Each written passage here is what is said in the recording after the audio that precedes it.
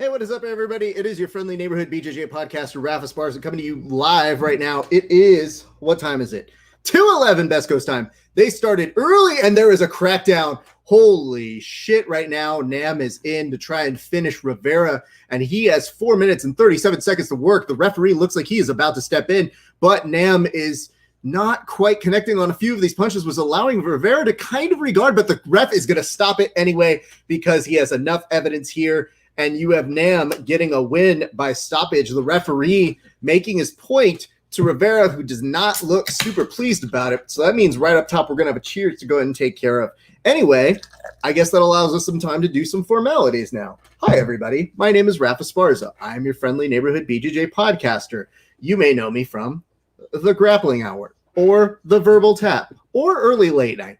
Quite frankly, I host a lot of shows, if you count also Real Heel Section. Anyway, that's not important. We have a lot of business to get through here today. Today, we are going to be watching not only the UFC Fight Night Vegas 11, but we are also going to be watching Sin City Submission Series, which is about to go off in, probably about a few minutes. So, what does that mean for you guys who are watching right now? Well, it means a few things. Number one, hello. Number two, we've got a lot of coverage that we do. Number three, you may not be used to our rules. If somebody gets a finish, like a submission finish or a knockout in the case of the UFC, within regulation time, we give them a toast. So right now, Nam has actually gotten a finish, which means we need to give him a toast, and they are showing Paul Felder reacting accordingly to that knockout, and it was pretty savage. So what we do is we take a moment to salute him, but we also give you guys the opportunity to get a cheers or a toast.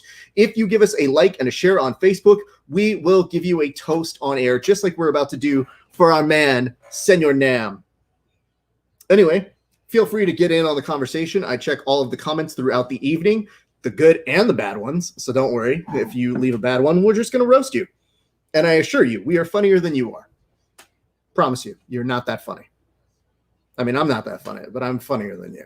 Anyway, I believe the formalities have been brought to a close. So now I'm going to go and pull up, I believe, the sound to hear what he has to say in just a second. So I have been told that the Sin City Submission Series will not start until approximately 2:30 was last I heard. Mike was telling people on that. So we are going to do our best to keep you guys up to date with that as well. You can watch along, pull up another YouTube browser. I know I'm asking you to watch a few things here with us tonight, but I promise you it is very, very, very important that we support our new grappling events, our friends, everybody out there. So yes, the action will take place on another browser, but we invite you to stay with us because who else is going to have tasty beer and surly notes and progressively get drunker as the day goes on? Because I know for sure their commentators won't be drunk. This guy will. Anyway, that is all that we have for you guys right now. So again, a like and a share on Facebook gives you some a little bit equity in the show. We toast you. We feel you're a part of our little telecast that we've got going on.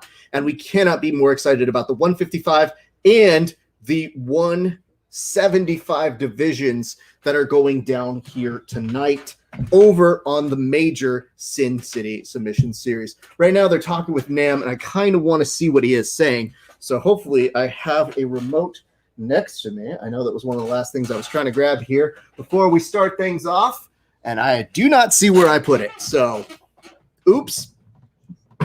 Anyway, this one is going to go out to Tyson Nam. Tyson Nam, hey, this cheers goes out to you for a number of reasons. That was a very good first round, but I'm going to tell you this. That second round, when you come out like a savage and you come out wanting to get a finish, that gets us hyped. That's our fucking day all fucking riled up. So for that, sir, we want to say thank you for starting us off. Thank you for giving us a knockout. Cheers to you, sir. This toast goes out to you. Boom. I worked out this morning, so I kind of earned this. But more importantly, nothing tastes better than your midday beer after a very hard workout. So my body is just readjusting to like, hey, bro, are we drinking right now? Like, what's this all about, bro? Like, are we healthy, not healthy today? You got to tell us, man. So that's what I got for you guys. Again, feel free to hit us up in the comment section. That is what we are here for. I want to make sure that we make you guys part of the telecast. So if you have comments, questions, concerns, hints, allegations, all that good stuff. And yes, we will not be airing. I have to be very honest with you guys watching on YouTube. We are not airing the actual Sin City Submission Series program. It will be free, but it is going to be on another web browser that you need to find. So stay with us so that we can do commentary. I love Kevin Widows, but like I'm cooler than him.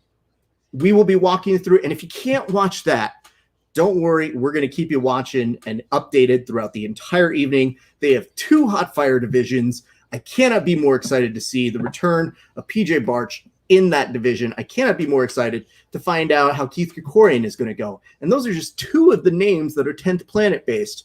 You have a number of individuals who are going to make a big, big splash at that tournament. So that is what we hope. And yes, we will extend the invitation to those who stick around for those fights, that we will give cheers to the competitors on the Sin City Submission Series. We're doing double duty. It's not the first time, not the last time. And I got to warn you guys, if you were going to look up Sin City Submission Series on Google, you may come up with erotic novellas. So I understand. It says, Brandon says, what is the link to watch the fights? Tell you what, man, let me see if I can help you out with that. I am going to look it up myself, which this is how much you can tell. All I'm going to ask is you give me a like if I find it for you, because I am essentially doing the work for you. So the very least we can get in exchange is a like that tells us you appreciate our work, because that would mean the world to us. And if you can't do that, then I mean, you know, dick move. So here we go. I think I have found it. Oh, they did like it. They put it on their webpage. There's a very nice video of myself that I see up there. Isn't that hilarious? Me. Okay. So part of the way I was able to find it is they have a clip that I did in an interview with Mike Wilson, who is the showrunner for that one. So let me go ahead and see if I can post that. If it transfers, it might. I'm going to just double check that this is the right link, because it is posting from my iPad to the main page. Excellent. All right, I do see it. So Brandon, just to let you know, this is the link right here, my friend. That is where you can find the link provided is the one to Sin City Submission Series today. Pull that up and watch along. All right, hopefully you guys all see that. If you do, it'll make things a little bit easier, but I've put it up there, and hopefully it will stay pinned to the very top of the thing. Thank you. No, thank you, Brendan. And I'm just saying, did you give us a like? I saw a like here, so that's a good way to start. Look at you, Mega Johnson. Mega Johnson is about to probably get a cheers in a second, so looking to find more information just shortly. So let me see here. Did you go to the camera settings on StreamYard? So anyway, our good friend Dan Hubler will be joining us in a few seconds to talk betting odds for today's UFC. We're just waiting on him. We should have him in just a few seconds. In the meantime, I'm going to take a nice little drink of this tasty beer. I don't really have to cheers anybody right now. It's probably going to be Megan, because she probably shared it first, because she's a responsible human being. Beer. You taste the best after working so goddamn hard all day long. All right. Well, I see that as the site. We hope that you guys will watch along. I have heard that they are going down again at about 2:30. So I have the window pulled up here on my iPad, as you can see. Hopefully that'll give us a little bit more of intel. But Brandon Ramos, or Ramos, don't really know how you say it. I'm going to say it Ramos because I feel like it. I hope that you're there. I want to go ahead and double check this. It says liked and subscribed, about to take a shot at tequila. So cheers. Look at that. That's from the Avid project. The Avidity project. Thank you, Avidity project. Look at that. About to take a shot at tequila. So cheers. Listen, I can't ask for better fans than this. This is the best shit in the world. If you guys start drinking along with us, that's what this is all about. I don't come on here to be an alcoholic. I come on here to create a festivity of drinking, a celebration of the combat sports. And sometimes if I drink by myself, some people say that's a problem. I don't. I say all problems need to be solved, and I'm willing to work through it, except not going to rehab. Don't use this clip against me in the future, by the way. Now that I hear it out loud, I realize it might be something that they use in a court of law at some point. They're like, Raph was really kind of a deadbeat, if we're being honest. So anyway, that's what we got tonight is an action-packed UFC. Some people say it should be a pay-per-view. I say they're using it to make sure. Holy fuck, how many fights are there? 1, 2, 3, 4, 5, 6, 7, 8, 9, 10, 11, 12, 13, 14 fights. Jesus Christ, no wonder they started at the top of the hour. All right, I'm going to put up here what we are seeing on the UFC so that you guys can follow along. If you guys have any questions, comments, concerns, hints, allegations, all that good stuff, that's from last week, dummy. And I'm speaking to myself. So that is the first one that we had up here. Right now we are at Ewell versus Rivera. There's another Rivera. I didn't think you could let two Riveras fight back-to-back. What kind of Mexican organization is this? It's like a family reunion at my family. It's like, well, we got another Sparza here. Anyway, that's happening right now. I'm also starting to feel fucking something is up in my shoulder. Somebody fucked me up today, and I am now just feeling it. All right, Rivera is in the green trunks. Well is in the black trunks, and he is coming in with a nice combination. Rivera is kind of keeping his hands up, moving about the cage, centering himself to see if he could start throwing. It is 4:15 on my clock. Hopefully you have something similar to that. If you do not worry. And again, I will keep you guys updated when Sin City Submission Series goes live. But for right now, straight to the body too on Ewell on that. Very nice. One up, one down. That was something I was working on today with my striking coach, and it is difficult to do with some power, but that man looked like he actually had power in it. Comes in with another overhand right. That is one. Ewell, Rivera keeping his hands up, making sure he's not taking too much damage thus far in. Hey, if you guys are just joining us, my name is Rafa Esparza.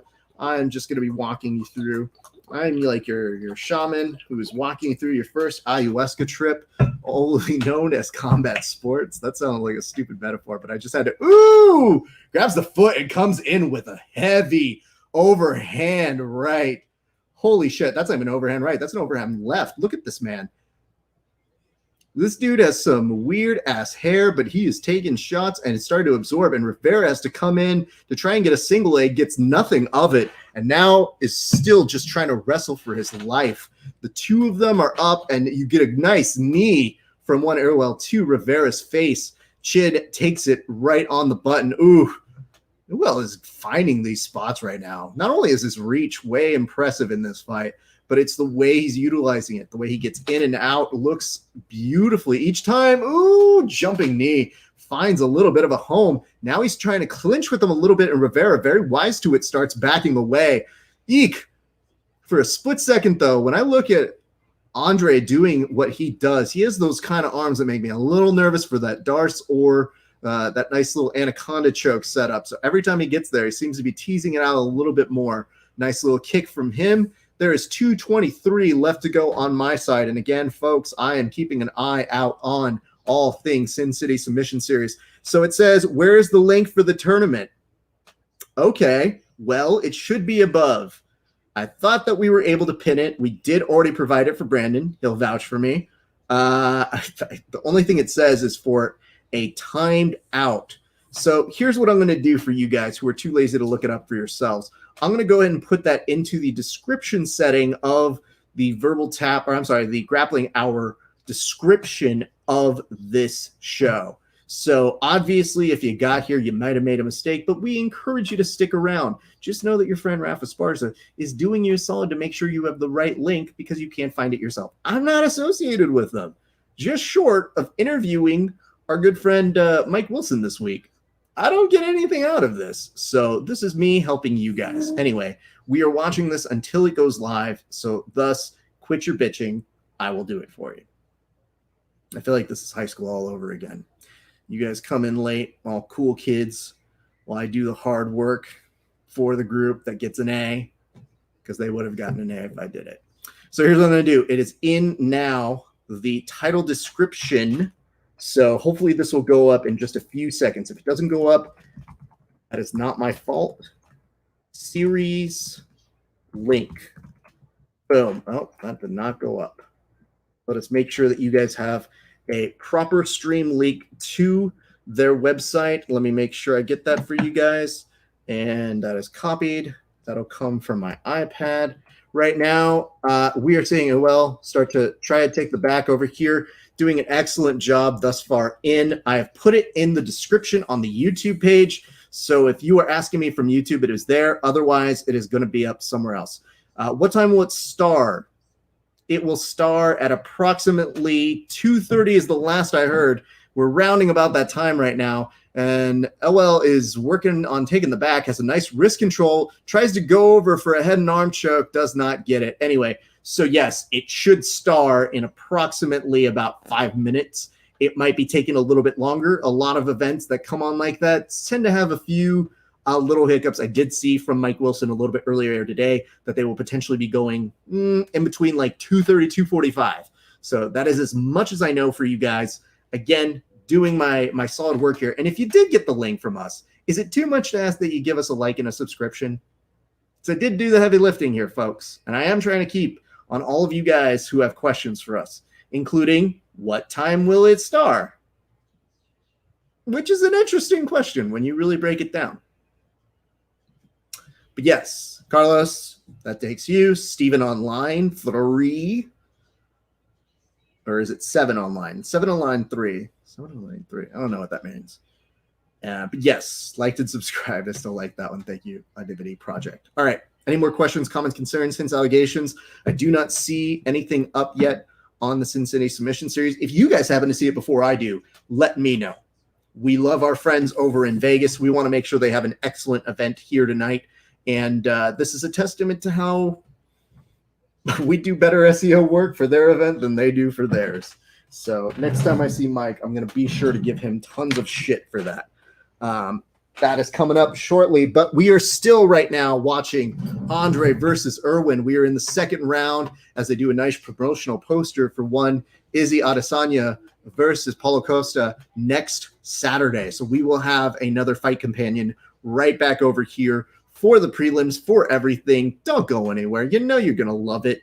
It's going to be a fantastic time. 4:40 on my clock in the second round thus far in. I've got some great news for you guys. If you like betting odds, and I know you do because you tune into us for a number of reasons. Some are you like drinking.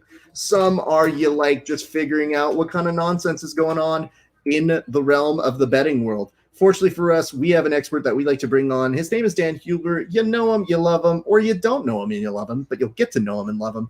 Ladies and gentlemen, we now turn to a segment that we like to call on our show, Risk It All with Dan Hubler. Let's go straight to the insignia.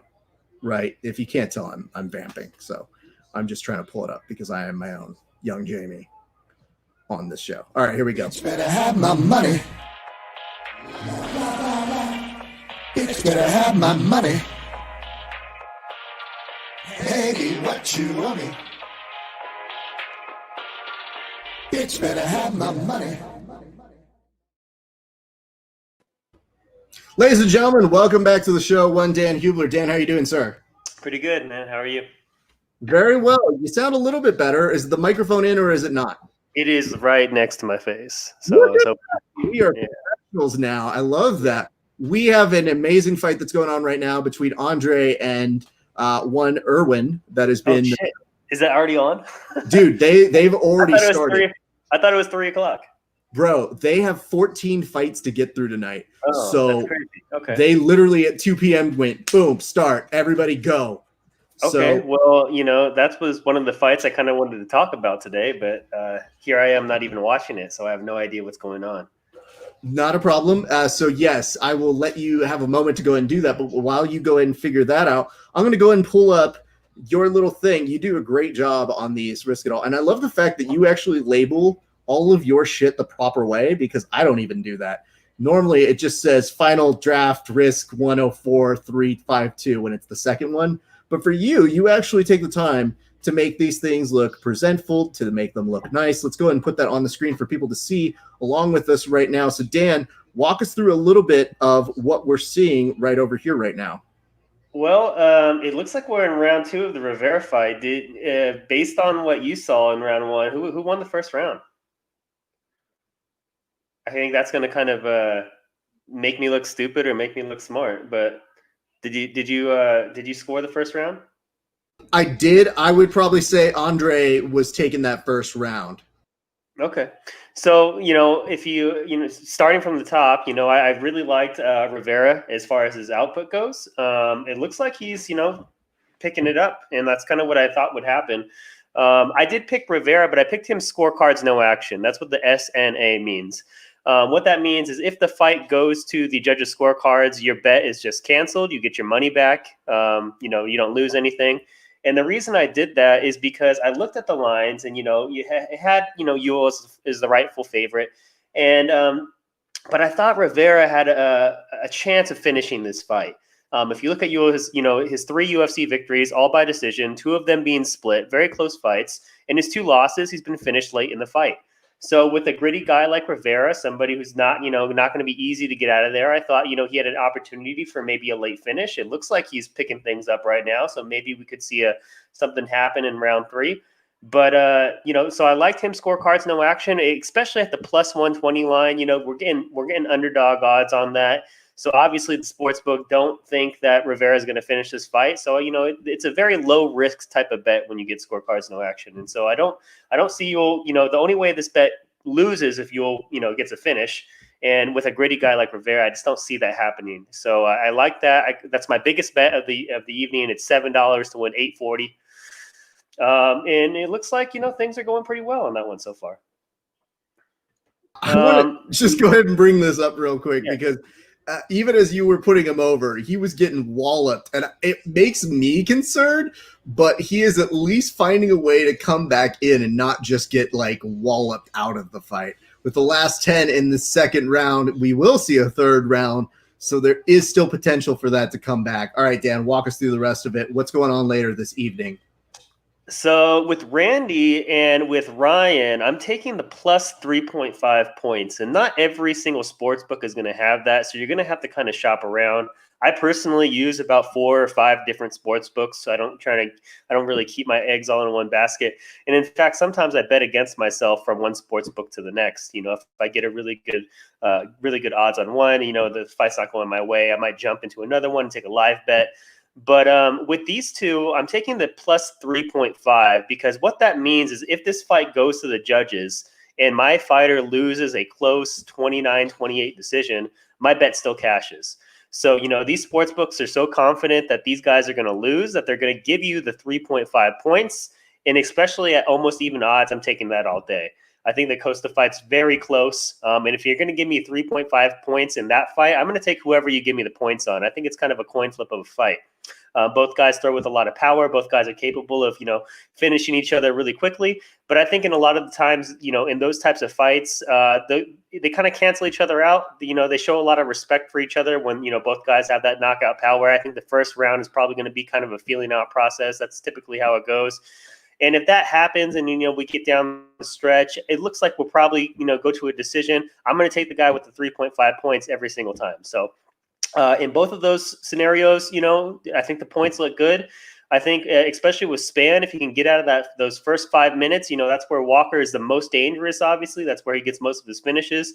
If he can make it a little bit of a grind and get out of that first round, I think the 3.5 points looks really good. In that fight, I wouldn't be surprised if Johnny Walker wins the first round. But, we have seen him tire later in the fight. So if Spann can kind of make it gritty, maybe lose the first round, drag it out, maybe he can take the second or the third. And even if he only takes the third, your plus 3.5 points is going to hit.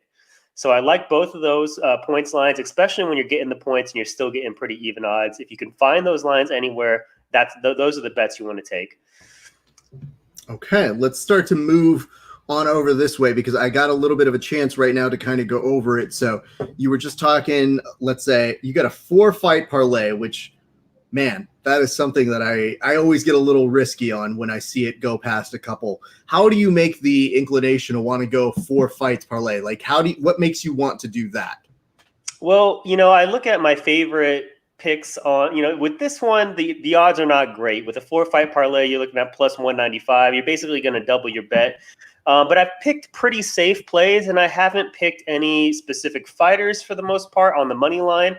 My 4-fight parlay includes the Cerrone Price fight. I'm betting it won't go the distance at minus 365.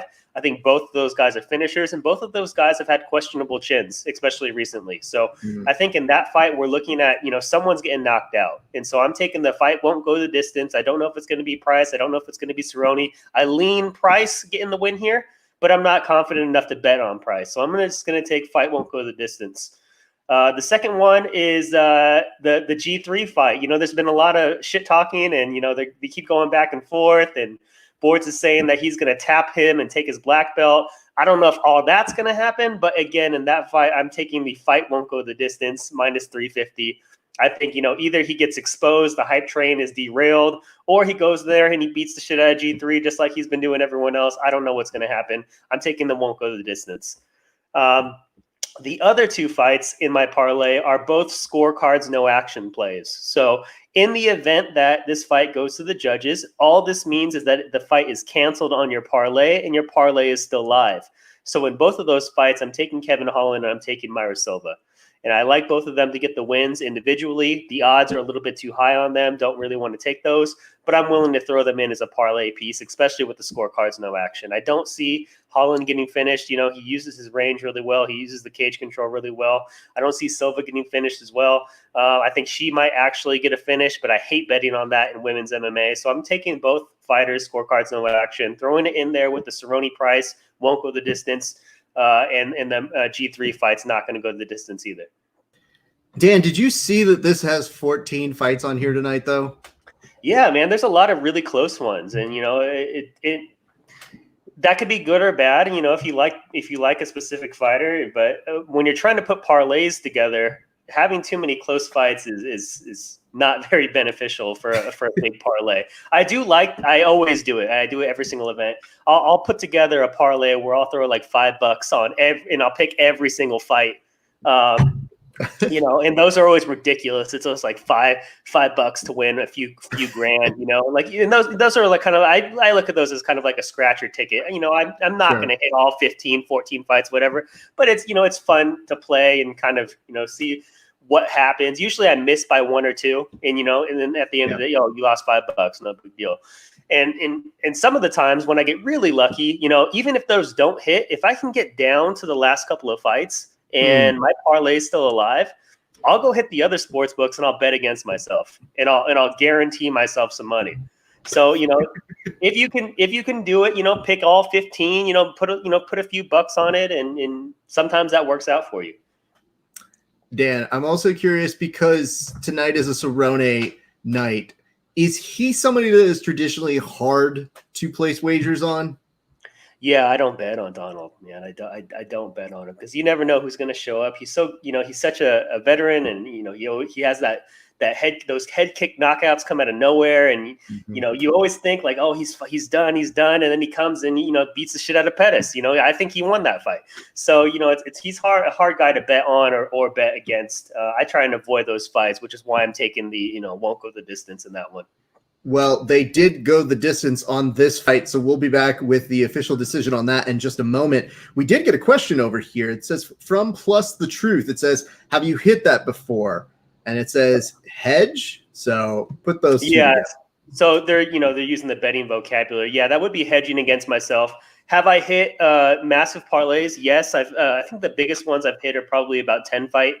I hit 5 or 6 fight parlays pretty regularly. Which is awesome. It's always a great feeling, but it doesn't happen all the time. When you can get those parlays to hit, it's always a great feeling. But typically, especially like when we get to a main event, that's kind of like the one tonight. If you can get great odds in a main event fight, you always got to hedge, man. Come on, like if you get that far all the way to the last fight, and you have someone like a former champion who's a plus 300 and something underdog, you got to hedge. You got to bet on him as well. So. I'm an advocate for hedging. I know some people just like to let it ride and kind of get the rush of just, here's the bet, let's do it. But I'll take the safe money every time. I'll bet against myself if I have to. I think one of the things that I truly respect about Dan is if I were in a fight and Dan saw that shit was breaking bad for me, he would definitely be in my corner and be like, man, I'm here for you, bro. I got your back. And then would immediately get on his phone and be like, let's take the action against Raph. And I would respect it. Yeah, you're leaving out the fact that first I try and get you to throw the fight. first, we have to have a conversation about that. But yeah, absolutely. You know, I bet against fighters I really like all the time. You know, it's not about, you know, who you like. It's about who has good value. And in this fight, it looked like, I don't hear the scores, but it looked like Rivera won the third round. He maybe didn't win the fight. I do not believe that he won the fight. Yes. Kind of what I thought, you know, later on he would pour it on, hopefully catch a tiring mule and maybe get a stoppage. It didn't go that way. So with that first bet, we're looking at a push. You're not losing any money. You're not winning any money, but you know, there was the potential there. Okay. No, I see you with that. A push is, hey, listen, a push keeps you alive. And I like the fact that you make sure when you put all of the little designations here, it is important that people follow that so that way they are up on exactly what you were saying here. I did get a question from Plus the Truth that said, Tyron or Colby? Okay, so I have these group chats that I'm in, you know, as far as betting goes, and I was telling them, man, as much as I think on paper Kobe's going to win this fight with his output and his aggressiveness and his forward motion, you know, I fucking hate that guy. Like and it goes back to the whole thing, like you don't bet on fighters that you like, but at the same time, like I fucking hate that guy. And so I was telling them like, okay, you know what? I'm going to jump on the new UFC 4 game. I'm going to run a simulator with, you know, the computer versus the computer on pro mode or whatever, and just watch these two fight. And if Woodley gets the win in this video game, I'm going to bet on him in the fight. And it was weird because in the simulation, it turned into a complete grappling fest. And Woodley subbed Kobe with a guillotine in the second round. I was like, it's a sign. It's going to happen. So my official pick is Kobe Covington. I'm in a fight pool. It's an annual thing. Everyone throws in $50 and we pick the main events of every single event. And at the end of the year, whoever has the most correct picks takes home all the money. And, you know, with me, I'm in the lead in that pool. You know, there's like 30 guys in there or something like that. I can't be picking, you know, massive underdogs. It's not beneficial for me, you know, in that pool. So I'm going to pick the safe fight in my pool at least. But I'm probably going to throw a little side action on T Wood. I'm probably going to throw a little something on him finishing the fight just because the odds are pretty massive. And I don't think it's very likely to happen, but I think it's definitely worth a play. Okay. I think a lot of people are writing him off. It's a tough thing to bet.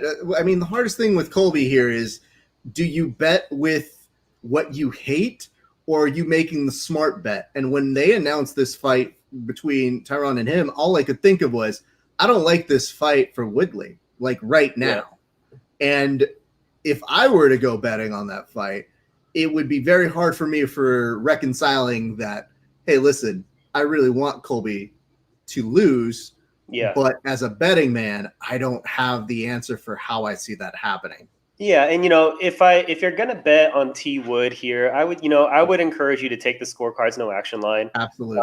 As much as Kobe is, you know, shown to be a dynamic striker lately, very, you know, aggressive wrestling, his finishing ability has never been great. So, you know, if you look at that fight and you look at the line and you want the underdog bet on T Wood, you know, you take the scorecards no action. Maybe, you know, his most recent fights, he's been really loading up on his shots, really going for that home run. So if he lands one of those, obviously he can, you know, maybe can knock out Kobe, get the win. But if we go 5 rounds, I think with Kobe's pressure, we're looking at a Kobe victory here. So if you're going to bet on T Wood, I would take the scorecards no action, maybe hope for a push if it goes that far, and, you know, cross your fingers and hope for that home run bomb to land. You know, maybe his chin after getting cracked by Usman is not the same anymore. You know, you never know. We'll find out more tonight. I did see Plus the Truth have 2 kind of comments. One was Woodley by KO TKO, nice odds. So it seems like he is looking at that. But then he follows up by saying, Colby coming back from the broken jaw less than 1 year ago. What do you think about that? Yeah, was there ever a confirmation on the broken jaw? Because I read, you know, different things. I read that it wasn't. He seemed like he bounced back pretty quick. We never saw him with his jaw wired shut. You know, it might have just been damage. Who knows? You know, but I think, you know, at that level, when you're a professional fighter and you've been interim champion, and I don't think the coming back from an injury thing is as big of a deal as we make it up to be. I mean, this is his fucking job. He gets punched in the face for a living. He recovers. They train. Like, I don't believe that's going to be much of a factor. If anything, he might implement his wrestling game a little bit more, and I don't think that'll be a great thing for T Wood. I think if he gets held up against the cage and pressure, he's already a kind of a passive counterpuncher, and he's willing to let rounds go. With Kobe, coming aggressive, implementing the wrestling a lot, I can see him stealing a lot of rounds and making it difficult to come back from. Yeah, I was seriously throughout the rest of the week when revisiting Woodley's record. I was like, dude, there's so many decisions on here. And close ones too. Yeah, and that almost seems to be a more telling thing rather than any other indicator here. And that's the shit that makes me go, why would I feel like betting on him either? Again, taking that kind of action on either of those guys, that is at your discretion, sir. So to you, I would say, Senor plus the truth, it's a tough one. If you want to take those odds, God bless you. I don't know that I would. Dan, I will come back and circle to this because I want to make sure, did we cover, it says the Woodley-Thompson fights were the best. Yeah, that just feels like 9 years ago. This is from Carlos Hernick. So we're getting a few questions about Sin City Submission Series as if I run it. You just happened to find me because you didn't get the right one. I'll tell you this. Mike Wilson's putting it together. It has a link in the description of the YouTube that shows you where to go for that. I was told it should start at approximately 2:30 or 2:45. We are clearly at the 2:45 area, so they're probably just running a little bit behind, which if you've ever run a tournament, not unusual. So if I see it go, I will try to make a note. I'll either say it on air if Dan is talking. I will take a moment to put up a little sign to you guys. But currently, we are going to the third fight, which is Journey Newson versus Randy Costa. So that is what is happening on the UFC side, just in case you're wondering. Dan, did you have to walk us through any more of what you put up here? I just wanted to double check and make sure I wasn't. I took Randy with the points. Okay. I would not be shocked if either one of these guys won by first round knockout. They both have that finishing ability. I think they're both, extremely bright prospects.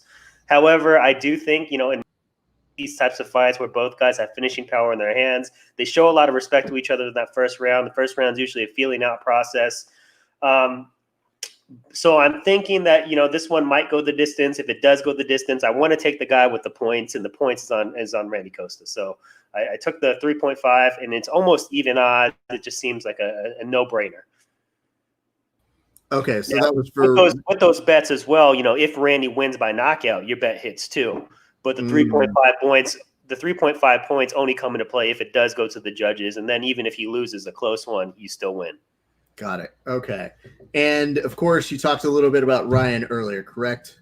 Yes. Yeah. Obviously, the first 5 minutes, he's going to have to really navigate through some dangerous waters there. Johnny Walker, very dynamic, throws a lot of crazy stuff, but he does gas out quick. So, if you got one guy who gasses out really quickly and the other guy, you're giving me 3.5 points, I'll take that, hoping that he can win some later rounds and kind of survive early. Now, I did only bet $19.50 today because I wanted to hold back 50 cents in case I got a decent live line. And that Ryan Spann Johnny Walker fight is the one where I think I might. If Ryan gets absolutely destroyed in that first round, the live odds on him going into round 2 are going to be ridiculous. I'd say slam that live line with the rest of the 50 cents. And it looks like Randy now has. I was just about to interrupt you. Yes. So walk us through what you just saw here, sir. So, Randy, I thought I might need the 3.5 points. I did mention that I wouldn't be surprised if either one of them won by knockout in the first round. Looks like it went that way. That's kind of expected. They both have knockout power. They both have the ability to finish. I thought they would kind of feel things out a little bit longer, but when you have the opportunity to kick someone in the face, you do it, and he did it. He may be getting into this a little bit too early right now because he will be back for next week as well. But do you want to give us a little bit of a heads up from Plus the Truth, who says, who has more value next week, Izzy or Costa? Yeah, so, I think on that fight, the lines are going to shift quite a bit leading, into the next week. There's going to be a lot of money coming in on Izzy from the casual fan. So if you're a Costa fan, I say, wait until, day of. I think you might get a better line because I think most of the casuals are going to be on Izzy. You're going to have a lot of money coming in on that side, which means you're going to get a better line on Costa. If you're on Izzy, I'd say get it now. And then kind of maybe feel things out. I could see him potentially losing the first round, though, because, he has shown some passivity as far as, especially if you look at the Romero fight. So I always look at, when I look at the opportunity to make some money, better lines, I look at the live lines. I'm primarily a live line better. I throw some bets out here and there before the fight, but I prefer to bet live and look at how the fight is going already. So when I look at that fight, I could see Izzy losing the first round, and you might get a better line. If he loses the first round, you might get a decent line going in round 2, and then hopefully it goes down the stretch, and those big old muscles take a lot of, build up a lot of lactic acid, and, maybe he loses later on, but I'm not sure yet. What I'm leaning on right now is kind of maybe taking an Izzy bet live after round 1 if he loses the first.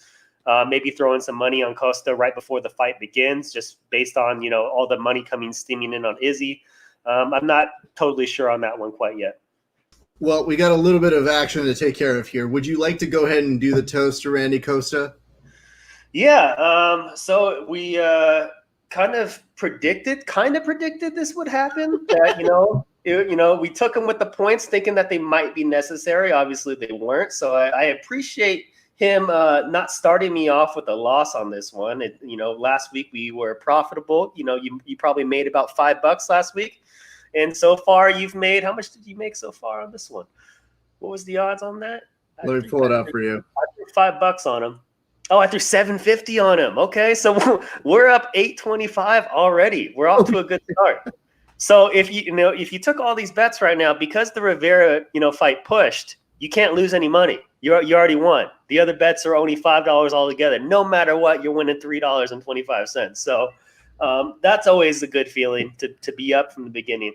And I appreciate Randy for helping me start off the day pretty well. So cheers to him. Okay, well, normally these are way more at their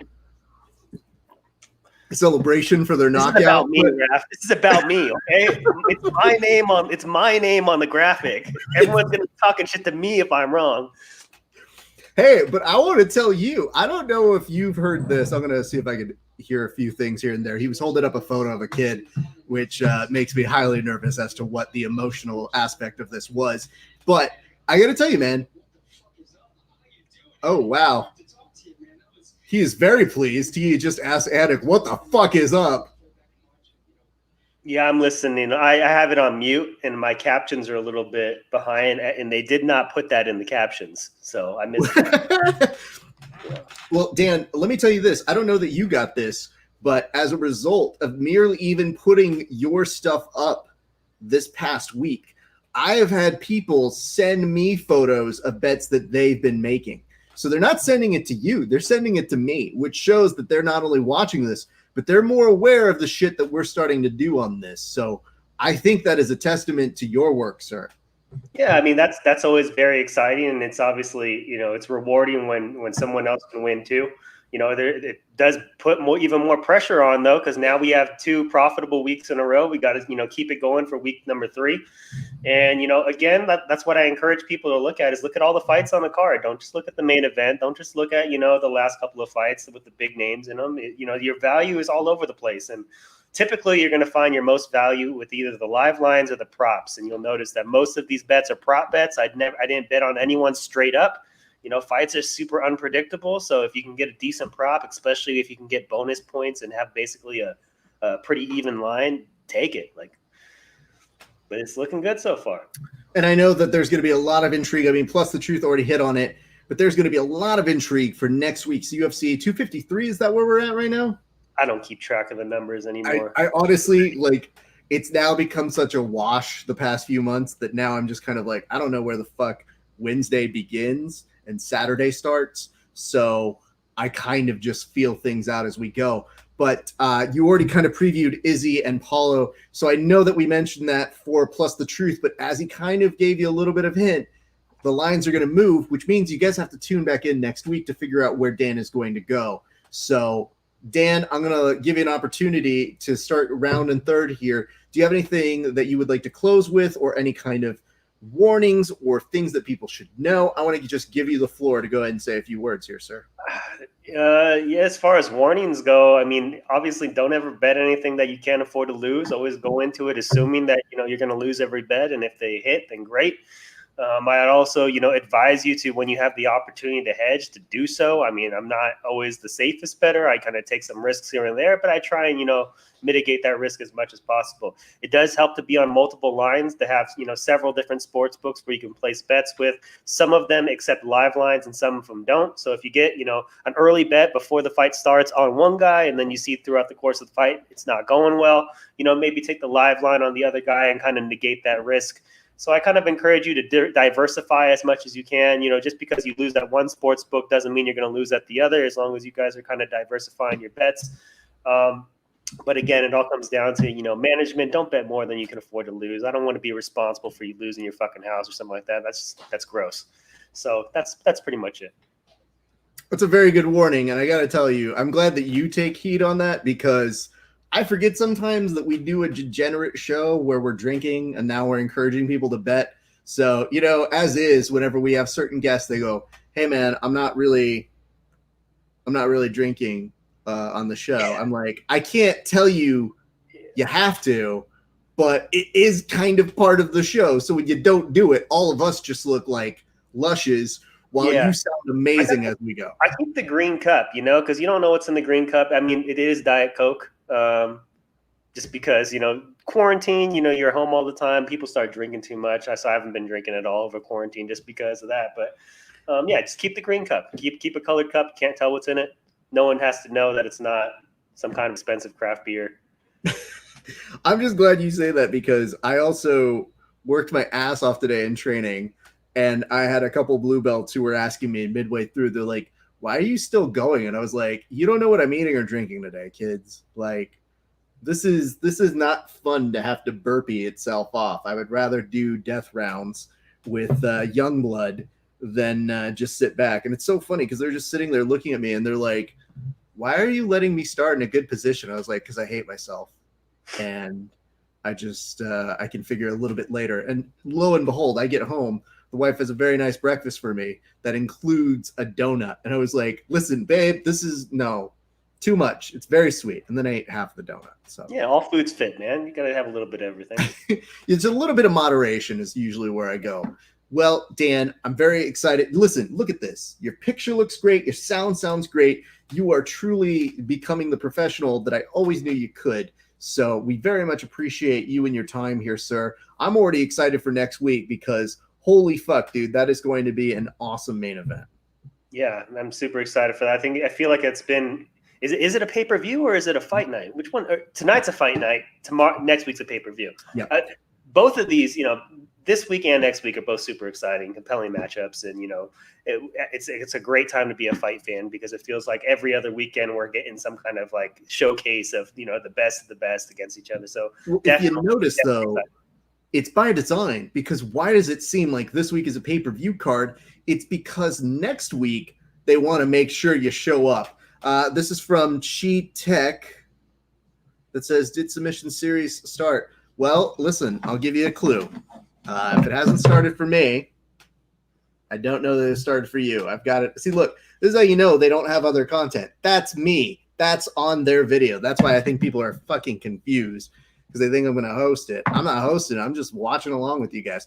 So to the best of my ability, I've been looking at, look, this is my phone. This is me double checking to make sure. I love that they gave you a shout out for your betting odds. So to my recollection or my knowledge at this moment, it has not started yet. I would just assume they're starting late. And I'm going to give this as a nice note to you guys, because I love you. It is entirely possible they may have some sort of technical difficulties. So that is something that I am also trying to do my best as a newsman to keep an eye out. So I will let you know the minute I see it pop up here on either my iPad or my phone. But I have been looking on their Instagram for things. But they did give you a nice little shout out there, Dan, because I saw they retweeted. The Vegas guys, man, they love to gamble. It says Mustafa. It doesn't look like it. I thought it was 2:15. I mean, it went from 2 o'clock to 2:15 to now 2:45. As somebody who's run a tournament that has started not to my pleasure at a certain time that it was supposed to start, I understand what this world is like, and it sucks. So we're just going to continue to get through it because you're not paying for it. It is free, and we're going to have a good time. So I appreciate them. Plus, they shouted out Dan. So how can you not appreciate them taking care of us and putting my ugly face on their main page? So I get it, man. It's a great thing. So Dan, why don't we go to and put a bookmark here? We will return back with you next week. We look forward to your picks as always, and always your candor, sir. Sounds good. See you guys next week. All right, Dan. Catch you later. Dan Hubler, everybody. All right, you guys, as we return back to the action over right now, the UFC is going to continue on, and I cannot thank you guys enough. And as Dan said, we are now 2 weeks profitable. Look at that. That's some fucking amazing shit. And I am proud to say that he is doing it. It says IBJJF all over again. Thank you, brother. I know. What the link to make bets if there is any? I mean, I've heard 5 Dimes is not the place anymore. They're starting to close up. But I think Dan is giving you general betting areas to go to your local online bookings, if you could. So I don't want to tell you guys where to bet, but unfortunately there is not a designated place that we tell you guys to go. And honestly, the reason why I don't want to say one is because this is my hope in the future they give us money.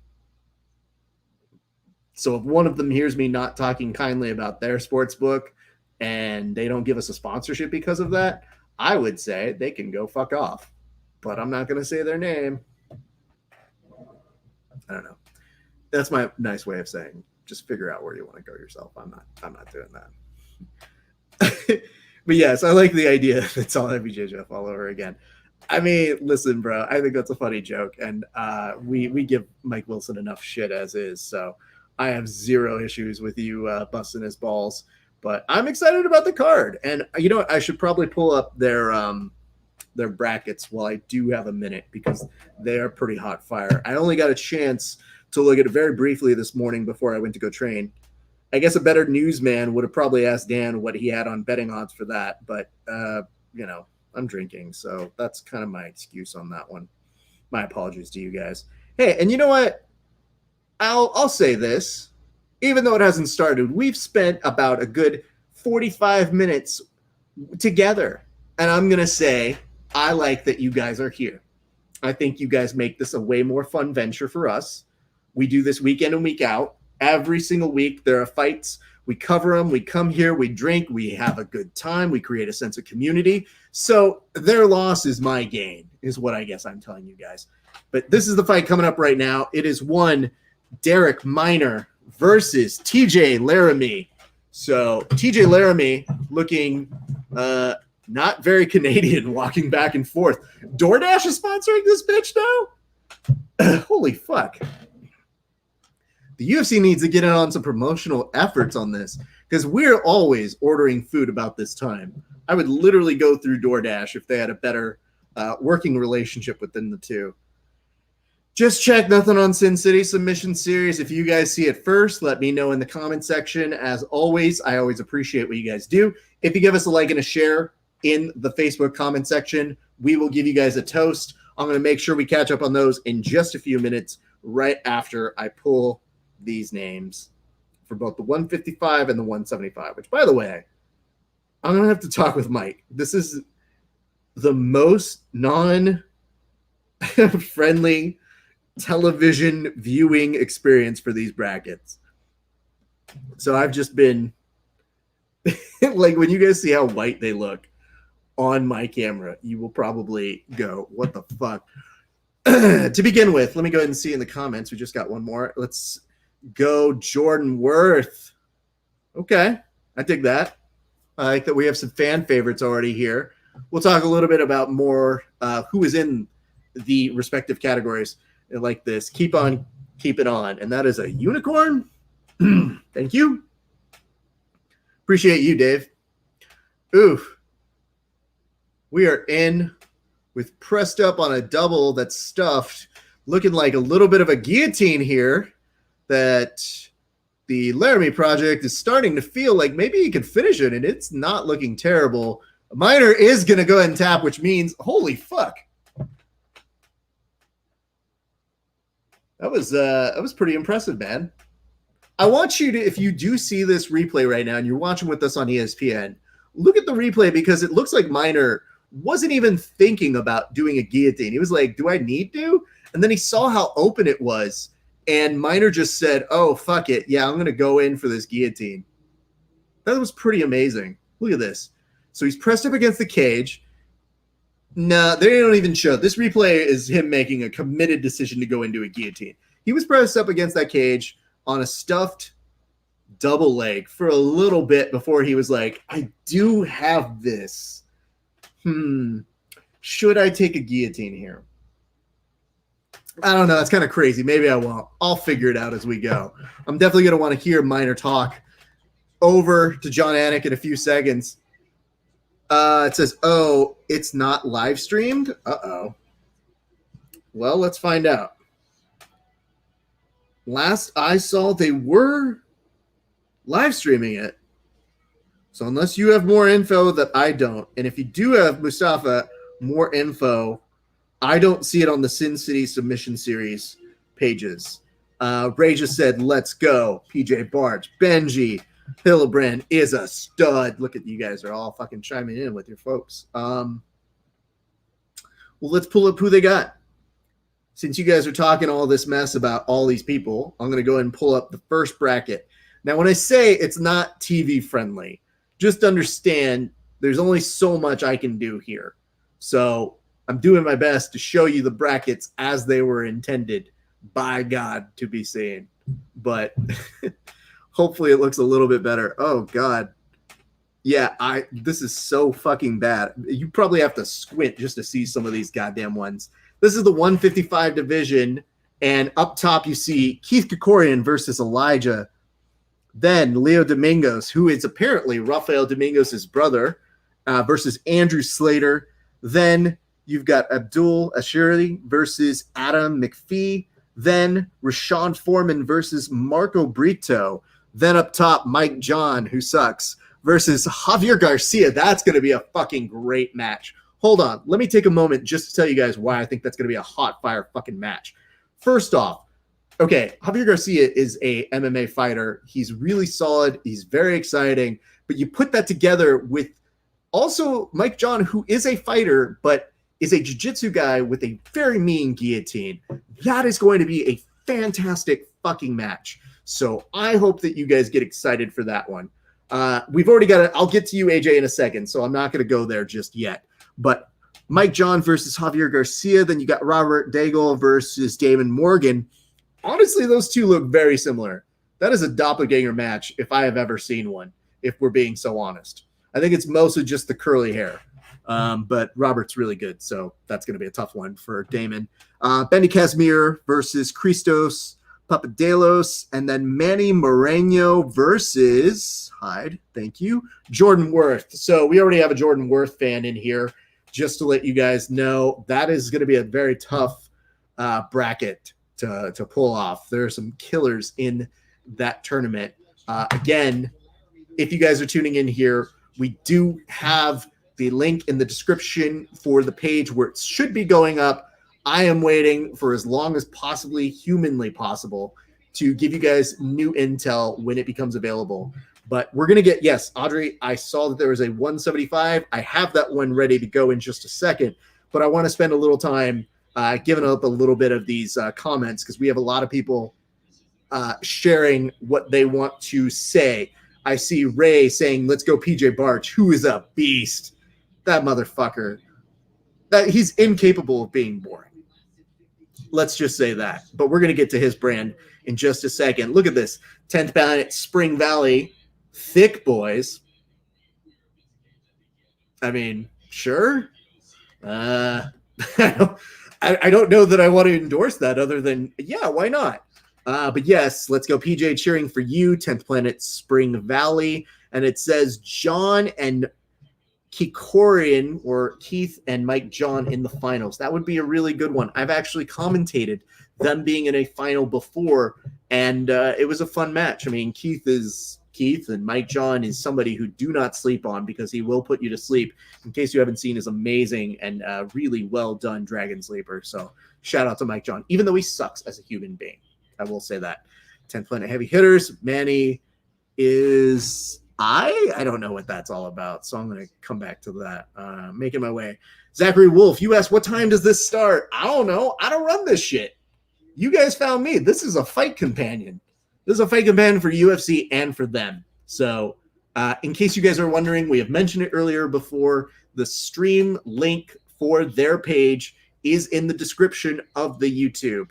Hopefully you can find it. I may put it on the other avenues as well. It's just too hard to find on Periscope, but it seems a lot of you are coming from what looks like YouTube, so I'm not going to spend any more time sharing that anywhere else. Yes, 155, Thick Boys, love that. Go PJ Barch, Butter Panther, which is still a weird name if you really think about it.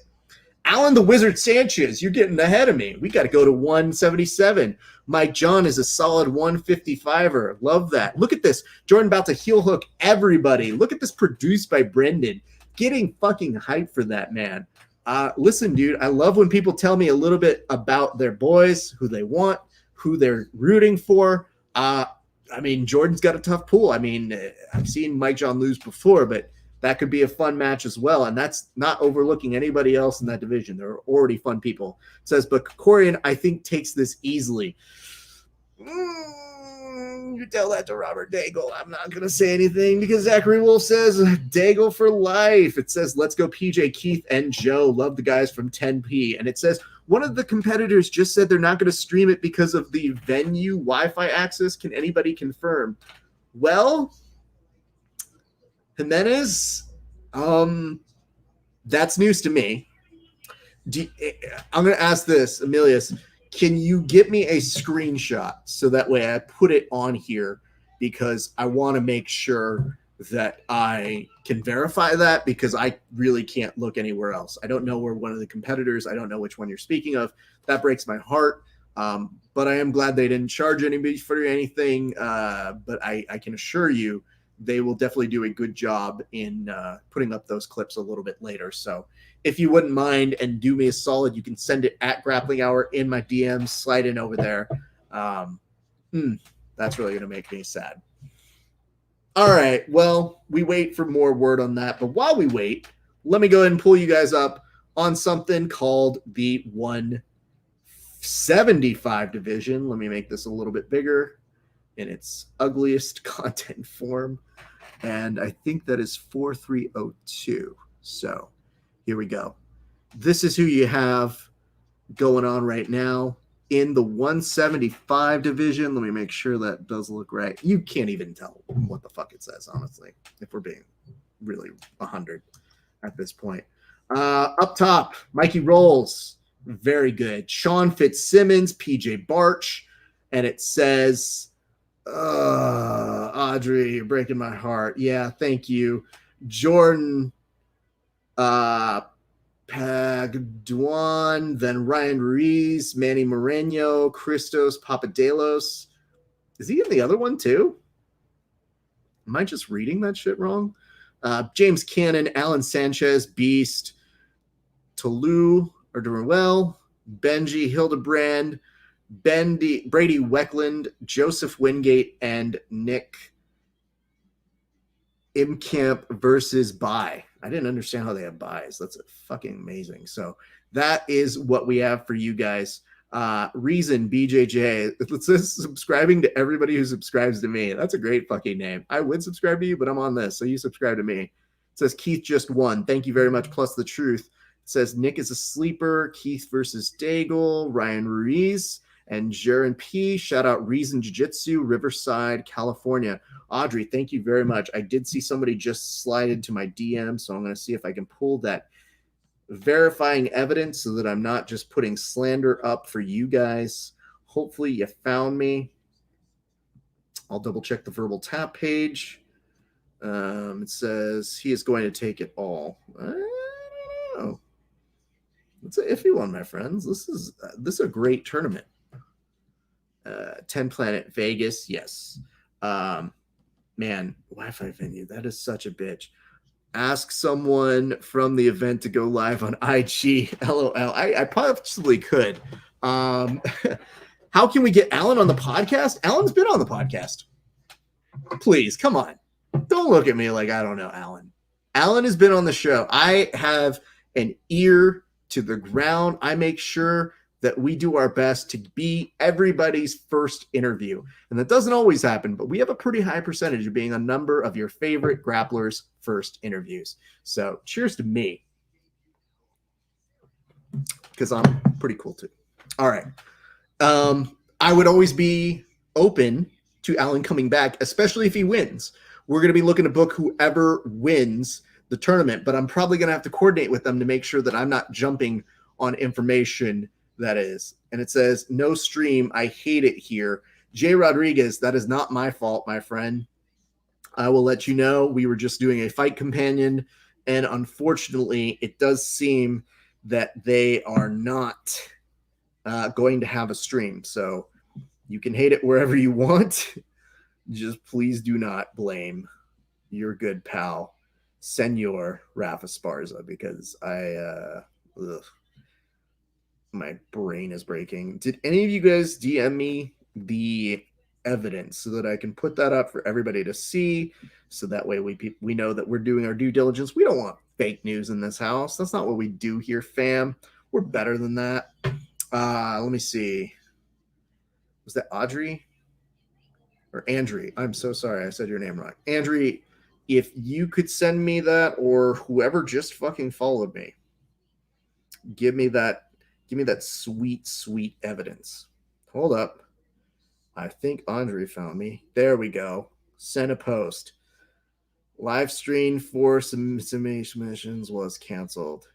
Oof. We will live stream on Aries BJJ Roseville. In 30 minutes, depending on how quickly this moves. So let me go ahead and pull that up for you guys. It says smooth like butter. Let's go, PJ Barch. Eek. Okay, friends, let me pull this up so you guys can see what I just saw. And my thanks to Andrea. Thank you so much for sending that to us. It really does help us. Ooh. Okay, here is what I just received from Andrea, and let me make sure that you guys can see it so that if you need to go somewhere else, I totally understand, but I would love to keep you here to watch the rest of the UFC along with us. I'm going to hide that comment, unfortunately, but it does say the live stream for Sin City Submission was canceled. We will live stream on Aries BJJ Roseville. So I guess the question is, they're going to air it for as long as they're in it. I guess I could follow them. I don't think I should air it, but I think I can give you guys that. So again, that's Aries BJJ Roseville. I will go follow that if you guys will, so that way we can all watch it together. I'm going to actually write out what I was going to say to you, Andrea. Thank you very much for sending me that. Much appreciated.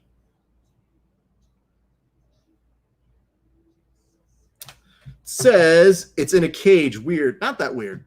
It seems like that's been the thing that people have been doing as of recently.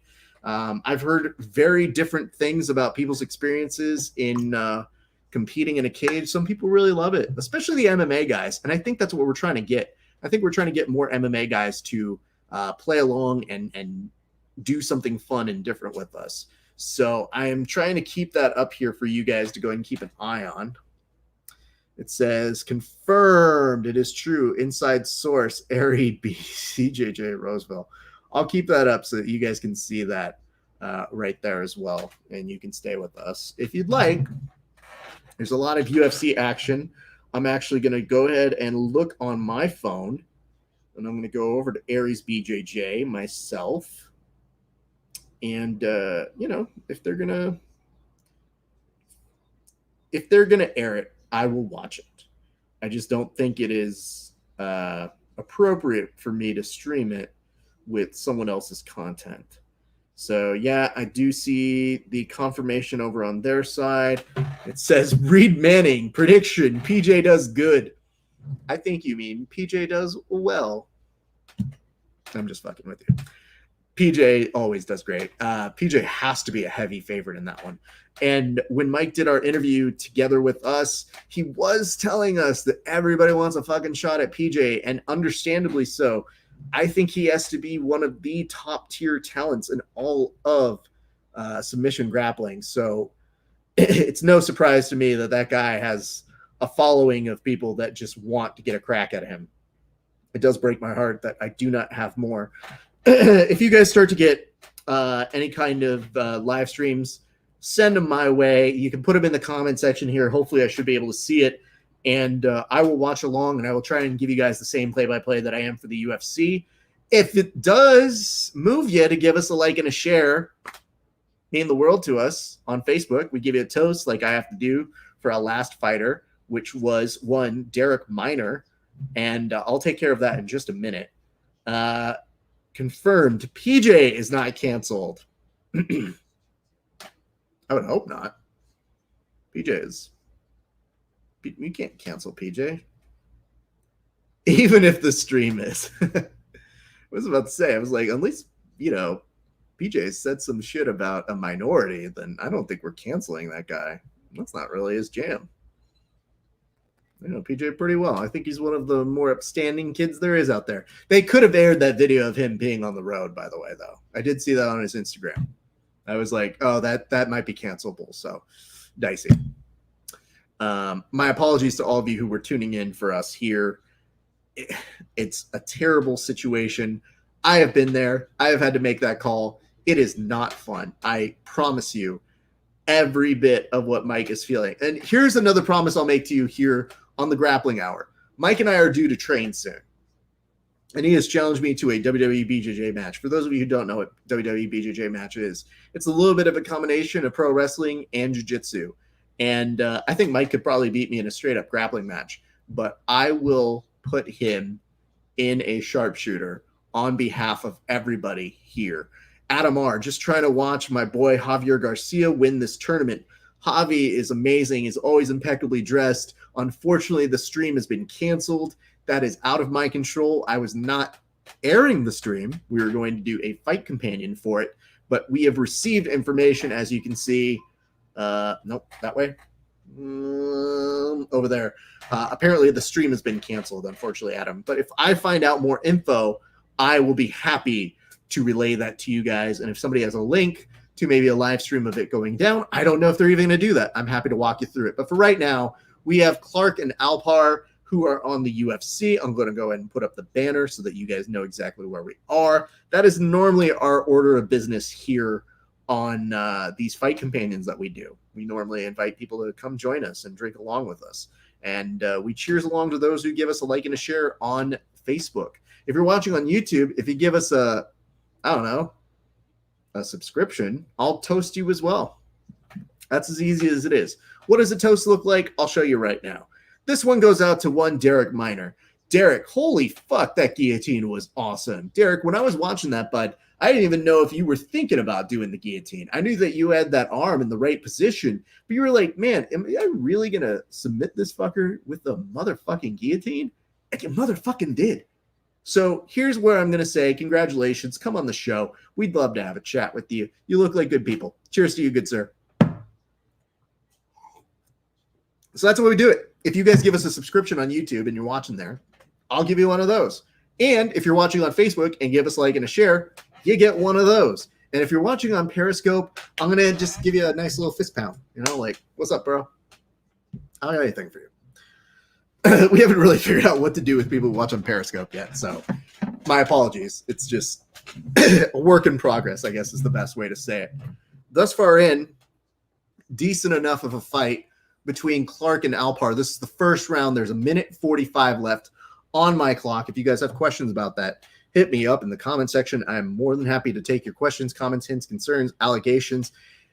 And again, if you guys want to send me a link to anything that is happening, I'll be happy to be your broadcaster, walk you through it, and give you what you need to know, because I understand that is a very difficult thing to be processing. Excuse me. Good Lord. Especially if you're showing up like Adam R. says, yeah, let's go Javier El Mariachi 10P Covina, baby. Yeah, I've yet to get in some training with Javier. I would love to interview him. He is on my 2 interview list. If only, and I'm not even talking about his real like jiu-jitsu or MMA acumen, if only in that I have seen his rash guard style, and it is chef's kiss. That's some great fucking no-gi wear. Like when that guy shows up for a weigh-in, it is epic. So that alone is usually a reason for me to bring him on the show. Who knows if it'll happen? We'll see.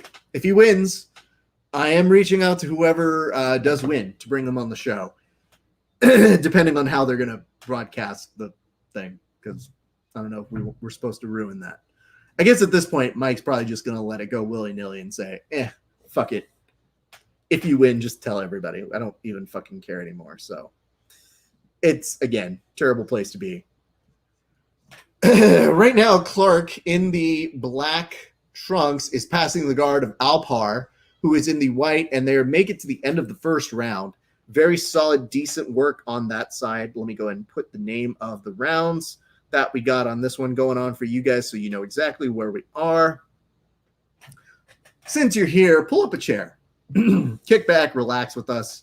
Enjoy yourself, friends, is I guess what I'm telling you. Because, we're going to be here all night. We do this for all this, every week. We do it for every UFC fight night you can check out. We've got fucking fight companions going down all of the time. And some of you sometimes do not have the, what do they call it? The ESPN Plus. It's my job to walk you through it. So just to let you know, that is what's going on right now. That name fills up the entire fucking thing. But that is not even the right. Did they get rid of the Myra? That's a really, I don't know what the fuck that is. All right, let's change that real quick. This is actually Jessica Rose Clark and Sarah Alpar. My apologies. That's my bad, everybody. Create a banner. Anyway, you guys are more than welcome to stick around, hang out with us, drink. If you gave us a like and a share on Facebook, I will get around to you, I promise.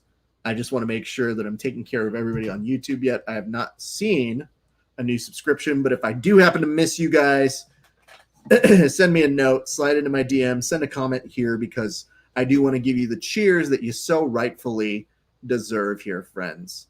All right, here's what I got. Checking in right now. This is the second round of Clark versus Alpar, which changed the banner. There we go. Right now, you've got Alpar starting to push Clark up against the cage. She is 2 for 4 on takedowns right now. It is at clock it in right now. 4:10 left on this clock. There are some vicious elbows coming in from Clark, who is stuffing this takedown. However, Alpar very diligently working almost to a single leg, now just pushing back with lots of pressure up against the cage. And that is where we are currently at right now. Just to let you know, a nice knee to the gut from Clark as she reverses position, grabs the leg underneath, may look to try and dump her here, but that's going to be very difficult to do in these uncertain times. Justin Navarro 10P is live streaming the tournament on his IG. Thank you very much, Adam. In fact, let me put that on for everybody so that they can see it.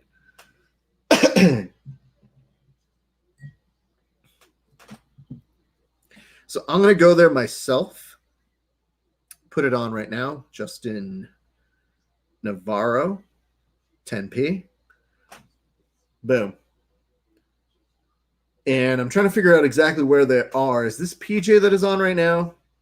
Okay. Justin Navarro, just to let you know, is on the Instagram. You want to go over there. Our thanks to Adam R for finding that. That's huge. And I will give you guys any updates that I'm seeing. Looks like they're going to reset them.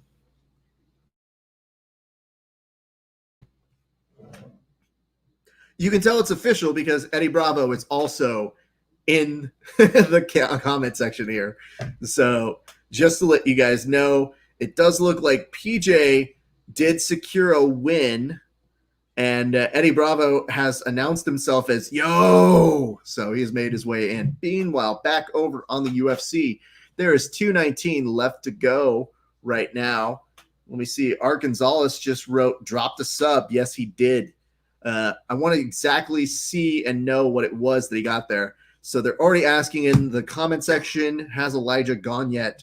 I will wait to see a response for you guys. It would seem possible. Let's go back to our brackets because I am slightly confused as to where they may be. Meanwhile, back in the UFC, Clark and Alpar continue their work over on the cage.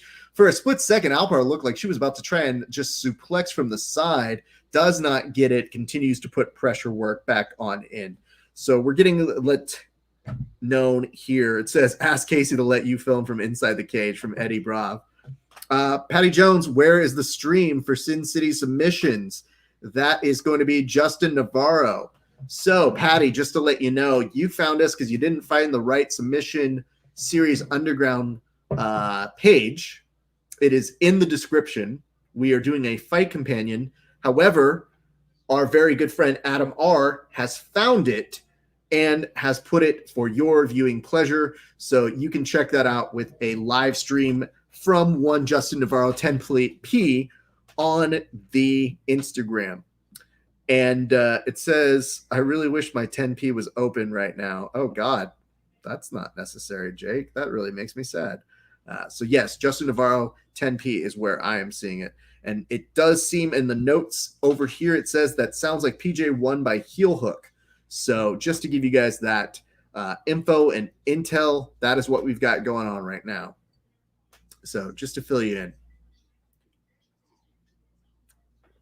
That's why in the description it says Grappling Hour watches. Thus, we are watching it with you. Fight companion. But while you are here, I'm more than happy to give you the play-by-play that I see over on this side. And from the very limited viewing experience that I have right now, I see a triangle being locked up. Ooh, it looks tight. And I think we might, nope, not quite on a tap just yet. Let me figure out what this says. It says updates on the other matches. I will tell you as I find them out to be as we go along. So PA and the AM, Pamela Salgado, thank you very much. We did just get a triangle finish right now. And I'm trying to see who exactly that was. More info coming as we get more info available. So give me a second over on this side. I'm going to pull up the brackets because if we are with PJ, it means that we are on the 175 side.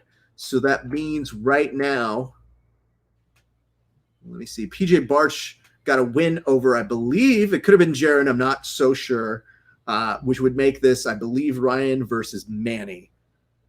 So DBZ with the triangle. Okay. Let me see more info.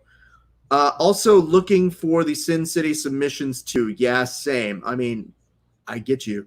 It says Aziz with the triangle. And again, just to fill you guys in and do your work for you, it says Justin Navarro 10P is live streaming the tournament on IG. So I will try to keep that comment up here for you guys to go ahead and do that. Ariz, thank you so much. So that is Ariz. So let me see where the fuck we are on this. Holy shit. So are they going back and forth between them? Okay. They're at a slight moment. Abdul DBZ Aziz is the one that just got the win there. Got it. Okay. It's taken us a second to get our full calibration going over here. Meanwhile, third round of Clark and Alpar, and you are seeing a pretty dominant expression. Thank you, Sean. I appreciate you. We're going to give you a toast right now. You will see that Clark is trying to get some kind of triangle here from side control. Meanwhile,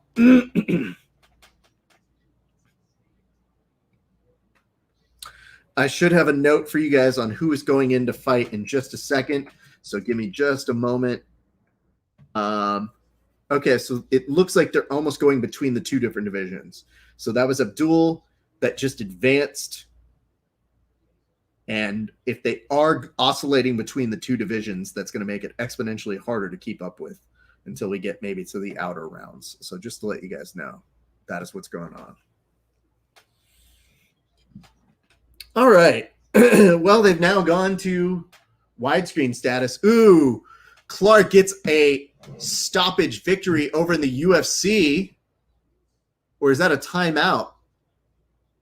The ref is coming over to check in on Alpar. And it looks like the Dodgers coming on over to check in on this. It says, Manny coming on up. Aries BJJ Roseville started streaming as well. Thank you, Andrew. Who has the better angles right now? Because right now, with them going to their widescreen like this, it's not bad.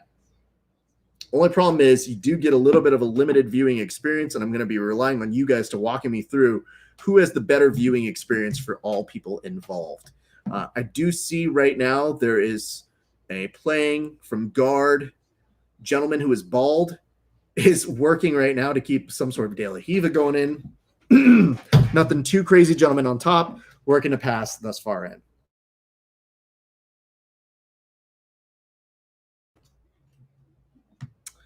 All right, we are up. It looks like a mount of some sort. Yes, we are at mount.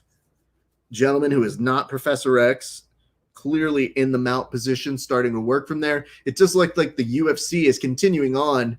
It looked like there was some sort of illegal blow. For a split second, when I had that glaring look, it looked like they were stopping the fight.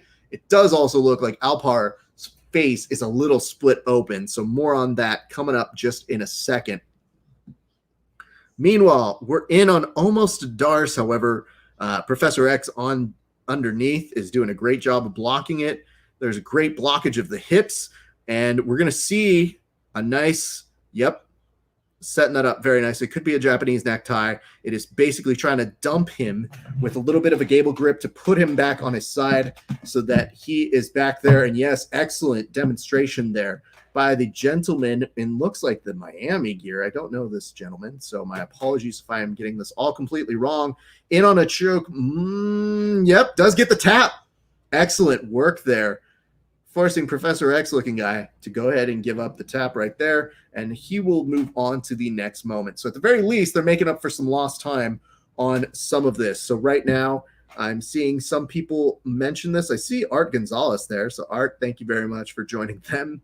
Mikey Rolls just joined. He's in the tournament, I thought. Can't really tell if he is already out. We will find out more information as we go along. So if you guys want to go and do that, that is also Aries BJJ Roseville. They're streaming it, as is, hold on, let me go back. Justin Navarro 10P is live streaming that. So just to fill you in, meanwhile, back in the UFC, Clark has the back mount, so she is just starting to rain down punches, making life super difficult for Alpar. That is not super great on that. She may be able to get this rear naked choke situated, and nope, doesn't quite get it, but she has 2 minutes to work here. I would be surprised if she doesn't get a stoppage here. Let me see over on this way. Oh, look at this. V Cam a chance. Shout out Grappling Hour. Oh, bro, you're famous on Grappling Hour. I love that. Shout all you guys. Shout out you guys.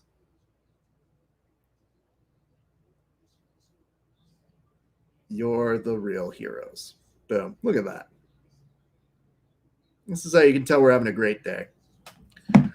Enjoying this. Hope you guys are walking along with us. 121 left to go in this third round. If Alpar makes it out, goddamn, let's get her to the hospital immediately. We are in the next match. Slapping of skins right now over on their side. And we've got green hair already in on a leg. I would assume that's going to get a heel hook tap.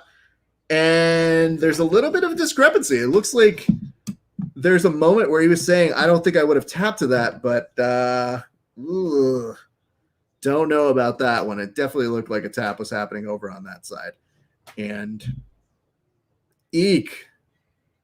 I think they're going over for a ruling on that one. You know the ruling has to be made super efficiently when someone takes off of their mask to really ask over on the side. So the referee, who I can only assume at this point is Mike Wilson himself, is asking for a play back. Look at that. He's asking to review tape. That's how you can know this is a professional fucking thing that's going on over on this side. So bracket update. Is this 155 or 175? Are they switching divisions each time? These are the questions we got to know here, people. Anthony Arnell. I almost read it as Anthony Anal. Where can we see the brackets? Well, fortunately, other lesser shows wouldn't have them available for you. Your friend here has them available. The only thing I don't have at the time is a updated version of the brackets. So let me go ahead and walk you through what I have seen. I don't know a ton right now. Oh, it does look like he did not tap, so they are doing it. Justin Navarro just commented and said they are alternating divisions. Thank you very much, Justin. You're America's real hero that is going on right now. Let me go ahead and pull up the brackets for you guys and share screen. Well, bam. We'll start over on the big boys, which I believe is 175. So if you guys have more intel as to who, what, where, when, and why, help us out. We'll piece together what I've seen. I don't know a ton. All right. First and foremost, Mikey Rolls versus Sean Fitzsimmons. PJ Barch did advance. I don't know if that was his first round. There was somebody who just advanced right now. I'll tell you more information as it becomes available. Okay, coming back to this. PJ Barch has advanced at least once. I don't know if it has been more or less. Ryan Ruiz and Manny Moreno. I thought that was Manny. It says, my homie coming up, Javier Garcia. So that means Javier is going to be coming up, I believe, on the other side of the bracket. But let's go through this 175 right now. Manny Moreno, Christos Papadeios, and he is going to get a bye to begin with. Meanwhile, James Cannon, Alan Sanchez over on the right side of the bracket. Tolu Arderendale versus Benji Hillebrand. Then you've got Brady Wickland. Sorry, I just sent that way on my thing. Then you've also got Joseph Wingate and Nick Imkamp. So those are all the notes that we have here. I have a comment in the comment section. I'll bring it back to you guys.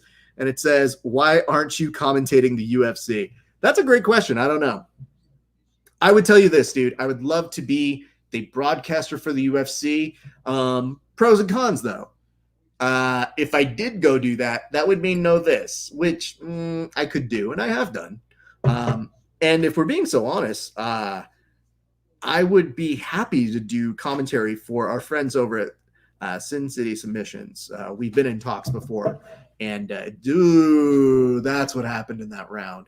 So in that, Alpar was kind of sliding down the pole over on the UFC, and Clark got her with an illegal knee. That was that's dicey. It's hard to get that one back. So she was a little dazed all the way throughout. So that was on the 175. Let's go over to the 155, which is where Keith is going to be competing at right now. And I do believe we should be back. Is this Mike John I see right now? I'll give you guys an update as I can do it best I can. All right, pulling this one up for you guys. This is the 155ers. They are just as badass. So many great names in this one. Yeah, I do believe this is still first round action. So let me pull up this for you guys over on my side so that you guys can get a little bit of information as it helps. So you guys can tell me if I am wrong on this one. It is more than likely, considering there is no prep time and we are all just doing what we can to get by on this. So if I happen to get any of these names wrong, tell me. There's a lot of people cheering for Mike, so it does lead me to believe that Mike John is in the cage. He is currently working from guard with his opponent, trying to break down the posture, and he is probably taking a few moments. It has already been some stand-up action between the two gentlemen, and they are just starting to have their moments of figuring out where they're going to go next in this match. So application window. I don't know why it's not coming up, so I'm going to do it one more time just so we make sure. I want to give you guys as best of the intel as we have it at the moment. So coming back here, just to remind myself, that's Clark. She does not get a cheers because she did not get a finish here. So just to remind myself a little bit later. But thank you very much, Jorge, aka George, aka Beast, aka good friend of the show, for coming through. Very nice. Try to break guard by lifting up Mike John, who's been working on his strength and conditioning here. Yes, this is Mike John versus Javier Garcia, if I am correct. So this is supposed to be a hot fire fucking match, by the way, here, people. So that is what's happening on the right side of the bracket. But if you look over on the left, it was Keith versus Elijah, Leo versus Andrew, Abdul, who did get a triangle win over Adam, and then Rashawn Foreman versus Marco. And I don't know who won that one. Meanwhile, it looks like Mike John was trying to work for a knee bar over on his side. He does not get it, and instead Javier is going to work to try and break a little bit of passing right now and guard. Mike does a great job regarding back, does kind of give a little bit of a signpost, maybe trying to take on over a neck. Again, we've said it a 1 or a million times. Mike is super good on trying to attack the neck. However, this is a really good place for Javier to be trying to push up Mike John against the cage. He's starting to attack one of the legs here. He's going to use it as kind of a little bit of a maneuver to maybe pressure pass very low center here. But Mike John is already doing an excellent job of using the cage now to his best. Javier does get a pass, and Mike John starts trying to invert, maybe to catch a little bit of a surprise triangle here. Javier is probably going to lose this position in transition, but he is putting Depresh. Mike John in on it. Looked like for a split second an armbar. Now will transition into a triangle. It is reminiscent of one Braulio Estima versus Andre Galvo. It is very, very unorthodox, but triangles can always have a way of sneaking up on you. I do not think he has it fully stocked here, but he's using it almost as a distracting mechanism to cobra his way around the body. And now if he could start to loosen up on the legs, he will start attacking Javi's base, which is a very interesting thing to see over on this discussion right now. And Javier's output is becoming a little bit slower. Javi putting his knee over Mike John's face as you see Mike John start to weasel out ever so slightly. Our cameraman is now moving over to the side, so my apologies if some of this gets a little bit blocked by position. He has now changed it on over to a vertical setting, and now you were seeing, get the fuck out of the way, unless that's Casey. I can't say shit to you, Casey.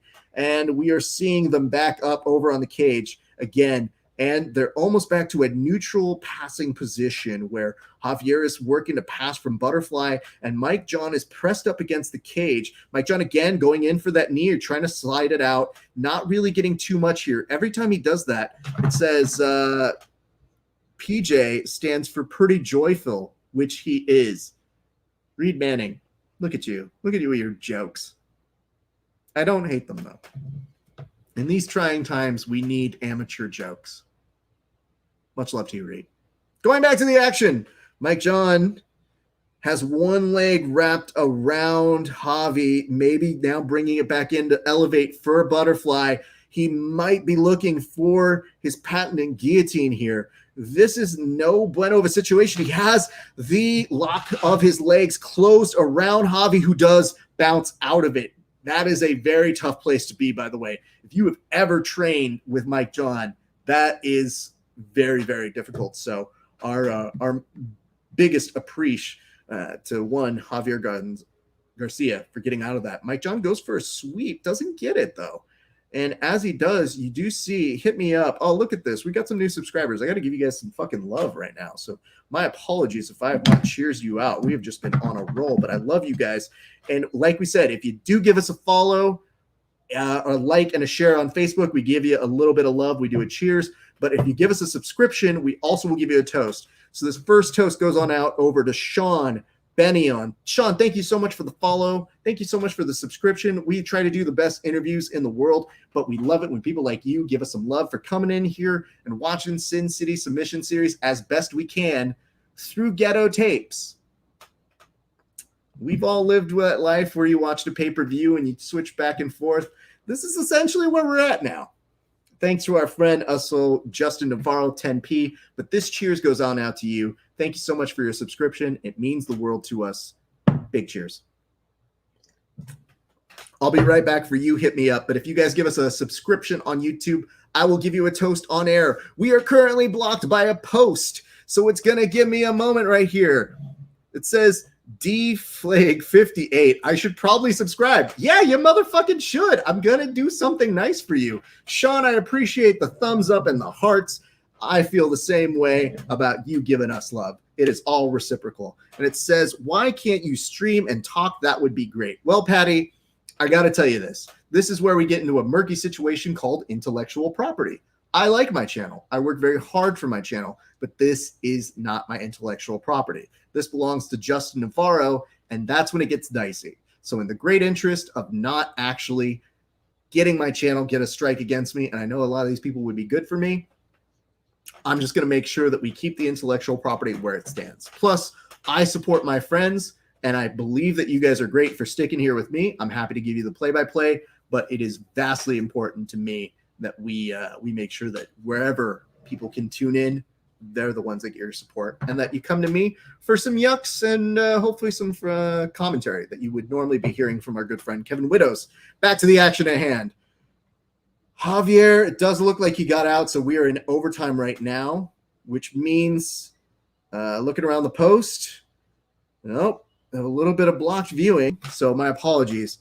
It says, you and the other guy should work that out. You're great. Well, thank you so much. I appreciate that. I will tell you this right now.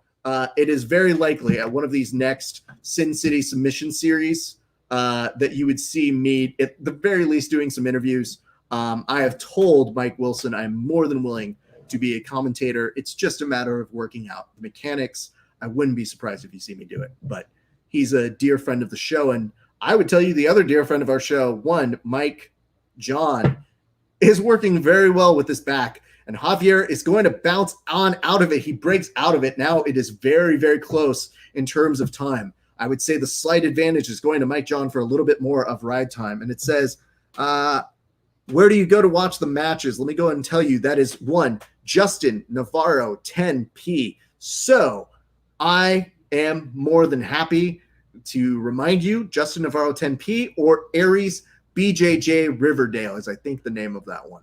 I might have gotten that one wrong. It might also be Riverside, but I don't know because I'm an idiot. So the one I'm watching right now is Justin Navarro 10p. It does look like we have an advancement in that one. I would assume it is Mike John, but I do not know. I'll give you more information as that becomes available. And it says, I need lots of talk on the Leo Domingo fight. That's my family. Well, I mean, that makes you family with us because our good friend is Juan Rafael Domingos, who's also, I mentioned this to Mike. You're great. Well, thank you so much. I very much appreciate that. The video just ended. Ugh. Let's see. I think they says, sorry, y'all, ending it for now. No! Justin Navarro, we need you. God damn it. All right, back to Aries. Hold on. Let's make sure that Aries Roseville, sorry, I'm an idiot, says that buzzer sounds like a 90s Nickelodeon buzzer. It very well might be, because I know where they're filming. So, eek. All right, guys, bad news. But good news. So Manny won, which means Aries BJJ Roseville is going to continue streaming. Great. I do not think that on the other side, Javier won. So that means that we may need to find a new streaming if Jason Navarro does not continue to do it. So I'm keeping a lookout. If you could do me a solid and give me some sweet links to some sweet, vaguely illegal, legal streams, that would be great. And I'll walk you through it. This is so sad. I want to just walk you through the fights. And I'm literally asking for you guys to give me like the fucking dumbest links that you can to be like, let me just look a little bit at this, guys. I just want a little sweetness on my phone. Come on, give me that good link. Let me see if Casey has it. Casey, I thought I saw with the phone looking around. Oof. Okay, Casey does not have it. My apologies. I do not see it going on. All right. Well, the future is yours now, kids. I've gone as far as I can go. Mike John takes the win. Thank you so much. Mike is such a beast. I didn't know that they were doing just one round of overtime on that one, so that does make sense. Oh, we have an armbar finish over on the UFC. Look at this. This is some fucking greatness that's going. It says, where is it? That was just the result from the last one. So I don't have a stream that is currently up to tell you where to go. However, we are putting it to the source of the crowd here in the comment section. So if the people in our comment section tell you where to go, I'm happy to tell you where to go as well. And if you find out that information, more than welcome to share it with me. But as you notice, I am, while talking, looking to find out. It says B check. Where does B check? Burcheck? Let me see. Is that Choney? Choney? You putting this up? God damn it, Tony. Tony Burchak on Facebook. Got it. All right. Well, I do not follow him on Facebook, so that might be problematic. Might be a real awkward time to be like, Tony, what up, bro? How are you? That's cool. So like, hey bro, love ya. Just give me the fucking live feed. Thanks, bro. Tony B check. I mean, he has to know this is what we're doing. Plus, I can always apologize to him later. Good news, everybody. If you do go to Tony B check. Oh, bad news. Wait, what's bad news? Don't tell me what bad news is. No! Match ended! No! God damn it, D-Flag. Who won? Well, thank you. Yeah, you got to kind of tell us who won on this one as we're piecing this together.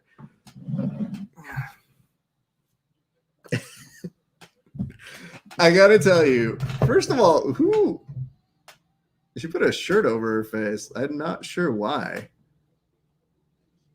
Okay, that's cool. Alan Sanchez, not surprising, getting the win. Good for him. Okay, well, it says, I think armbar, and it says Al. Okay, good. Well, kids, you came here looking for some submission, Sin City submission series, and we gained new friends. That's what we're doing here. It's Derek Flake, so you don't have to use my username. I mean, I thought it was Derek, but listen, I try not to assume anybody is who they are. Otherwise, I'm yelling at people for no reason. So thank you, Derek. I appreciate your permission to yell at you accordingly. Like, it sounds like in this comment where you're saying, address me by my Christian name, Raph. Oh, okay. Thank you very much, Derek. I appreciate the opportunity to give you shit here. Meanwhile, let's do another cheers because we did get another subscriber, and that was Hit Me Up 01. Hit Me Up 01, look at this. You know, a lot of people talk about Hit Me Up 02 or Hit Me Up 03. Fuck those people. You're Hit Me Up 01 for a reason because you are number one in our hearts here at the Grappling Hour. Big cheers to you. Thank you so much for the subscription. It means the world to us. Your government name. Boof. Didn't need to be friends with Tony. Scroll down, click the live stream. Did he do another one? No, I know I did go to him, but he ended one of his streams. So that's why it got slightly confusing. Let me see if he's got a new one going up. No. Yeah, these are old. Oof. I'm going to go on over to Tony a little bit later, and I'm going to yell at him. Yeah, I think what's going to happen now is we're going to have to piece together who is there supporting their people. That is how it's going. So it said Mike won, ride time, yes. Okay, good. Yes, D-Rocks, that's what happened. It says, LOL, thanks. It's hit 'em up like the Tupac song. Well, listen, bro, I'm not that gangster. We got to make it safe for the kids here. They hear the Tupac on this broadcast and they think, oh man, this is too much for me. I don't want to get shot. So I'm trying to save lives here. We don't want to get shot like Tupac. We just want to listen to his songs. Also, I'm drinking. I'm not even drunk, so I can't even use that as an excuse. I guess I'm just illiterate. Yeah, that's probably more it. Mike John is my coach. Boo. I feel sorry for you. JK's. Mike John's good people. Friend of the show, unfortunately. So a whole bunch of promotions going on recently, so I was very pleased. If you are one of the people who got a promotion, hit us up. We'll give you a cheers too. Why the fuck not? We got time to kill here, right? This is what we're doing now. We're just piecing together this event one by one, thanks to the source of the crowd, aka you guys. I've also got to catch up on cheers from the UFC. There was an amazing armbar that was compliments of Mara, I believe. Let me just double check on that. Woo! Action is fast and the furious here, kids. All right, that was actually Myra. So this cheers goes out to Myra Bueno Silva. Well, I mean, your name's Bueno. It has Bueno in it. Also, you're probably not going to watch this because it's in English. But Myra, I just want to tell you this. We've been on a rush of people getting arm bars in the UFC, and it has been spectacular to see. It almost makes me want to do the armbar warm-ups in class. I'm still not, but I think that you did so that we could see an epic armbar finish like that. Cheers to you. I didn't realize I was going to run out of beer this quickly. Look at this, but like, that's not going to be enough. This is a long fucking night. Normally, we do a little bit of a break in between the main event from the prelims, but you know, here we're just kind of riding the momentum. It says Patty Jones, who is fighting now on Sin City? Great question. I will put that up to the crowd because I do not currently have an answer for you. I am looking from my friends who are competing, and I am trying to make sense of those names. So I do not have that. However, when we left off, it was so if Mike John and Javi went, they probably are on Robert versus Damon right now. So let me just go back over here, Patty, because I feel that Leo was on the earlier side of the bracket. So, Patty, do you know if Leo made it past his first round? Because I was not privy to watching that. That will tell us more. And if you say to me, what's a first round? I will say to you, he might have. It says, what happened to the broadcast? Well, Keith, or where is it? Tyson Hutton. I'm not in charge of that. You are coming to our event somewhat confused. This is watches, so we were hoping to watch along with the action that was supposed to be free on the YouTube stream. Unfortunately, it was canceled. So we are doing the best that we can to give you the information. We're trying to direct you to where the streams are. Normally, I'm just here watching the UFCs and having a grand old time. So, Keith, what happened to Elijah? We're going to also source that one to the crowd. So, again, there's not really here too much going on. To Joffrey, thank you very much. It says, I like Mirsad in the next fight.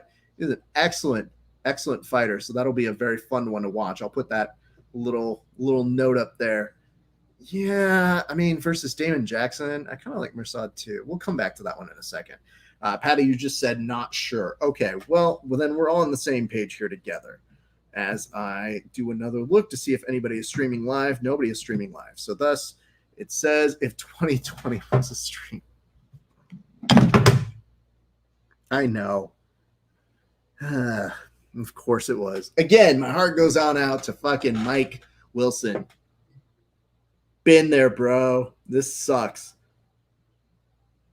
It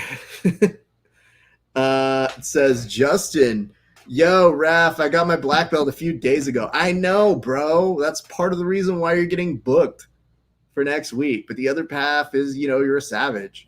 And you've been on my radar for a while. So I think it's finally time we just make it happen. So I'm going to contact you tomorrow once I'm done with all this. And I get a little sober from all this. And I go train to sweat all this out. Then, we're going to work from there.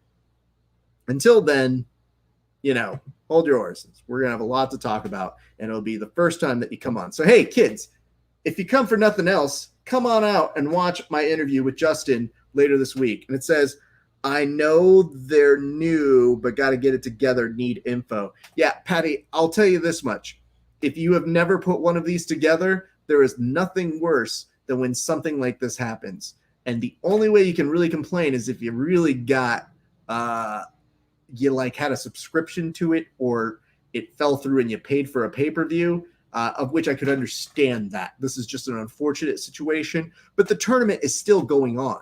The hard part is, just as you, a fan, a true family member, wanting to show your support, that is difficult to be there with. So, again, we have a good amount of people. Look at all the great people that we've got in here who have been able to fill us with information and intel when otherwise we would have been SOL. So, all things considered, not the worst. Definitely not the best, but not the worst. And let me see. It says, I put many tournaments together for cheer up to 6,000 people. Ah, yes, that's cheer. They know what they're doing. We're jiu-jitsu. We're dumb. You should really meet more jiu-jitsu people. I'll tell you that much right now. We are a lovable bunch, but,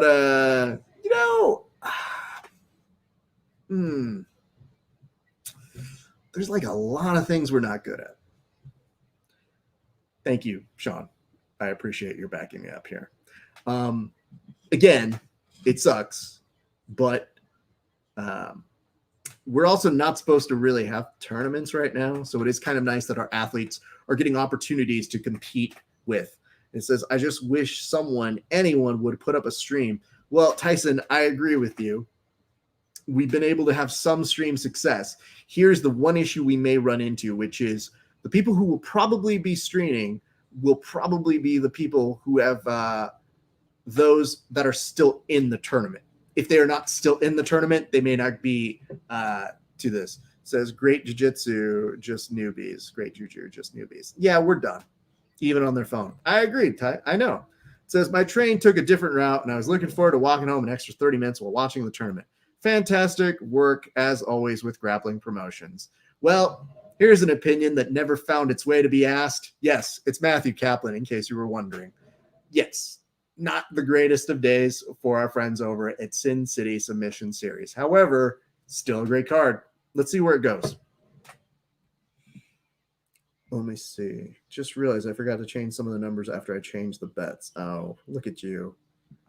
Look at you. Dan Hubler making corrections over here to make sure you guys get the best knowledge on all of your betting experiences. We got a new subscriber. Look at this shit. And you got a photo, so I'm going to definitely look at this. Let's see what you're all about. Andrew, you said you got a stream. Where the fuck is it? Aaron, this cheers is going out to you, bud. Hey, thank you so much for giving us a subscription, bro. We appreciate you. It means the world to us. And again, I'm looking at your photos over here. You've got some great stuff. Look at you. You got Gordon Bell versus Dave Castillo, MMA. You've got some fights, some Taekwondo. You got some quality content here, man. Good for you. Cheers to you. Thank you so much for following. We hope you enjoy our interviews. They are the best in the business. And do you really want to support Flo or do you want to support me? I think that answer is pretty easy. So cheers to you. Thank you so much. We appreciate you subscribing. It says, Matt, what's good, Brody? Don't talk to him. It says, Club Speak Easy, streaming Sin City. All right. Andrew is basically at this point becoming the MVP. No offense to the rest of you guys. The MVP of our little thing over here. Sweep Easy. Club Sweep Easy. Again, look at this. Don't play with us like that, Andrew. Sweep Easy, Pablito. Okay, look. Oh, we got it. Look at that. Coming through. Austin, he is not playing with us like that. We have a new shitty stream that will be on for probably up to an hour. If I'm guessing, oh, look at that. They gave us a wave. I'm going to wave back to them. Look at you. Thank you so much. Appreciate that. Andrew coming through again. I wonder if these people wonder why 50 people randomly hop on their stream. No, they know. Anthony, did you just do that? My bad, dude. I'm going to give you a nice little cheers right now. All right, let's do this. Anthony, this cheers goes on out to you, bud. Thank you so much for giving us a beautiful subscription. And now here's the thing. I know your name says Anthony Arnell. If I was dumber, I would continue to misspell your name, though it is very funny. And I know you had to live with that for a long time.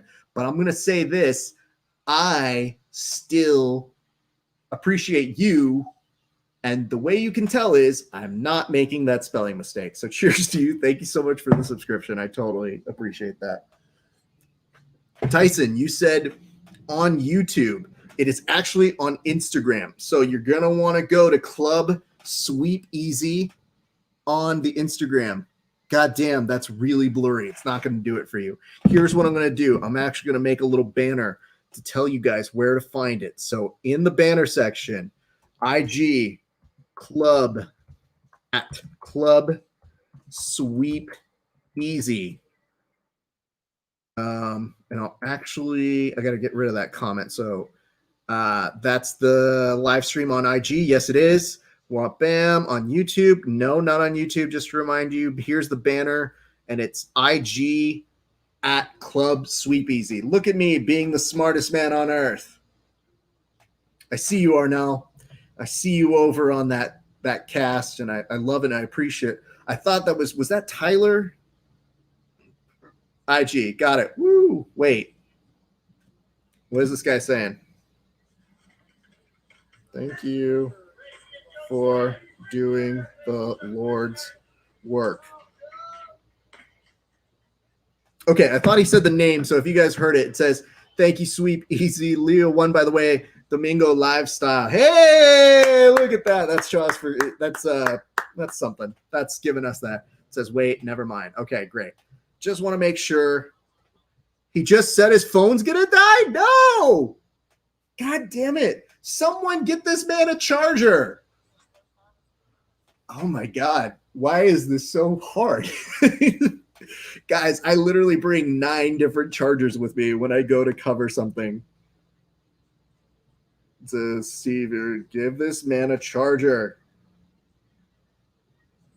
He says, I'll take Jared's phone after this. Tell people so stream, please. That's not even English. Okay.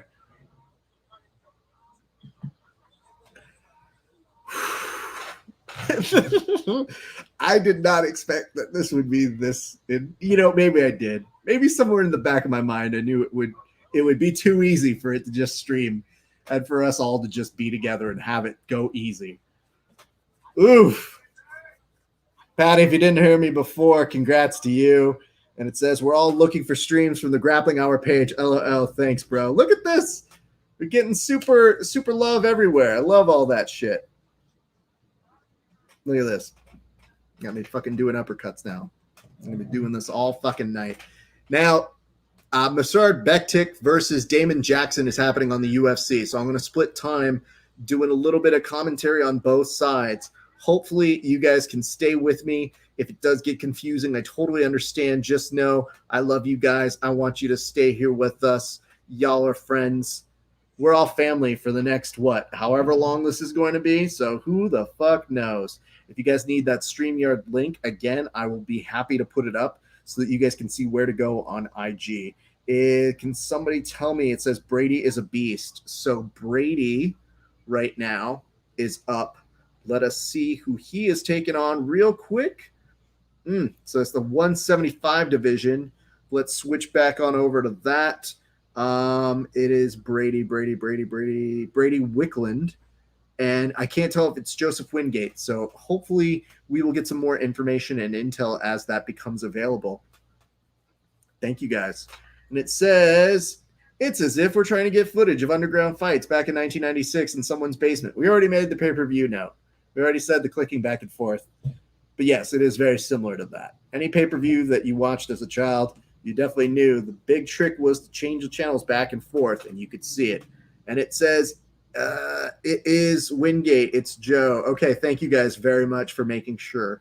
Again, we try to be as accurate as possible.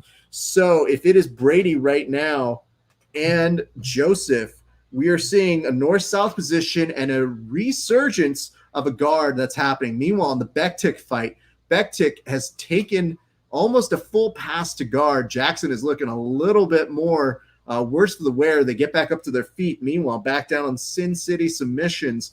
There is a beautiful sweep, and it does look like a toe hold. was made in between in transition. Holy shit, that was pretty dope to see.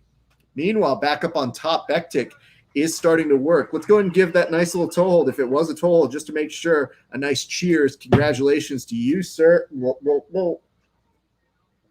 As the comment section says, fucking beast.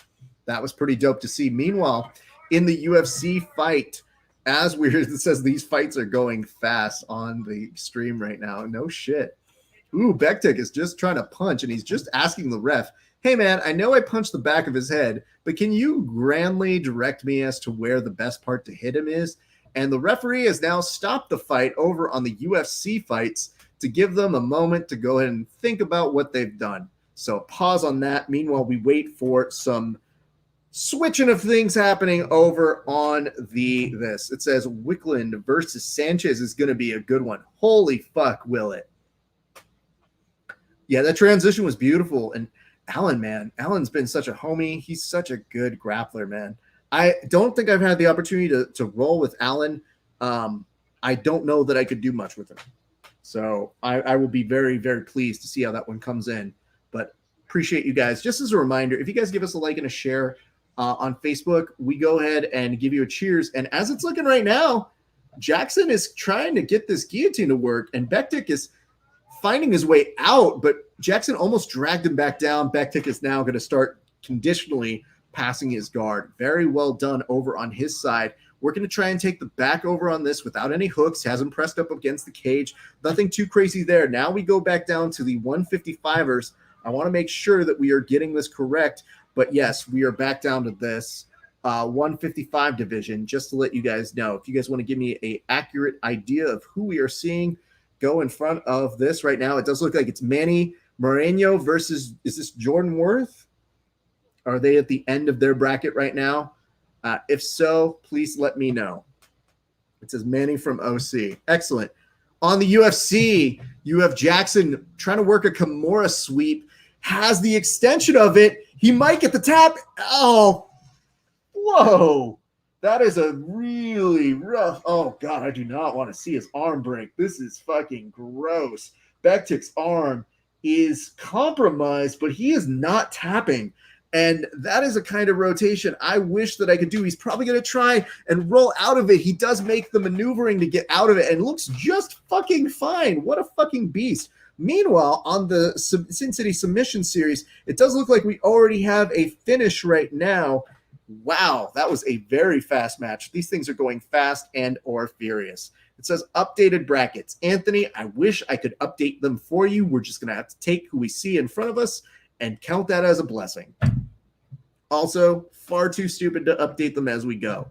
We could probably outsource it to the crowd as well to let you know who exactly is looking like they have advanced, but there are some names that we can confirm. So that is what is happening over on that side. That does look like Manny did get the win. So that was at the bottom of the 155 bracket. Now over on the opposite side, it would be this. It says, wow, pulled to guard, went to Ashi, got caught in an armbar.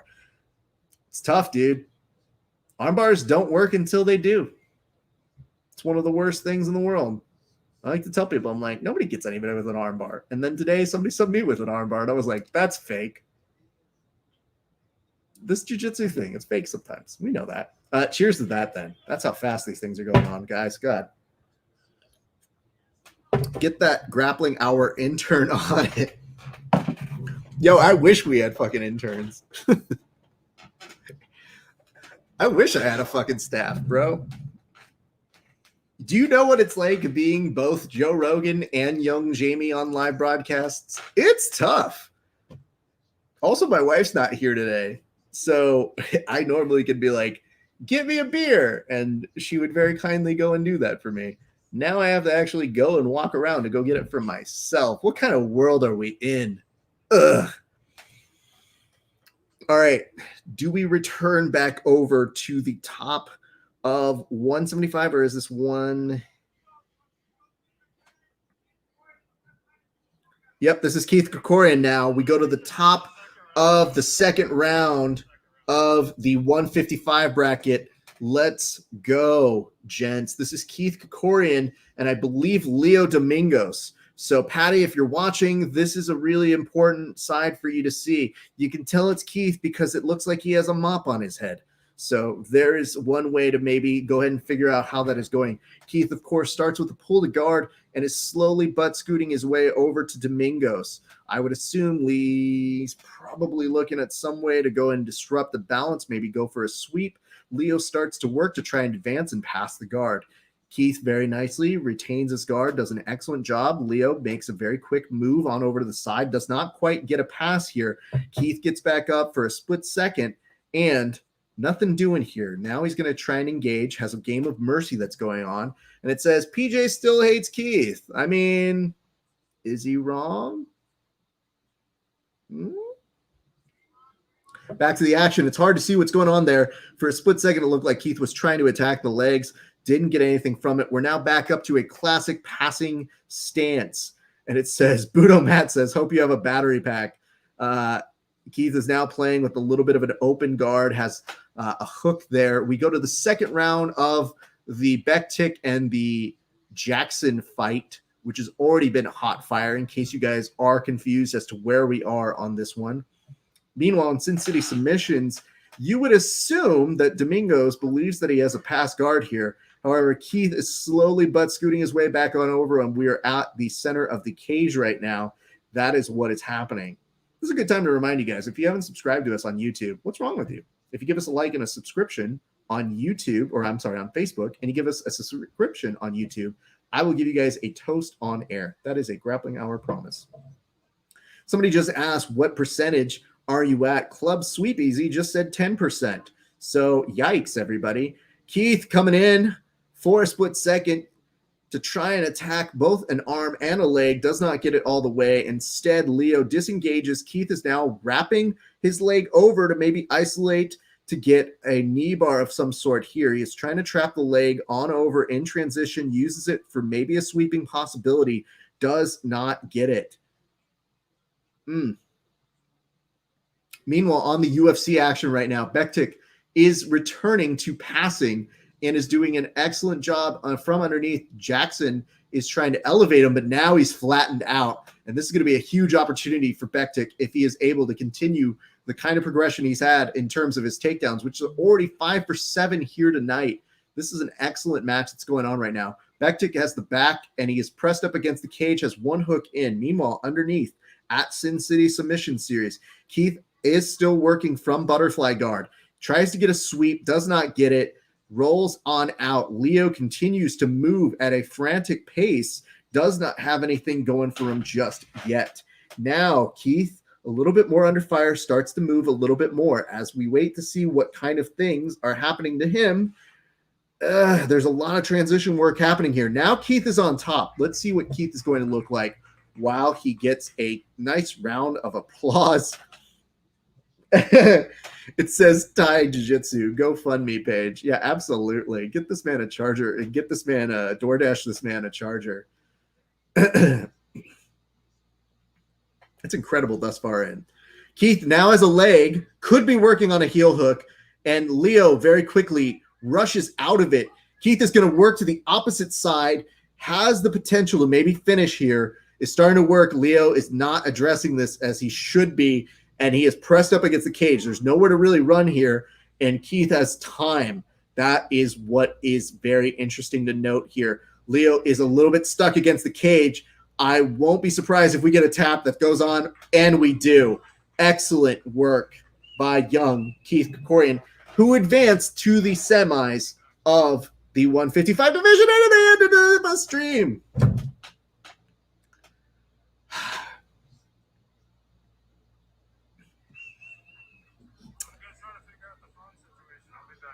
All right, Sweep Easy says he's trying to figure out the phone situation. He will be back. So, you know, Ray, thank you very much. Yes, let's go Keith indeed. Keith is a very, very, he's a good kid. That's all I'll say about him. He's swapping phones. Sweep Easy went to get a charger. Thank you for the correction, Derek. I appreciate you. Bektik has the back still. 118 left to work. This is hard to explain to people. Like, the situation that I have always going on these things is always, this is charged, this is at 62%. This iPad is at 73%. It was meant to literally be something that we would be on air for a whole night. And yet, here we are. All right, let's keep this party going. If you guys have questions, comments, concerns, hints, allegations, please let me know in the comment section. Ooh, Bektik is trying to work on a guillotine of its own. And this is odd. He's pressed up against the cage, and Jackson is trying to escape by just being stuck in there, and now is in a weird perpetual state of just hurt, it looks like. He's slowly striving to break his neck, and the ground control time is now gone from 4:11 in round one for Bektik to 3:40 with just 19 seconds left. Jackson kind of gets out of it and almost gets put into a triangle, and he's going to try and just, I don't know. At this point, there's not much here. Ooh, he's hitting the back of the head again. No, don't hit him there. God damn. Bektik does not want to let go of his leg, and he appears just fine to get back up on that side. Eek. All right, kids, keep me updated on where he is on his situation with the phone. It means a lot to us here on the show. Poof. It's a lot, kids. We're learning a lot here tonight. Number one, what it's like to put on an event. It's not easy. Number two, what it's like to report on an event that you really wanted to report on that just, it had some difficulties. And number three, how to drink copiously while trying to figure out what the fuck is happening the whole night forward. I was planning to go on Instagram and do part of this, but, it's still dicey. So, well, we thank you guys. This has been definitely different than I expected it to go. But, for the most part, we've been making the most of it here, kids. Y'all have been great. Matches that we've seen have been great. Right now, Bektik and Jackson is even pretty great, all things considered. So I'm not going to complain, and I don't think you should either. And if you guys give us, let me see here. Do you know the result of Damon Morgan versus Robert Daigle? I would just assume that Robert won. No shade to our friend Damon. Daigle's just kind of a beast. So I don't know, man. If I hear something different, I'll be happy to update you. It's a difficult time to stay on top of everything. So the more help that we get from the friends that we have in our community who have shown up and have told us where we can find the streams, how we can keep up with the information, all of that sort of stuff. You guys have been phenomenal this evening. So that's what I have to tell you guys as we continue to progress on. It's been a good day. All right. I've seen a few people give us some shares. Dane Donovan, I have not quite gotten to you as a thanks of giving us a share on our page thus far in, but I will do that. Oh man, I just saw how fucked up my hair looks. God damn, on the playback. My apologies to everybody who's been watching this. Let me go ahead and give a cheers on out to our good friend. This one goes out to Damon Jackson. No, not Damon Jackson, but Jackson ended up getting the finish here. Oh my God, that's an amazing comeback for him. It says, do you know the result of Domingo's second fight? Yes, Patty. Unfortunately, he did fall to Keith Krikorian, who got a heel hook on him. Great match. Keith is a beast. Nothing to be ashamed of. So that is the result of that one, Patty. Let me go ahead and give you guys some inside intel on this one real quick. This one goes out to our good friend Dane Donovan. Dane, listen, you've been so great. You always show up week in, week out. It makes me wonder, what you up to, bro? How you enjoy this today? You enjoy this a lot? Dane, do you train? I feel at some point you watched all these things with us. You're going to have to come out and train with us one of these days if you don't. But if you do, come train. Boom. Cheers to you. So they're showing how Damon Jackson got the finish here on a guillotine. Ooh, set him down real. Bektik was trying to see how much time was left, and in doing so, didn't actually find his way out of it. I think he probably could have found a way out. Had to tap on that one. That's a rough one. We're going to have to cheers his opponent, Damon Jackson, in just a second. Okay, that's what we got going on. Jacob says, what happened to the submission tournament? Well, Jacob, here's the thing. I'm not Sin City Submissions. So we'll start with that. Number 2, their stream was not able to be made because of the low Wi-Fi settings at the venue of which they were at. So as a result, everybody here has been very kind to send in notes, stream links to piecing it all together on Instagram Lives. So we've been at the mercy of everybody here who has been very sweet to help us out. Meanwhile, on the UFC, Damon Jackson, and this was on how many days' notice? Jesus Christ. It says Aries is live. Thank you very much, Ray. Appreciate you. I'm going to go ahead and find out where they're at, and I'll give you guys some more information at just a second. Do I see? Nope. I'm going to go to Aries. That means their guy is going up right now.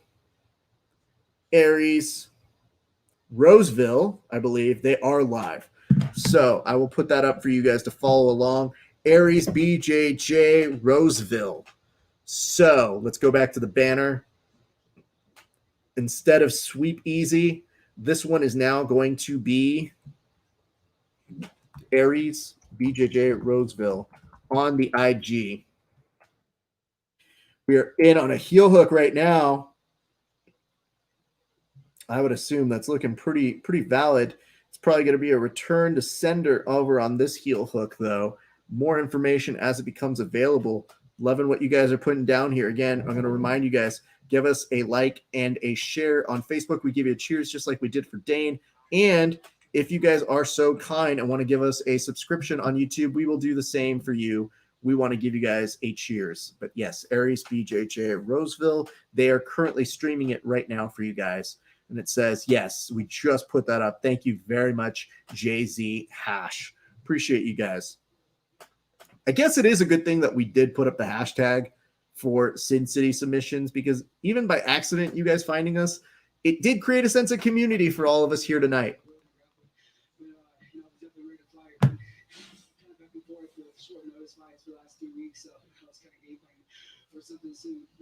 Damon Jackson is basically saying he was planning for something big and soon. And Damon Jackson says he is ready to go for again. Good for him, man.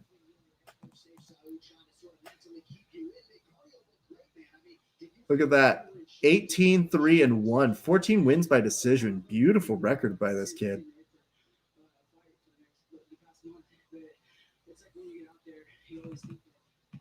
All right, that kid had a lot of grit. We're now in on a leg transition. They're on over near the cage. This is looking a little dicey. Let's see how this is going to play out for just a split second. They do look like they're at an impasse right now. Let us see who is it. It says, is that Abdul Aziz? And I'm waiting on more intel from that one, you guys. So the more info I find out, the more you guys will know. We are not in. He comes over with a reap, and he is trying to break this leg a little bit with some mechanics here. Nothing too crazy. He might be in on a heel hook. He loses the base of the foot as they now switch. They're almost at a kind of 50-50 position, and they are exchanging the opportunities to attack back and forth. That is what is going on. Let me know who you think is going to be able to pull this one on out. If we are correct, this is, I believe, Abdul and one, I don't know if it was Rashad or Marco that made it out. And honestly, it's hard to get a bite as to who they are because they look like 8-bit characters from a video game in the 80s. So doing our best to figure out who it is. If you guys have any different knowledge, share it. Let me know. I don't propose to be right about everything on this one. My prep time for this one was going to be, let's wait and see. Let's find out. If I was commentating it, very different. I would have actually researched literally everybody, including the people who might have come in at the last second, in on a leg lock, and it does look like they are going to go to overtime. Yep, waiting on the coin flip right now. Let me go ahead and see who we got going. Who's going right now? All right, we just put that on out. Hopefully they will answer us on the comment section over on that side. All right, waiting on words back as they're in overtime.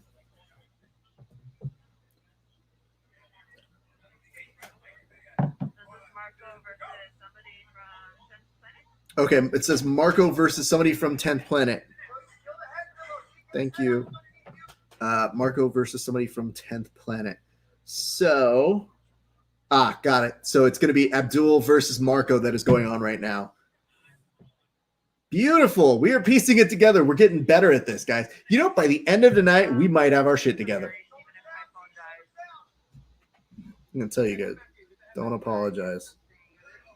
We all appreciate you.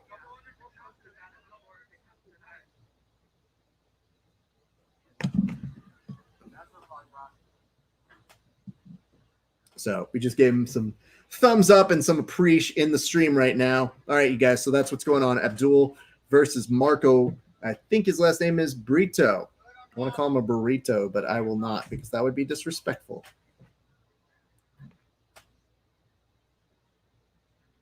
Shut face, Matt. All right, so they are currently in overtime. Waiting to see how that's going to go. They just got out of one period of overtime. They're going to the second one.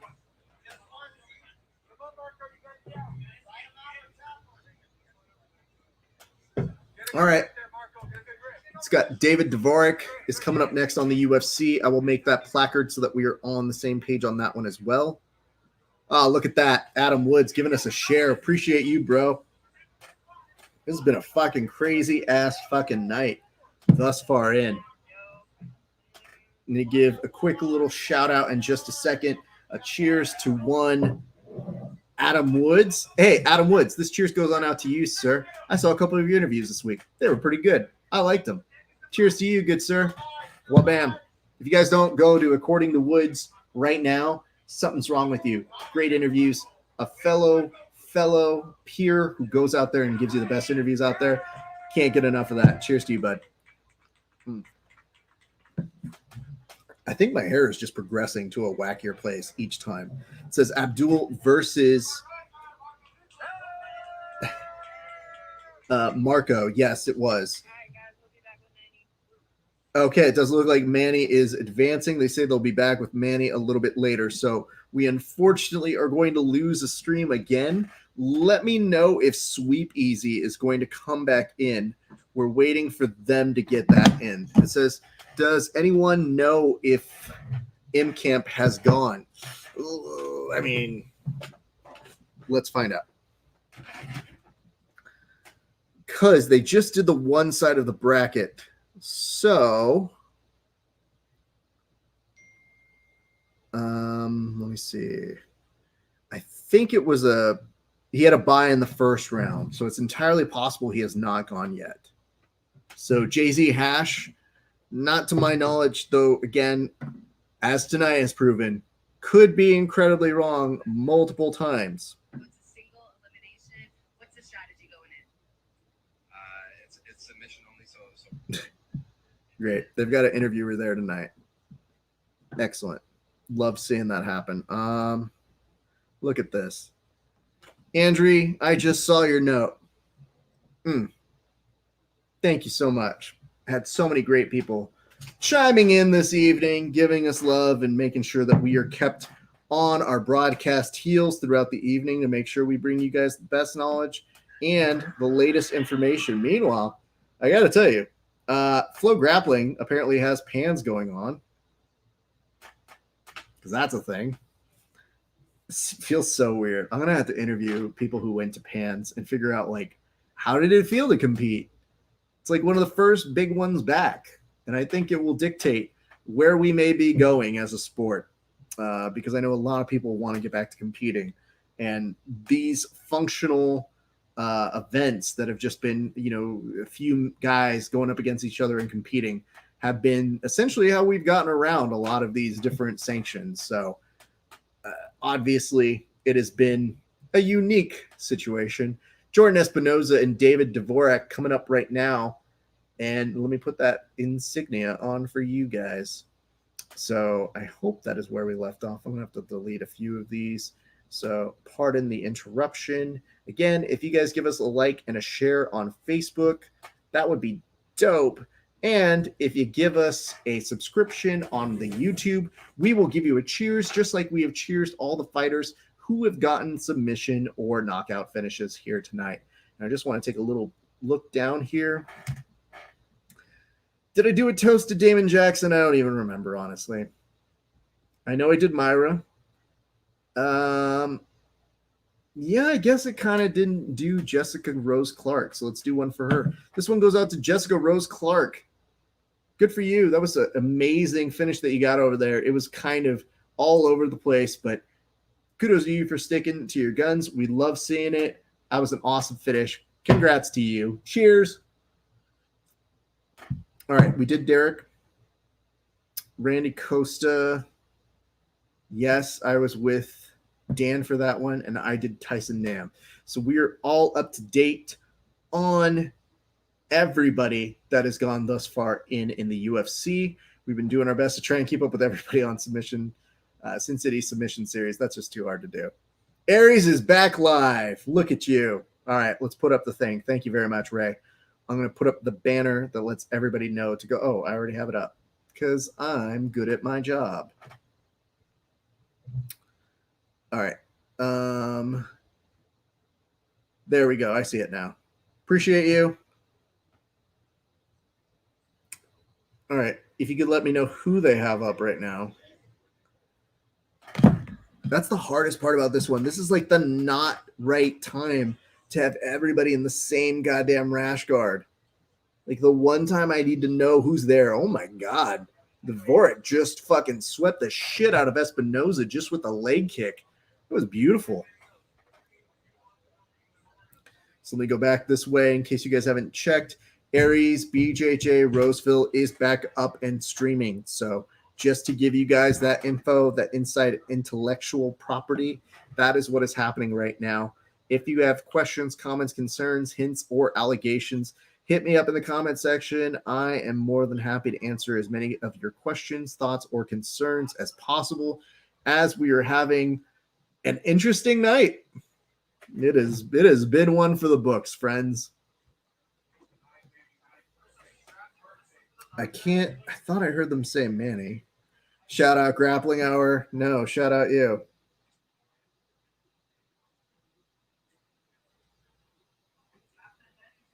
Bam. Look at this. Look at this multitasking that's happening right now. Okay. That is where we're at. UFC fight looking pretty solid. I mean, Dvorak looks very strong with his striking right now.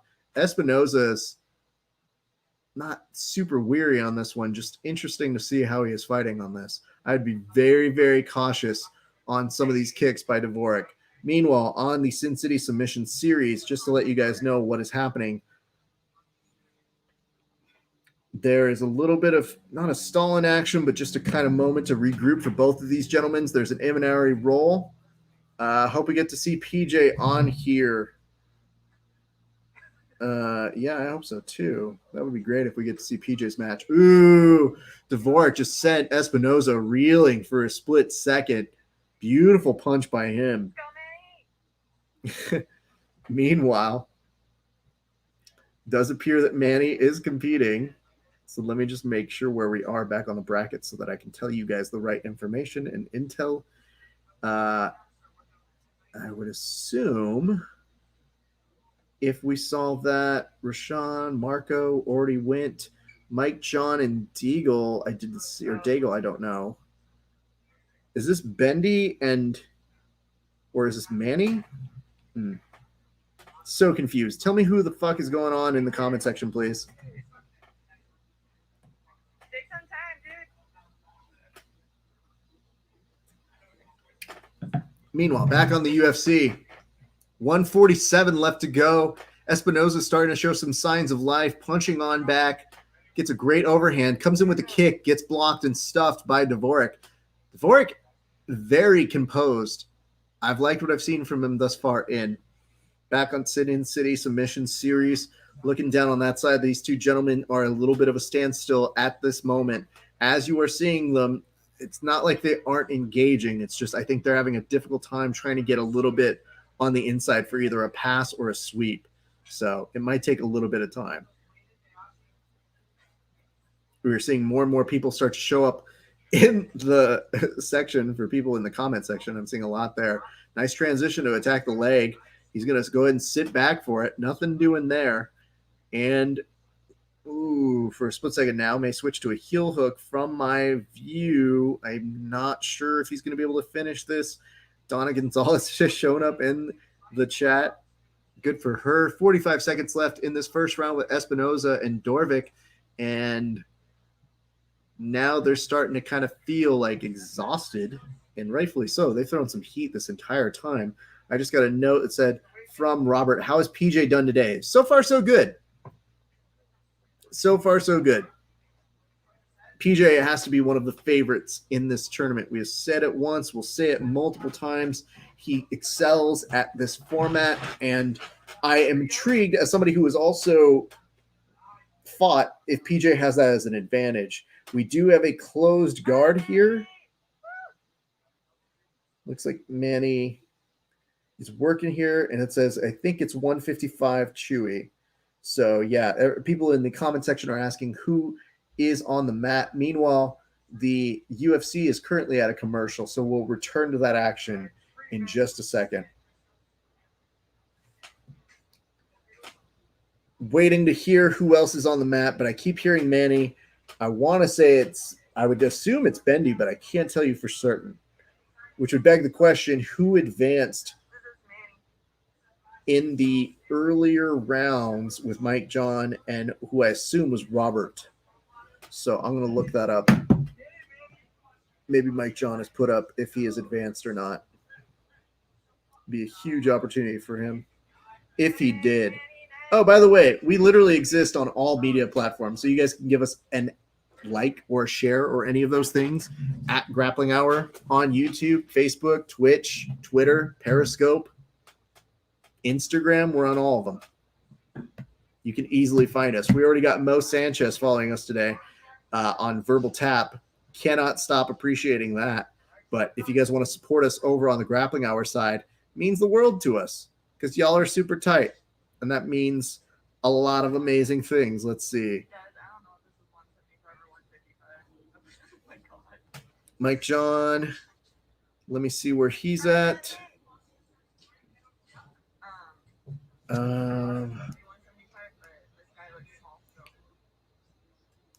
Somebody's updating it. I don't know where he's at, but I just saw Mike John with his dog. He brought his dog there? Of course he would. It says, get out of here, Robert. Damn, Ray.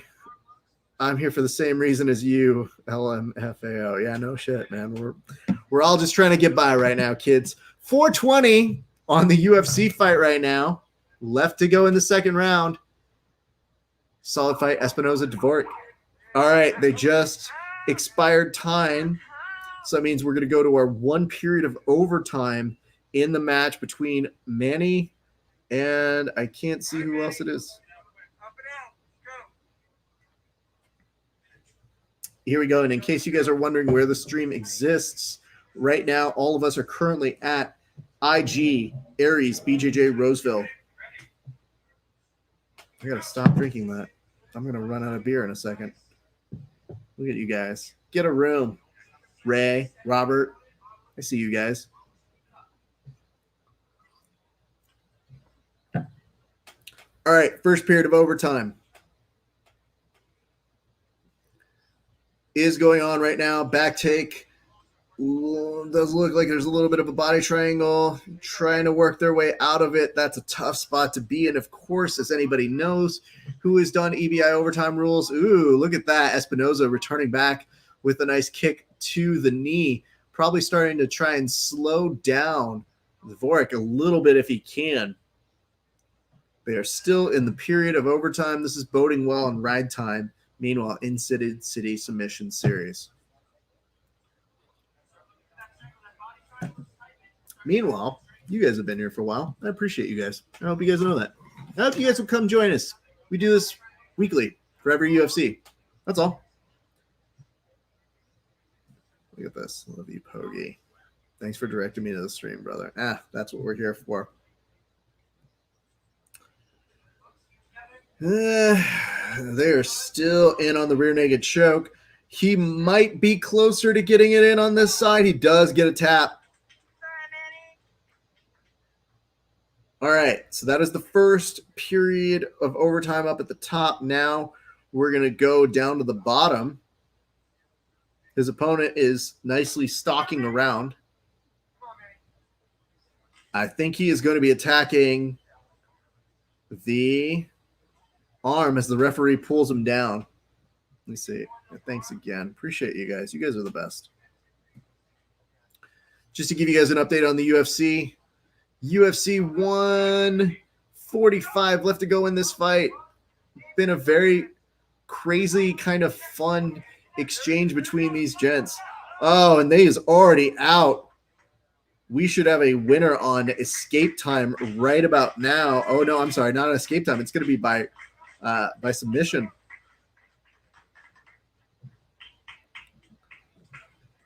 So it doesn't. Okay, that was 55, guys. I'm sorry for misleading everybody. So he still has at least one more match in the 75 division coming up.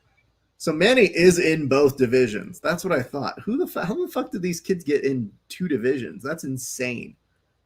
Holy fuck. No wonder. I was like, dude, how is Christos in 2 different divisions? Well, there's your answer. Let's see if Club Sweep Easy is back. They are not. Oof.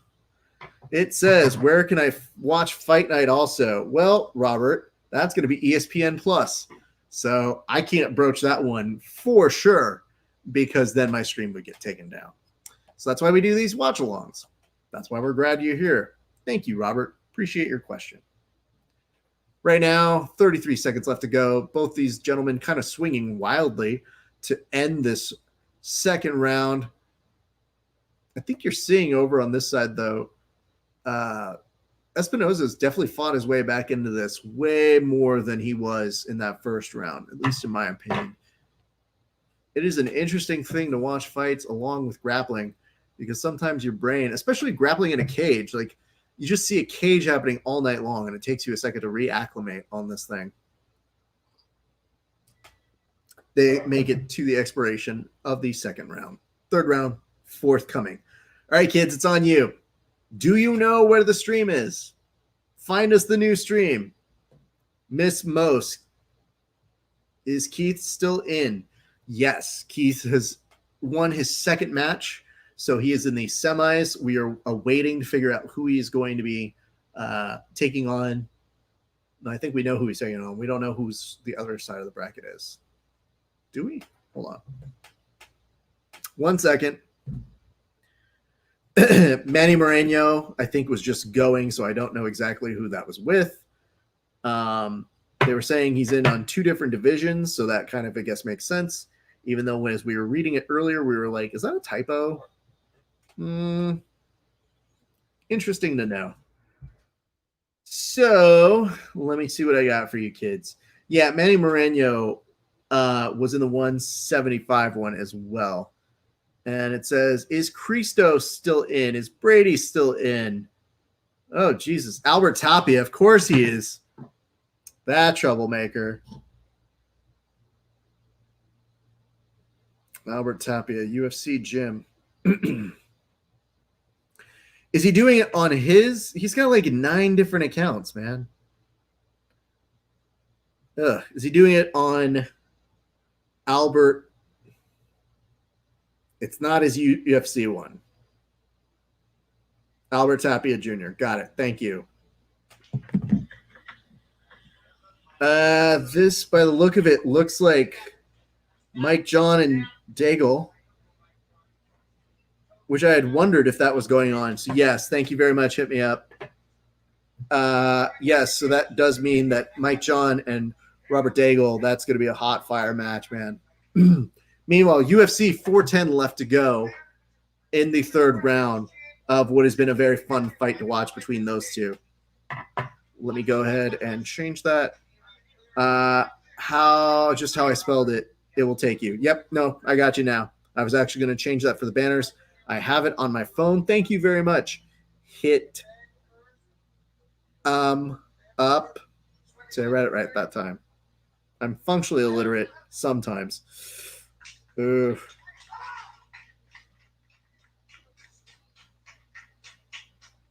So, advancing is Robert Daigle, and Albert has killed the stream because he sucks. Somebody go yell at Albert right now. Robert is advancing over Mike John. So, that's a tough pull, man. Cheers to him. Cheers to you, Robert. Boom. Sweep easy, back up. All right, let me change the banner again. Jesus Christ, these people are moving faster than I can go. All right, hide, sweep, easy. Let me make sure. Sweep, easy. Club sweep easy. Thank you. That's what I forgot for a split second. Club underscore sweep easy apparently is back up. Let me verify that. No, they aren't.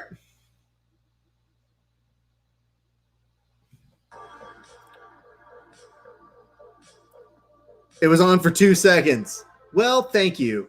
Emilius Jimenez says, what was the finish on that one? That looked like it was a heel hook. I might have missed it myself, but it was quick and it was in transition. So I would assume that's it. Could be wrong. Robert's a tough pull, man. I don't envy anybody who has to take him on. Heel hook, thank you. Appreciate you, C-Tech. So C-Tech, what is that name? Is that like C-Tech? Or I don't know. You got to tell me. I'm going to Instagram or Facebook stalk you. YouTube stalk you and see what I can find out about you. Oh, look at that. You get down with some metal, I bet. Or are you more a hip hopper? Good for you, kid. All right. Who remembers performing for people? That was a thing we used to do. Boof. Stage name for my metal band. Okay, cool. I dig it, man. Yeah, you definitely you guys look fucking metal as fuck, so I'm not gonna give you too much shit. Teach the kids. That's what we're asking you. Show them the way. Show them the way of the heavy metal that the children sometimes forget with their TikToks and their hip hops. And how old do I sound right now? Pretty old, right? All right, good enough. Facts. I love it. All right, kids, it's on you guys. I'm going to look again for club. Oh, fuck yeah, that's great. Club sweep easy. Are you back? No. Albert. All right, kids, it's on you guys to tell me what's coming up. The UFC is going to expire on these two gents fighting one another, and they come to a close at the 10-second clackers as they bring it on down. Hey, good time to remind you guys, give us some love. If you give us a like and a share on Facebook, we give you a toast. If you give us a subscription, we will give you a toast as well. It's really as easy as it is. So no finishes here means no toasts for these two gentlemen. But look at this. Robert is saying, Dvorak killing this dude with these leg kicks. Yeah, man. The first leg sweep, just the impact alone was gross, but amazing. But gross because yikes, but also amazing because yikes. So that's what we're seeing over on our side. Hopefully, you guys are enjoying everything we've been watching thus far in as well. It has been a blast to keep you guys entertained and informed as the day has progressed. I can't even tell you guys what a weird day it's been just watching all of these things happen right before our eyes. Let me just see. Yeah, they just put up for like a split second. What the fuck? Was that? I'm trying to figure out who the fuck they just had. Oh, is that Damon versus Deagle? Man, all right. It says, sorry, did I miss your answer about Christos still being in? Where can I watch this? Well, here's an issue. I don't know, and I'll tell you why I don't know. They're not streaming it. The stream, they don't have the Wi-Fi bandwidth to stream it. So we have been piecing this together. I have not heard his name in a little bit. So, I don't have a full answer for you. I think we've done our best to try and keep people as up to date as possible. If he is in here, I will try to make a mental note to remind you. But yeah, there's no stream for it right now. People have just been putting on the stream on the Instagram lives, and all of us have been copiously rushing from broken link to follow along as the evening has gone on. Fun, right? It's where we're at. So again, apologies. Again, I'm not the guy responsible for this.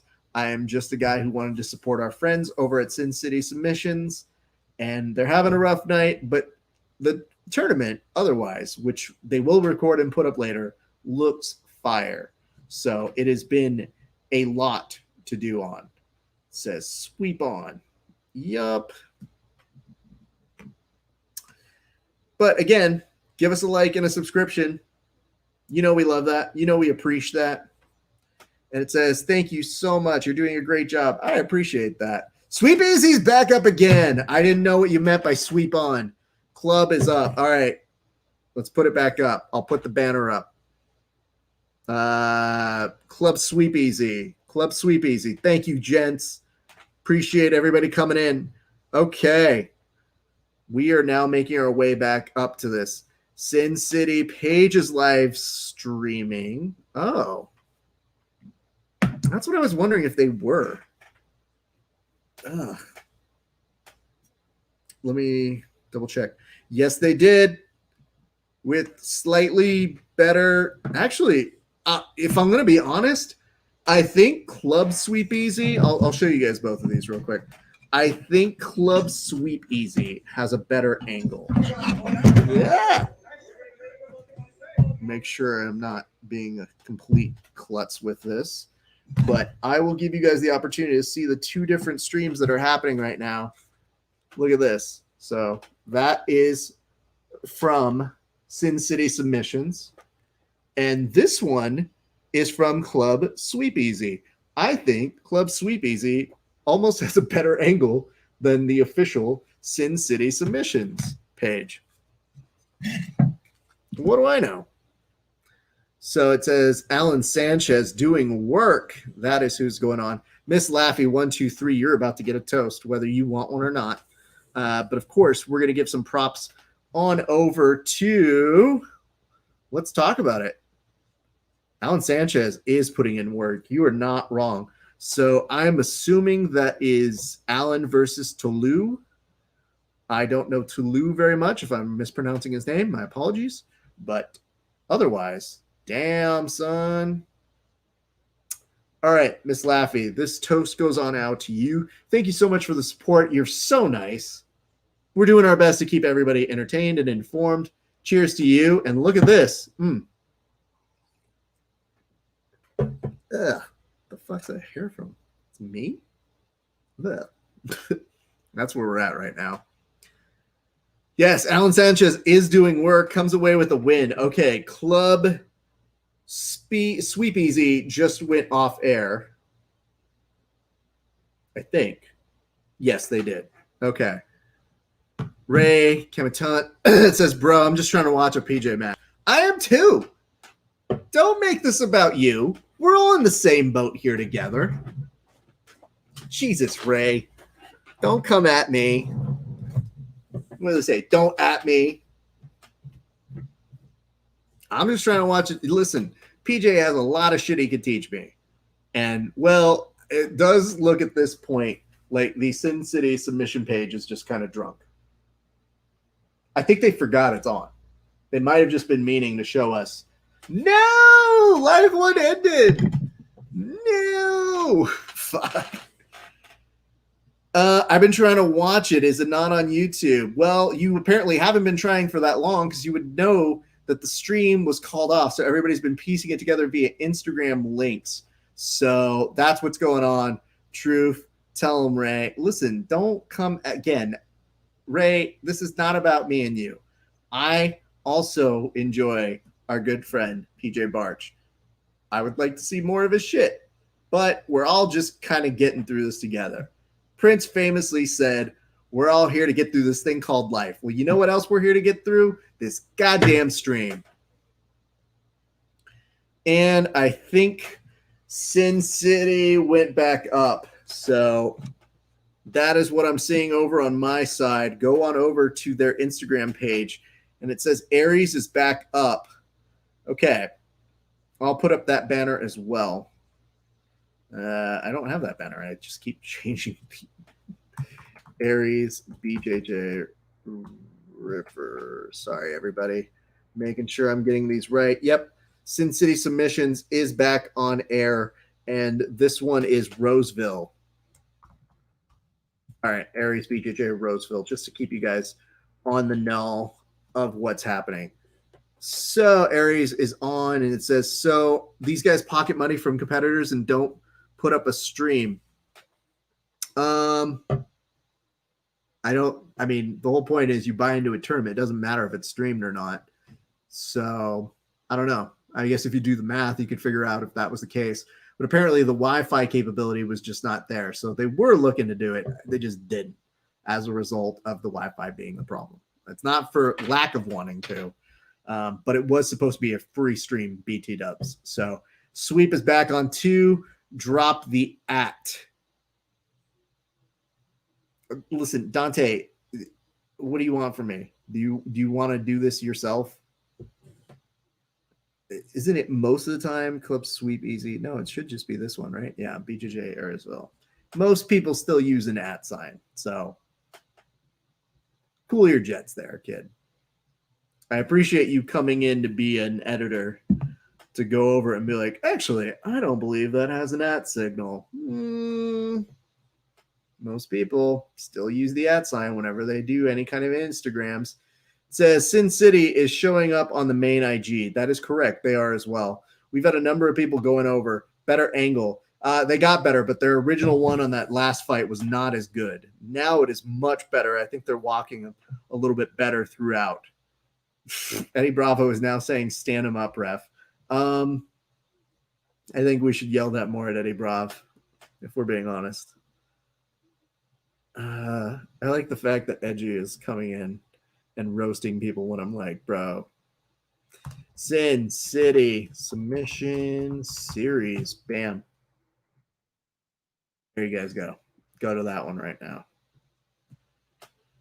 We're in a north-south right now, almost looking into what they call shittily a Scorpion Deathlock as a potential. It says $200 buy-in, 16 competitors. Although I think you're trying to say competitores. I mean, again, you should not type drunk Cap. I'm sorry, that one's Kaplan. Oops. Sorry, Josh. Sometimes we get you confused. Yell sober up at Eddie, not stand up. Gross. No, I mean, drop it as like, put it in the chat. Listen, Dante, I've put as much as I can in the chat. This is as easy as I can make it for you guys. There is a literal banner telling you where the fuck to go. We are in on a potential finish here. Nope. Switches on over to the other side.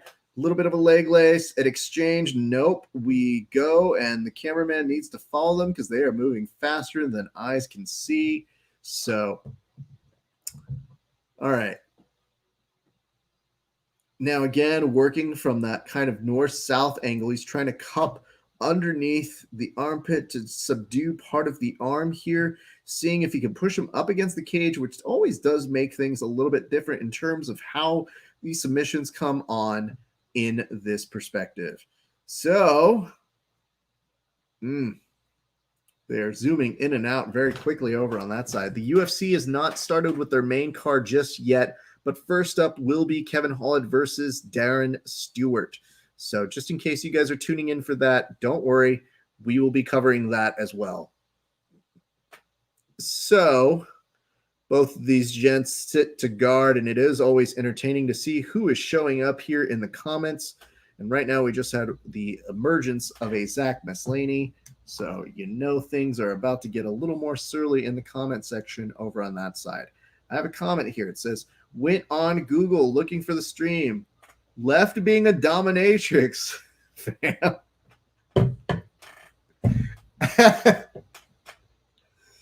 Well, you're not wrong.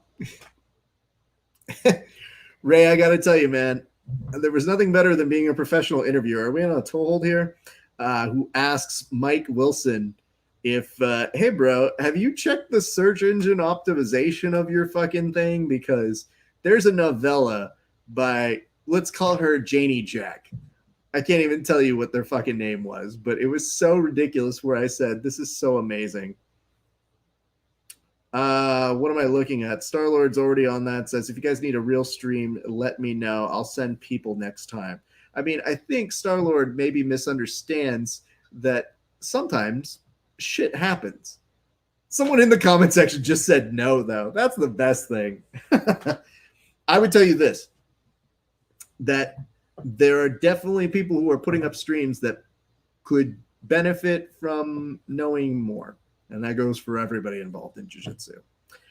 More importantly, I think it is a weird moment where, yeah, we would all love to have a real stream going on with this one, but, you know, it is what it is.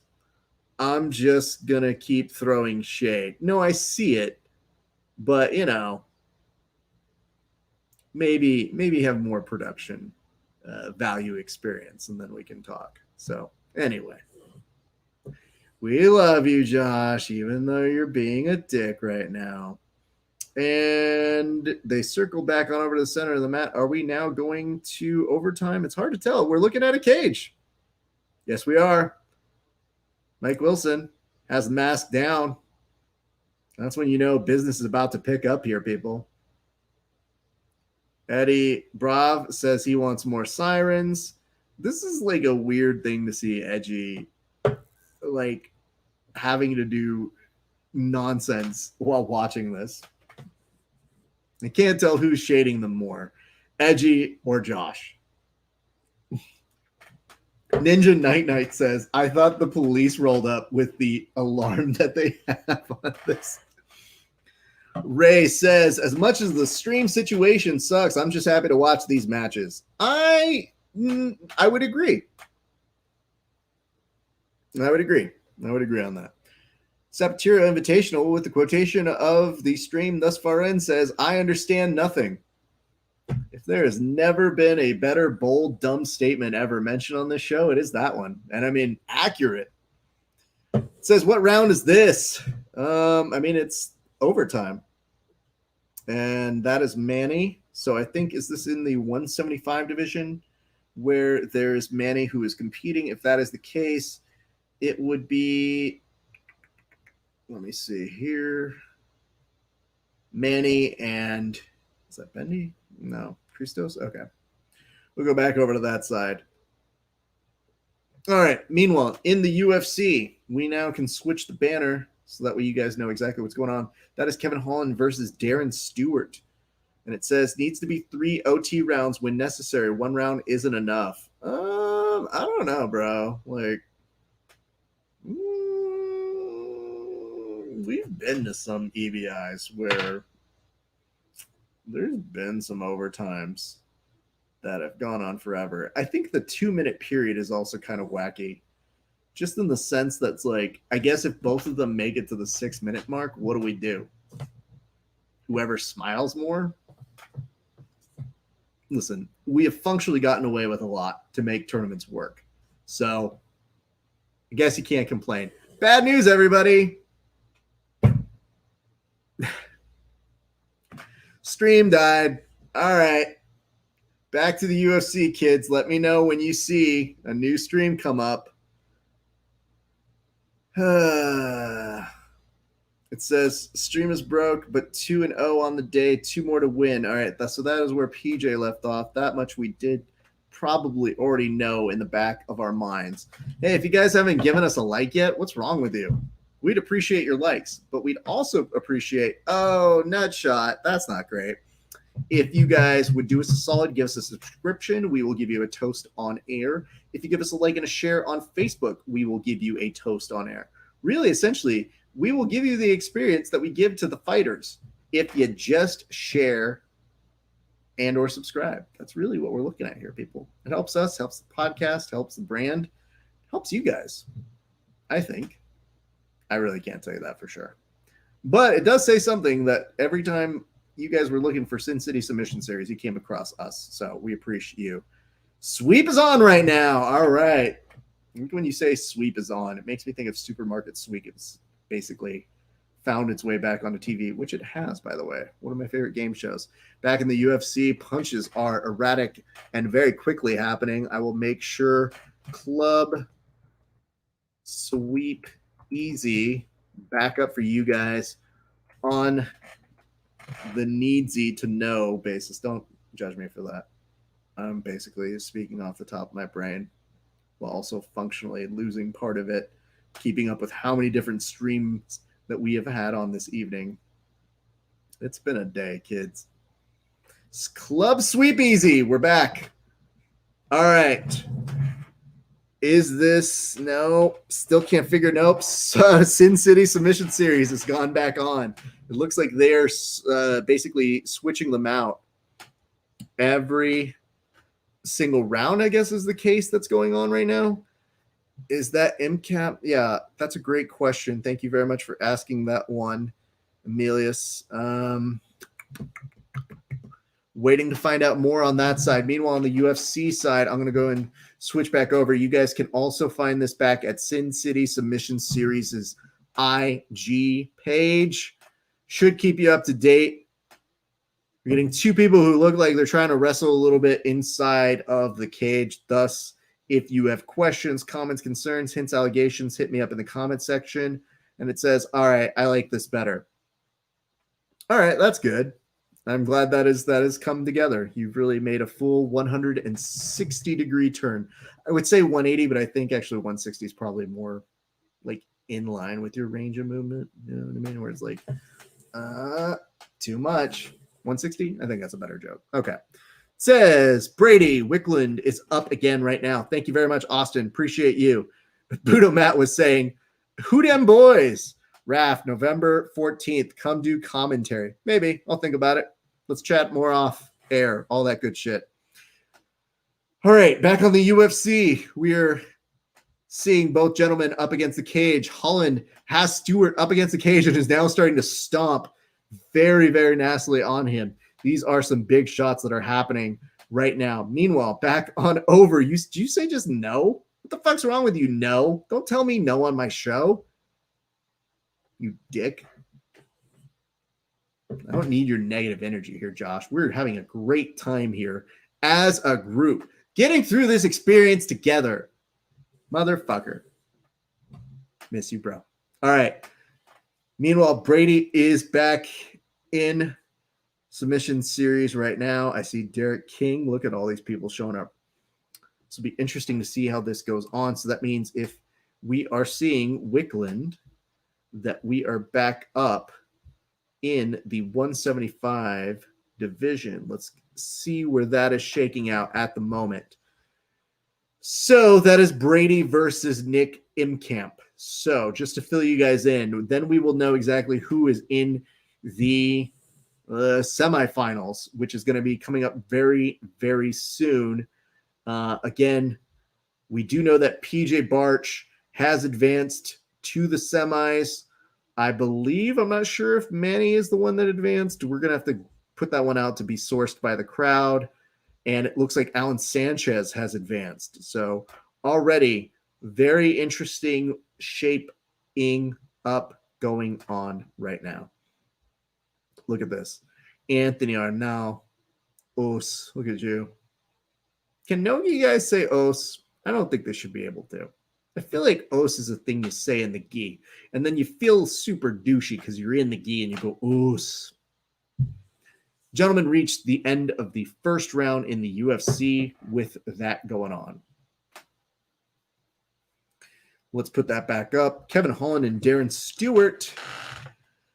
We are seeing a back take right now. We're looking at potentially hooks being put in and a flattening out. I am waiting to see if we have not quite a full body triangle over on this one just yet.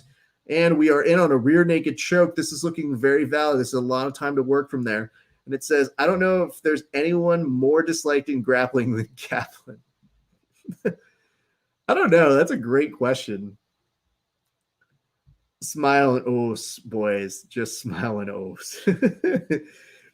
I used to tell this dumb joke, which was, do you know what the best, what is it? Oh, fuck this joke. I'm not going to do this anymore. It's too hard. I thought about the joke. I was like, it just doesn't work that way. I think it was something to the effect of, do you know what jiu-jitsu's favorite animal is?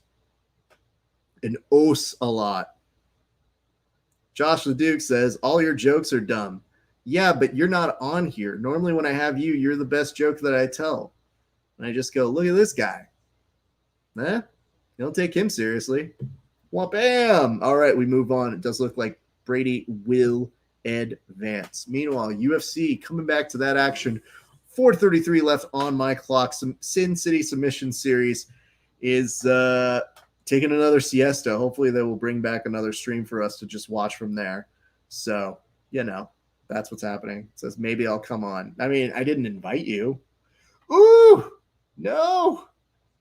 Look at this. Stewart is coming in with some bombs, does knock down Holland, who very nicely was like almost sweep regarding in a very, very well done arena. But now it's just 4 minutes left on their time. Oh my God. Okay. Very pleased this is happening. It says Wicklund versus Sanchez in the semis. That's going to be a fucking fire-ass match, man. I'm very much looking at this. It says Gordon Ryan says, oh, so it's cool for the no-gi guys. Yeah, because that's a barometer for cool.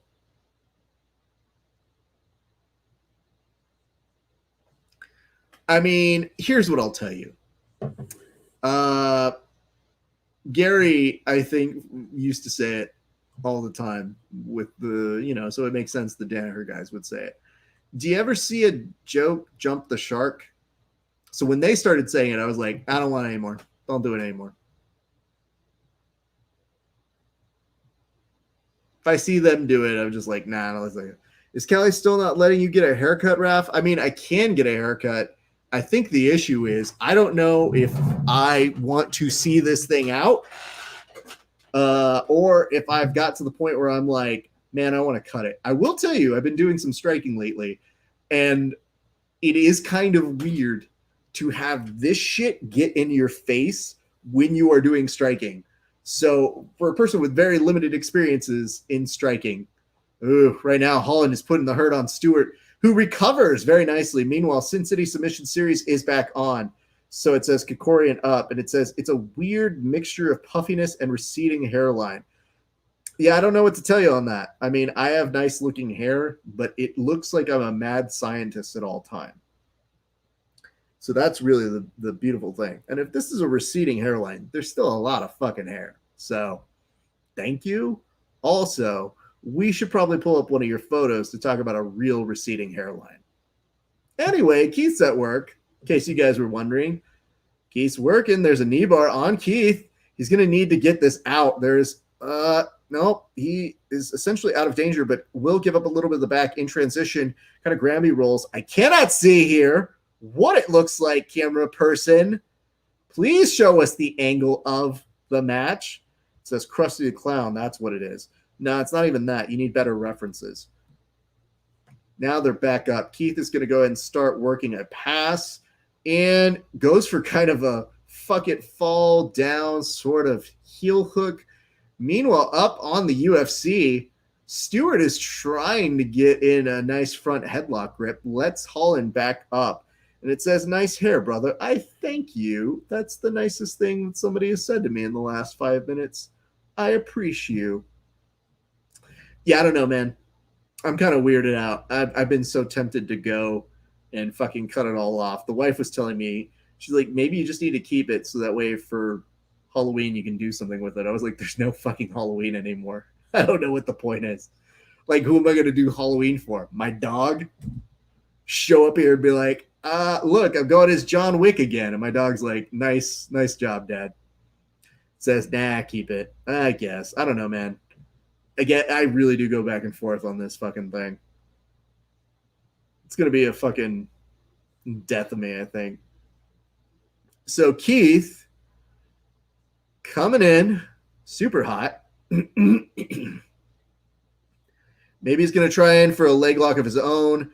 Looks like he is flattening out, and it says, let me see here. Ooh, Keith had it for a split second. Ooh, Reed Chambers now is in on a heel hook. Might have a winning combination here, and we go to time for the second round over on the UFC. There is a toe hold on Keith. Keith is just kind of pushing him off. Nothing too great there. I think Keith is probably just going to find his way out of it, though. That toe hold does not look super fun. I would say this. It says there's Halloween in the non-commie parts of the country.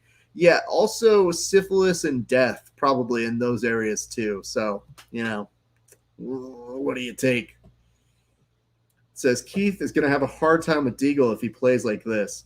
I mean, I don't know that Keith always plays the exact same way, so it's a very difficult thing to put there, AJ. Keith now is getting an opportunity to start working a pass. He's a little off to the side, which may not be the best, but he does have a good underhook there. So it'll be interesting to see what he's able to do with it. And there is a nice frame that Keith is trying to crash here. Again, starting to work the leg. Has a good bend on it.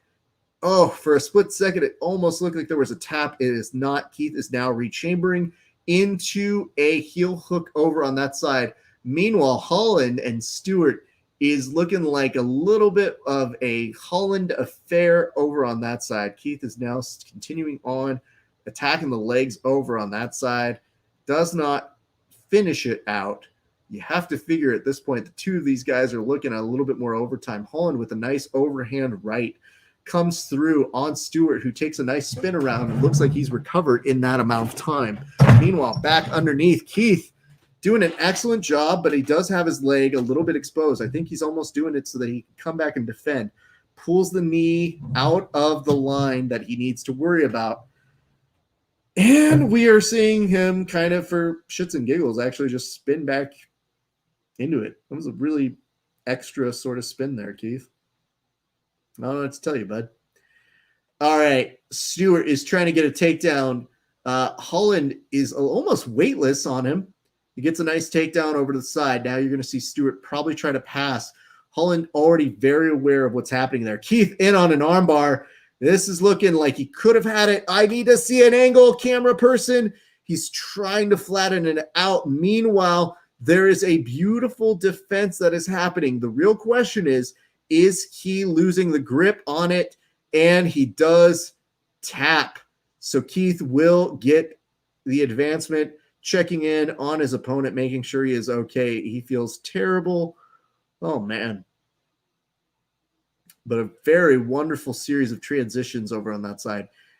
Keith looking good, man. He's been working out. You can tell in the arms. The arms look very, very, very solid. Sin City Submission Series takes another siesta as we return back over to the UFC. It is the third round of this fight. Holland has been looking very solid thus far in, but Stewart is trying to make an impression. Holland reverses up against the cage, and now we'll see Oriel Sanchez, who says Keith is the man. He's okay. Still a kid. You know what I mean? Let's be honest. He's a kid. He's not bad. Oof. 2:46 left to go in this fight.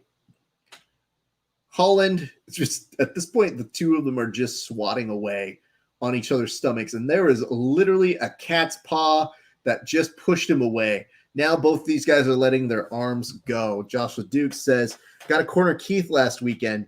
No one beats him in this tournament. Bold statement. Even Robert? Daigle gets through that, man. That's going to be a fun match to watch.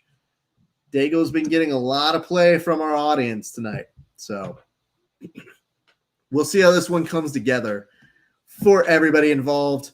Holland, for a split second, had double underhooks. Now just has the one. Oh, now a switch on over between them. Stewart is there. He also called you Mr. Esparza when we were talking about you at dinner. Yeah, that's for real. That is not fake. That is 100% what he does in real life. Even when we're just chatting casually, ooh, PJ is in on an arm barch, but he does not get it.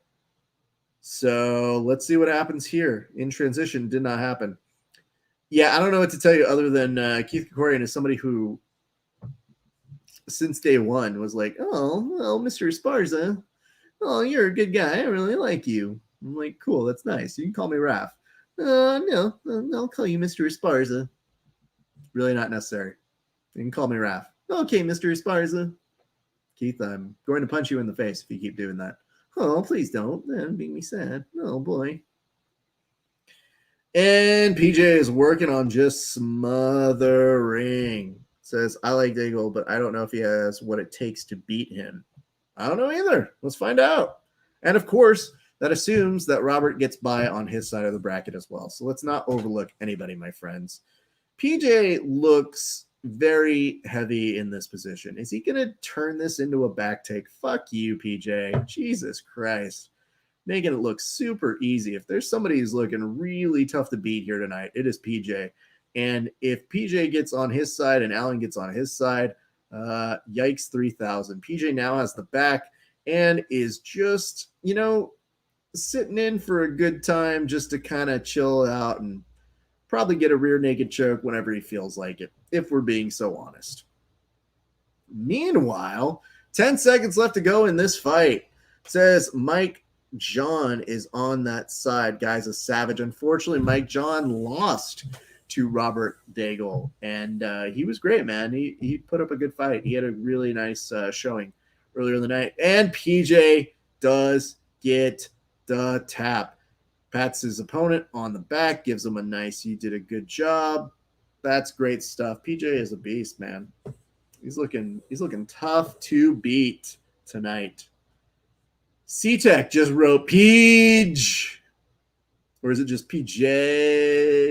I think it's Peach if you put all the J's together like that. I think it's the name or the way that it should be pronounced. That's what you get. Yeah, Mike John's doing his best to, get his name out there, and I appreciate you put him on to do his thing. Dude's a monster, man. Let me see here. Damn, that's impressive. Maybe if they had a real stream, I would have known. I mean, you probably wouldn't have because you were not responsible enough to go look at it earlier in the day. You're only just now watching. So, there's that. Oh, my God. That's pretty funny.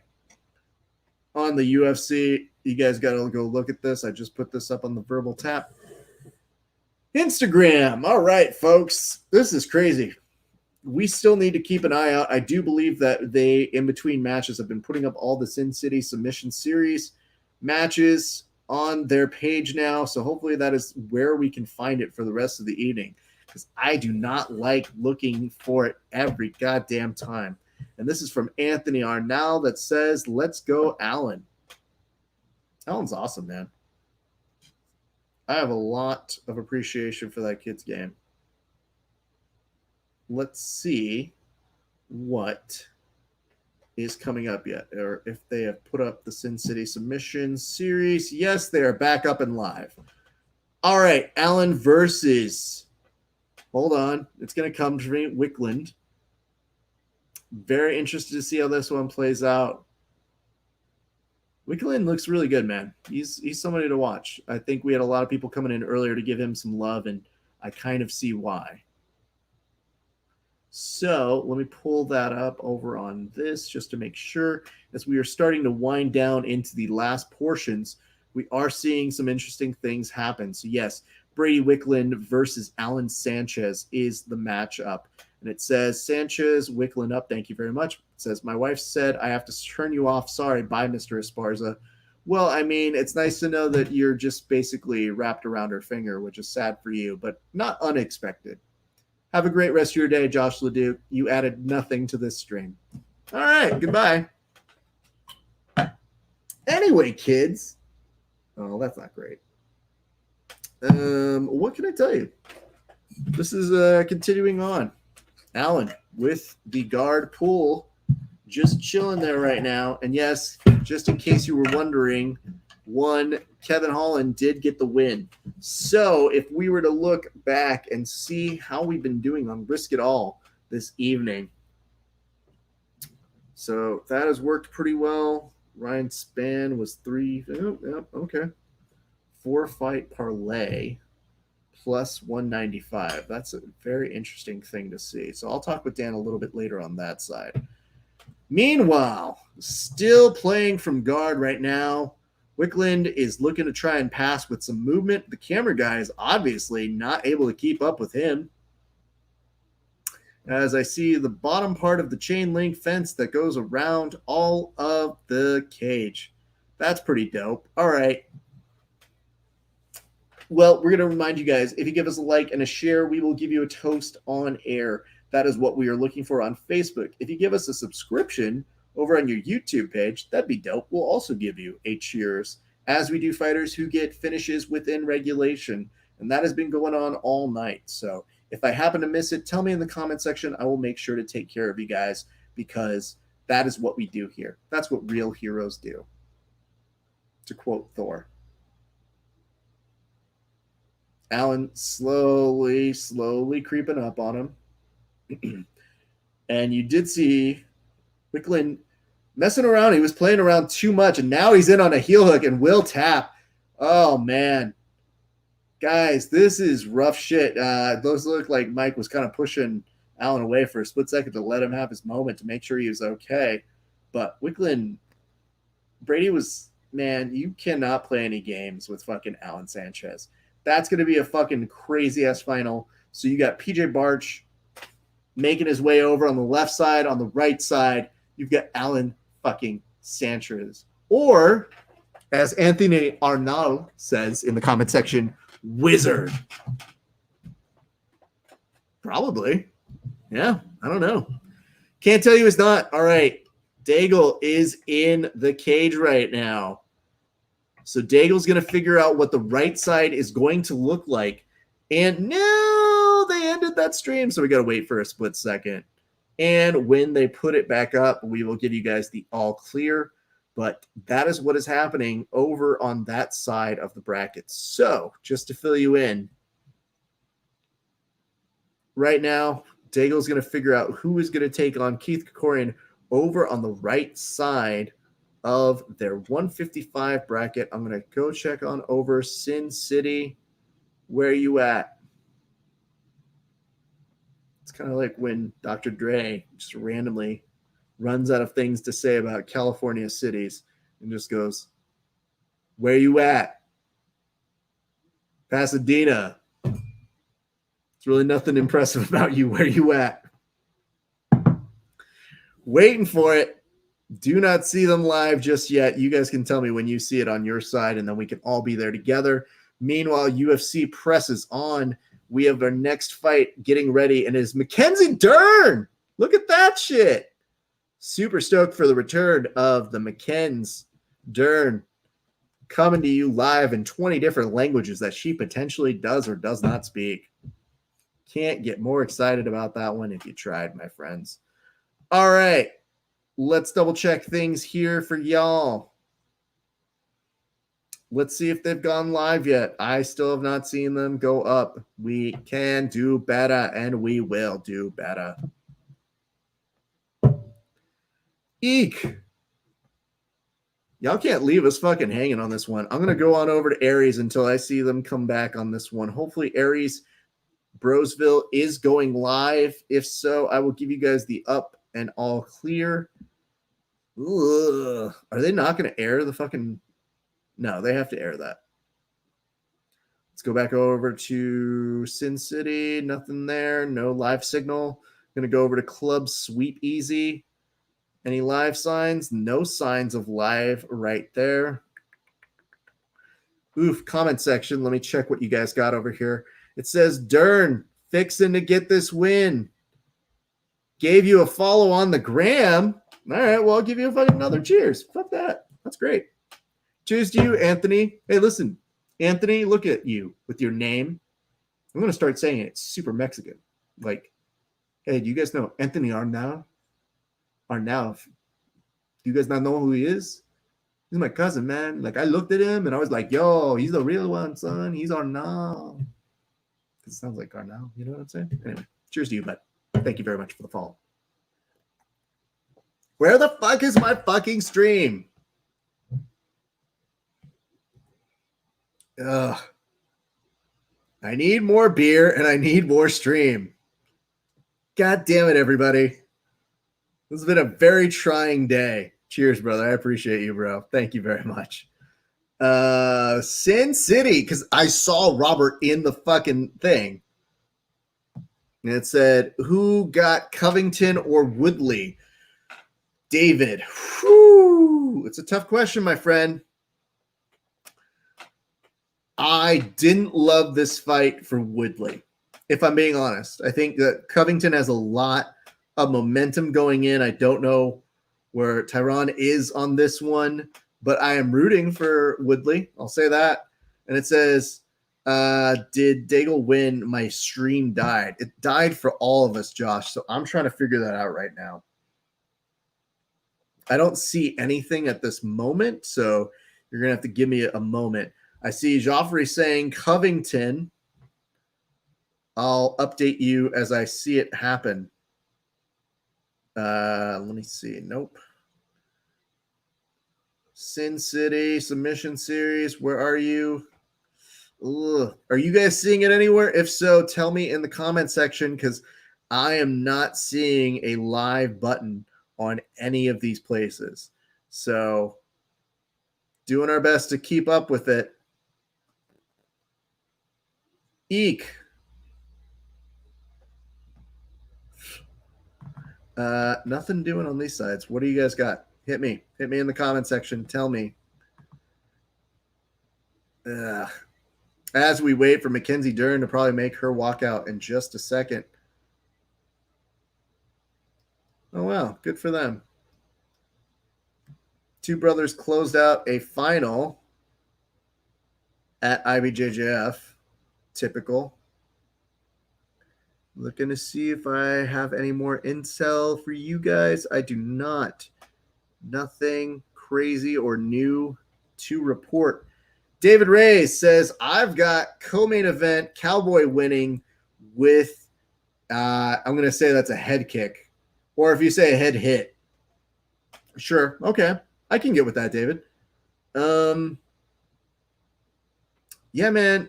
None of us know how to fucking bet on Cowboy at this point.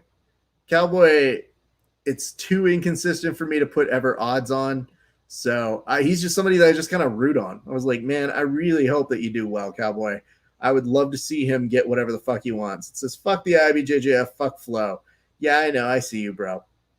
It's a very easy thing. I saw a head kick. No, I put that there for you, bro.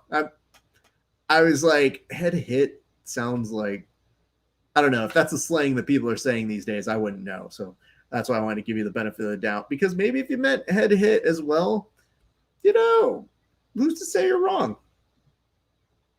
You might not be. But that is the intel that we have for you guys. I have not seen the stream go back up yet, so we're waiting to figure out if Robert has advanced. Let me see if Robert himself, are we going to check that? That Instagram? Maybe he's put it up. Nope. 6 hours ago, he is not putting up anything. Womp womp. Good try, Raph. All right. If you guys have more inside intel, let me know. Holy shit. Nicky Rod is on more steroids. Jesus Christ, look at this photo. Don't even look at Gordon. Don't even look at Nikki Ryan. Like, I know that Nikki Rod is this big, but also, Jesus. I guess that's the nicest way of putting it. All right, we've got Bruce Buffer doing the introductions right about now, and maybe that is a very big possibility. That would be very interesting to see. I just got a private message from a friend that said it is possible. They're just not going to stream that one. Okay. You know, for tonight, we've been through a lot. So wouldn't surprise me in the least if that was the actual case here. So let's go ahead and kind of run with that. I'll go double check for it in just a moment. Meanwhile, before we see Mackenzie Dern make her return back to the UFC with her mama bear fight energy now, I want you guys to just look at this photo. And again, please ignore the Ryan bros. But, like, look at Nikki Rod. Who the fuck wants to take that person on? Jesus Christ. Leave some steroids for the rest of us, Nikki. Jesus. Anyway, Mackenzie Dern makes her way out. Let me change the banner real quick. Ronda Marcos, Mackenzie Dern, get it started right now. Well, in case you're wondering who's who, Marcos has the red hair and kind of flurries Mackenzie Dern a little bit, and this may not be the pace. Ooh, there's a kick with nobody home, reminiscent of Gary Tonon's early kicks. And yes, Mackenzie Dern is going into Jiu-Jitsu Central. Was looking like she was trying to get almost like a omoplata going right there. Now Mackenzie Dern's trying to switch it up. She was going for a triangle, but she doesn't quite have the right positioning on it. Now she is just holding on to drag her down. Now this triangle is starting to look a little bit more legit. So in between the transition of that triangle, she's starting to go ahead and bring in a few more knots over to the nod on the noggin of one Randa Marcos, trying to work for a sweep underneath, grabbing one of the legs, working there. That triangle is way more loose, so Marcos is going to get a real opportunity here as she comes up, moves her pressure all that much more over on one Mackenzie Dern. Yeek!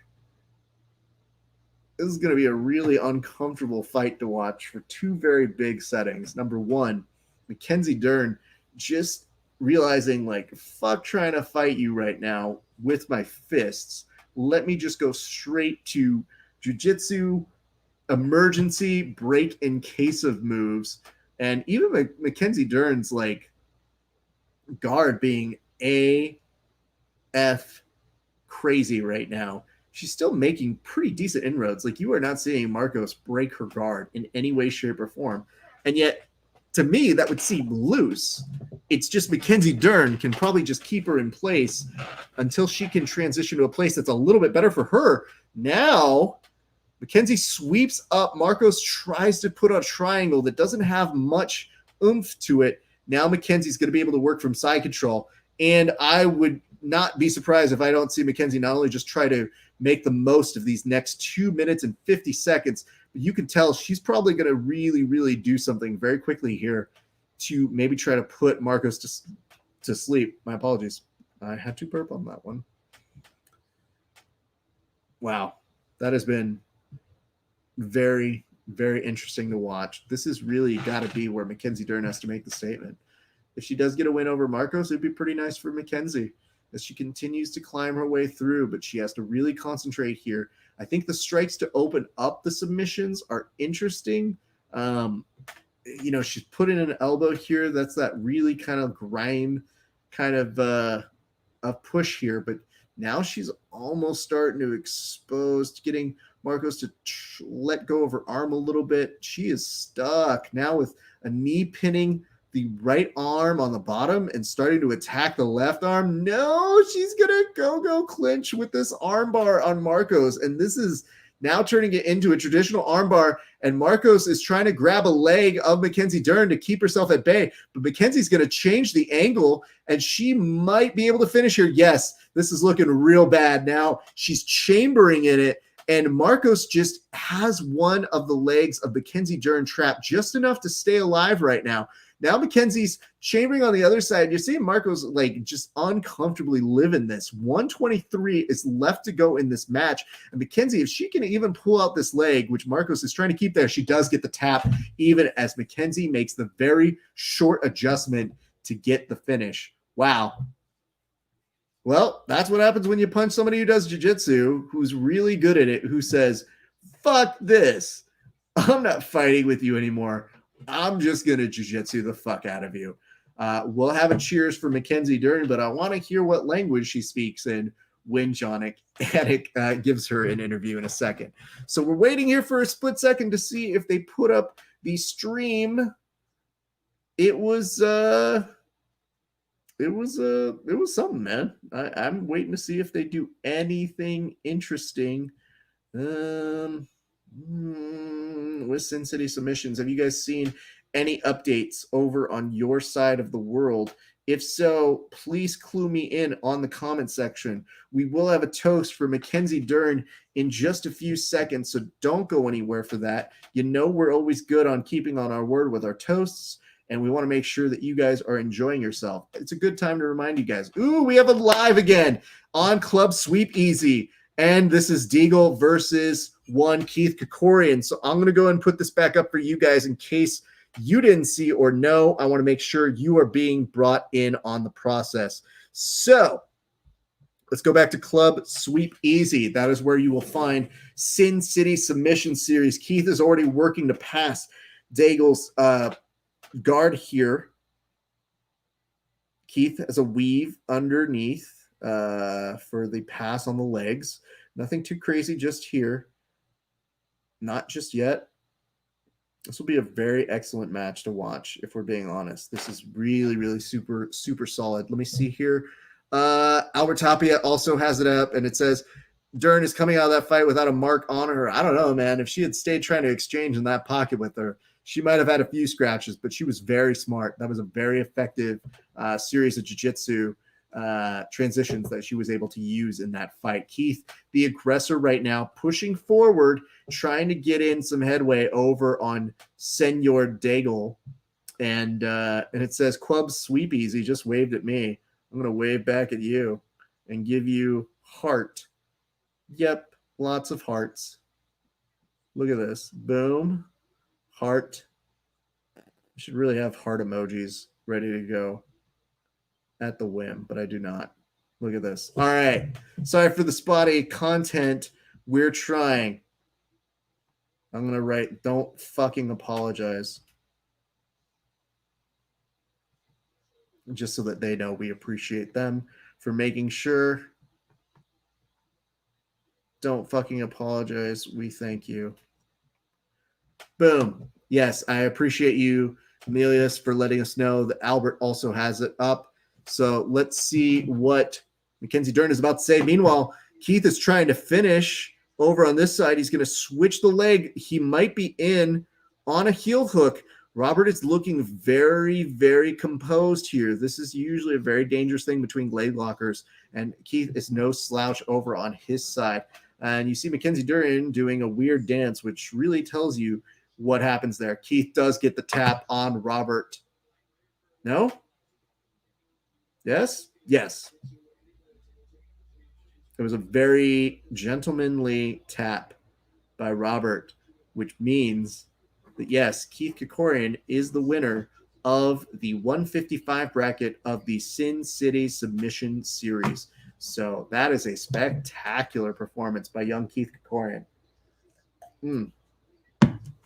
Check out the site today. Everything is going to be discounted off the comp. Hey, listen, if you guys really want to give some love, Club Sweep Easy says, check out the site today. Everything is going to be discounted after the competition.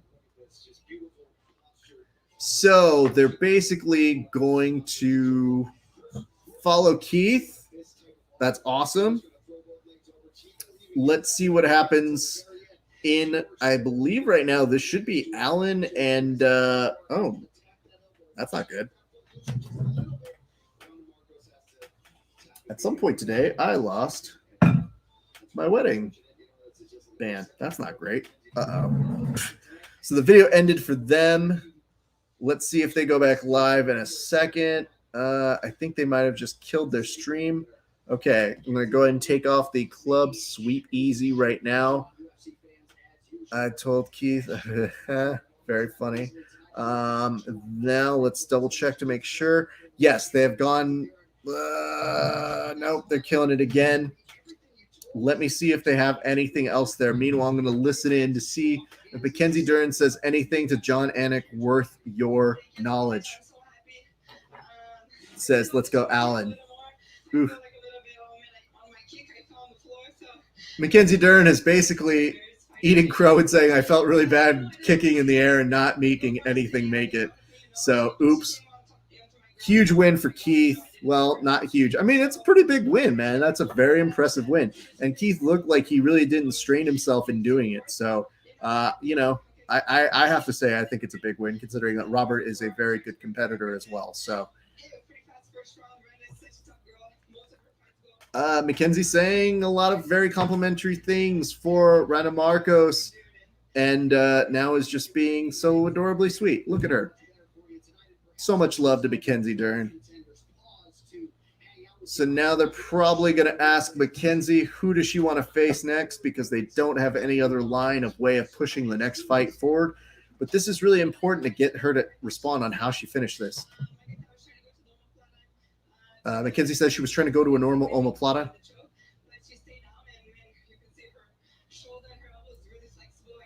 And Mackenzie said that her shoulder and elbow were actually really flexible.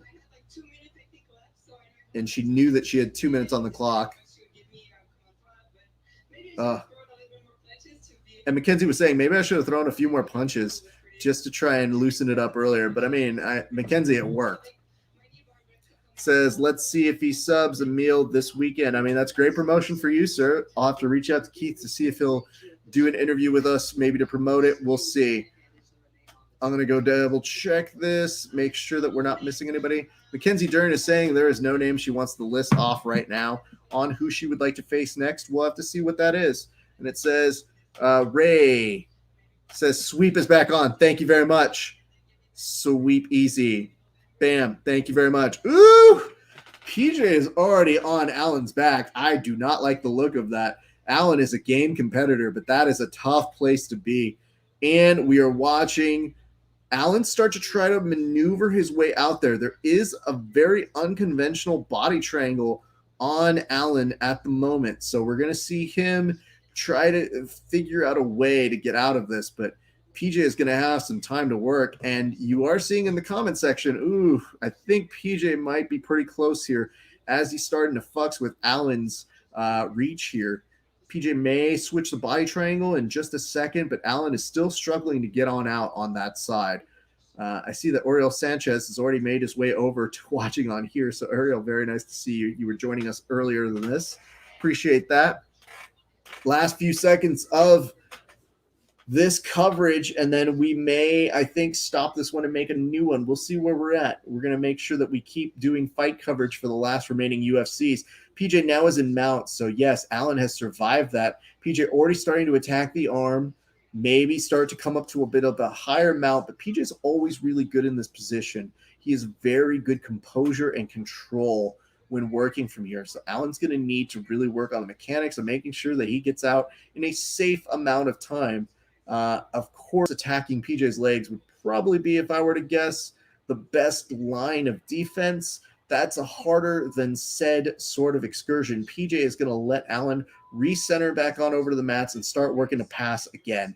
The both of them exchange a nice little hand sweep between the two of them. And now you are seeing PJ go back to work. He almost does a jumping Kimura. Allen tries to reverse it, does not get anything from it. Now he is going to back to a little bit of a closed guard. Now you are seeing PJ start to work on a heel hook on Allen. Allen is trying to keep his knees safe, and he does tap in the transition. PJ Barch is going to be the winner of your 175 division. Ladies and gents, don't call it a comeback because he hasn't been anywhere, motherfuckers. PJ Barch now is your champion of the Sin City Submission Series. Again, our thanks to Club Sweet Easy for making that such an effortless thing to keep up with all fucking night. And there's a nice little exchange, a hug between the two of them. It says, let's go, PJ. Man, you have to figure a great way for him to perform and show off tonight. Mike is going over, I guess, to say something to some folks there. And it looked like PJ and Robert were probably having a few words of nice congratulations between each other. They're now just walking around and taking some stock photos and video of everybody in the surrounding area. So you get to see how many codes they broke there tonight, but we're not going to report that because we're real friends. And Boogie is in the comment section saying, real them freaks. Look at that. And you can't ask for two better best friends to be given the money and win like that. PJ and Keith regularly train with each other down in San Diego. They are phenomenal talents, two really good friends of the show, and we will put out invitations to both PJ and Keith congratulating them on their wins. Anthony Arnell says, thanks for tonight. It was fun. Cheers, brother. I thank you very much for coming to party with us. I mean, this is a fucking crazy ass night, and I appreciate you working through some of the difficulties with us. Of course, PJ is flexing on us. Nobody needs that, Peach. Put that away, bro. These two are some of the nicest people in the world that we know in the grappling community. So we are truly happy to see. And they had to be two of the favorites who were coming in. So it has been a phenomenal night for them. And you know, we're still going to keep the UFC coverage. There are still, to my knowledge, 4 fights left to go. We've got Colby, Donald Cerrone, Kazmat, and Johnny Walker against Ryan Spann, Gerard Mearshart, Nico Price, and Tyron Woodley. So you don't want to go anywhere. You want to stay with us here at Grappling Hour. We're going to keep this party rolling. We're going to keep you guys hopefully entertained, educated. I don't know what other words to say, but we're going to keep this party going, friends. So I want to make sure that you guys are enjoying yourself. You can stay in the comment section. You can hit us up. You can let us know if you like the fights or if you don't. And I love this. C-Check says, thank you for sticking with it, bro. Hey, man, if there's nothing that I do well, it's that I show up and I stick around, even when people don't want me to. This is always a marathon, my friends. And I do my best to always make sure that we cover everybody as much as possible. We have so much love for the people over at Sin City Submission Series that I wasn't about to let them go on without saying a few fun notes about them. So this is all stuff that we love doing. We love the coverage. And thank you very much, Club Sweep Easy. I'm going to give you a follow. Thank you, because you did the Lord's work here today. Coming up next, it does look like we have Johnny Walker, who's about to make his way out in a few minutes. So don't go anywhere. We have more fight coverage throughout the evening, and he will be taking on Ryan Spann. And I'm excited about that matchup. And again, if you guys did like what you saw here today, give us a like on our YouTube video. Give us a subscription on YouTube. We'll give you a nice little cheers. I want to make sure we always take care of everybody who watches our shows, because you guys mean the world to us. And yes, we've been working our ass off today trying to piece things together, and we're not done. I know Diddy used to say we don't stop, and I don't fucking stop. Y'all motherfuckers can stop if you want to, but I got shit to do. This is where we're at week in and week out. We make sure that people are entertained. We make sure that people get to have fun. And, it's just a good day. I'm looking at this. Look at you guys are all giving these likes. So much appreciation. Love it. I will not hate it if you give us more. So, if you haven't done one yet and you haven't given us a subscription, if you would kindly do so, again, means everything to us. All right, fam. Here's what we're going to do. I'm seeing some of you guys start to sign out, but if you're going to stick with us, ride with us, die with us. Lord knows you're going to love it. If you don't, that's not really a guarantee. I can't really enforce that sort of shit. I just know that these last 4 fights are going to be epic, fun, super great. You know the deal. At this point, you are going to be entertained and enjoy yourself. So where else are you going to go? No? Seems silly. Don't go anywhere else. Stay here with us. What else do I got for you kids? Earlier this week, we took care of a few things. We have been following folks all week long. We're going to be returning this week with interviews with Justin Renek. And also, we have lined up the winner of the submissions on the Shore winner. Her name is Jordan. I'm forgetting her last name. Jordan Patrick. We will be interviewing her later this week, so don't go anywhere on that side. Also, we'll be returning on Verbal Tap with another installment of Over Under Kevin, which is going to be for UFC 253, which I'm very excited about. So that's the kind of new information you guys need to be aware of. To everybody who's been tuning in here for the UFC and we're very confused by the Sin City Submission Series whole, little thing, I understand. It's happened before when we've done crazy things with, watching like Third Coast Grappling or two events at once. These things come up and they're not easy to navigate. What we appreciate you guys sticking around and letting us cover some fun things over on the evening. I think right now, though, we are going to go live on Instagram to start closing up the last 4 fights of coverage. And look at this douchebag walking in with his Keep America Great hat and fully embracing a character in which he really recognizes he's an idiot.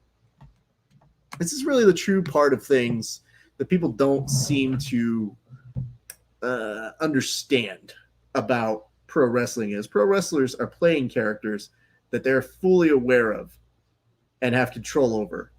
But it does look like Colby Covington is playing a character that he doesn't know how to really do anything else with. He's essentially a one-note bit player. Like, this is him just continuously doing the same note. And people are eating it up. There's definitely a base for it.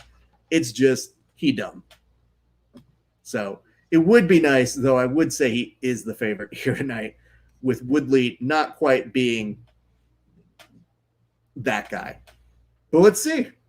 Woodley has been known to eke out some decisions here and there. Wouldn't be surprised if he's able to eke out a decision here tonight.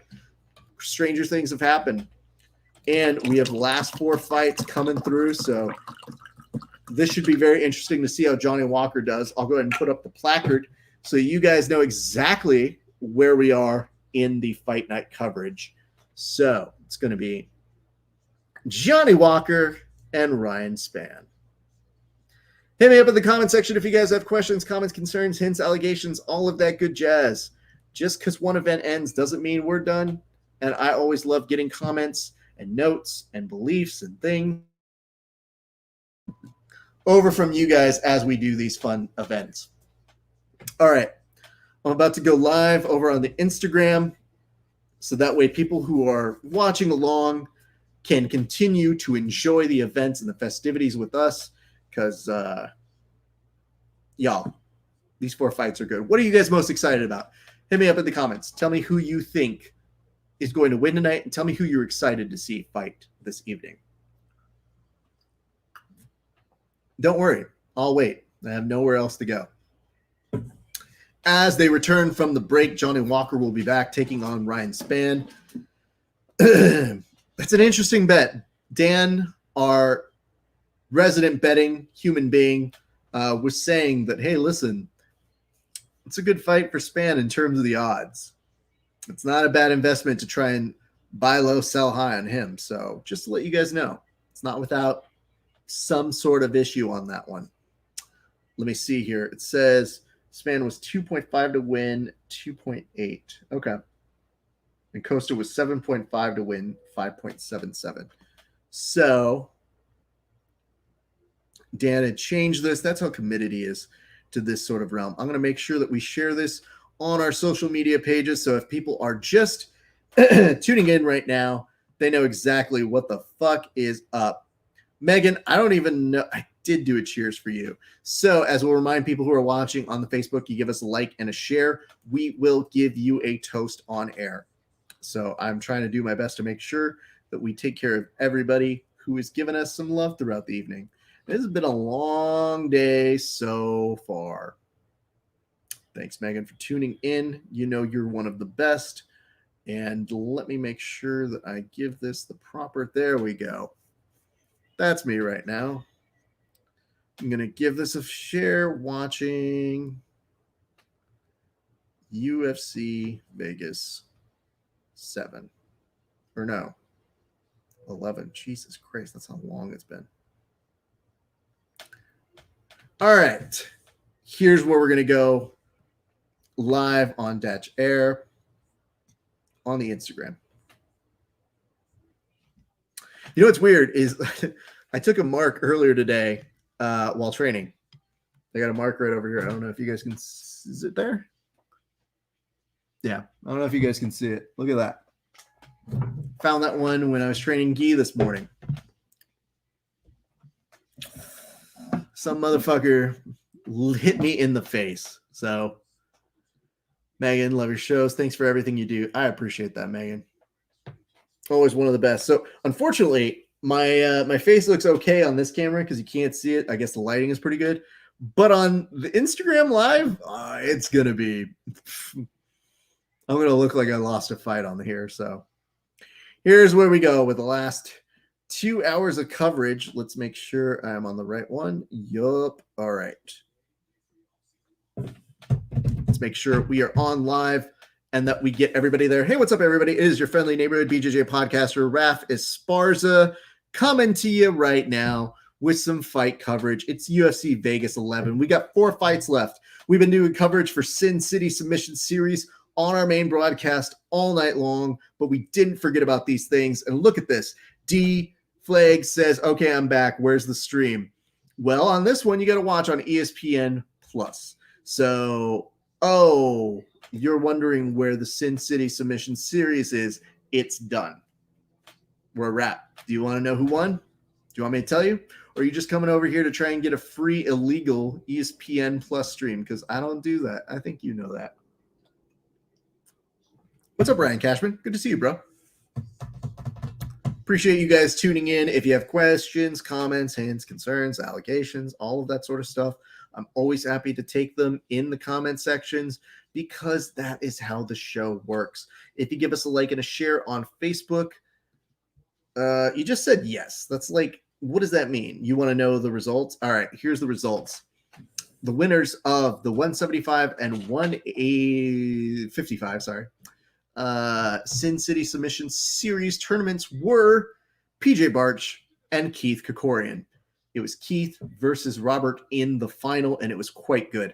What is up, Doug? What is up, C-Tech? Look at this. You're back on this.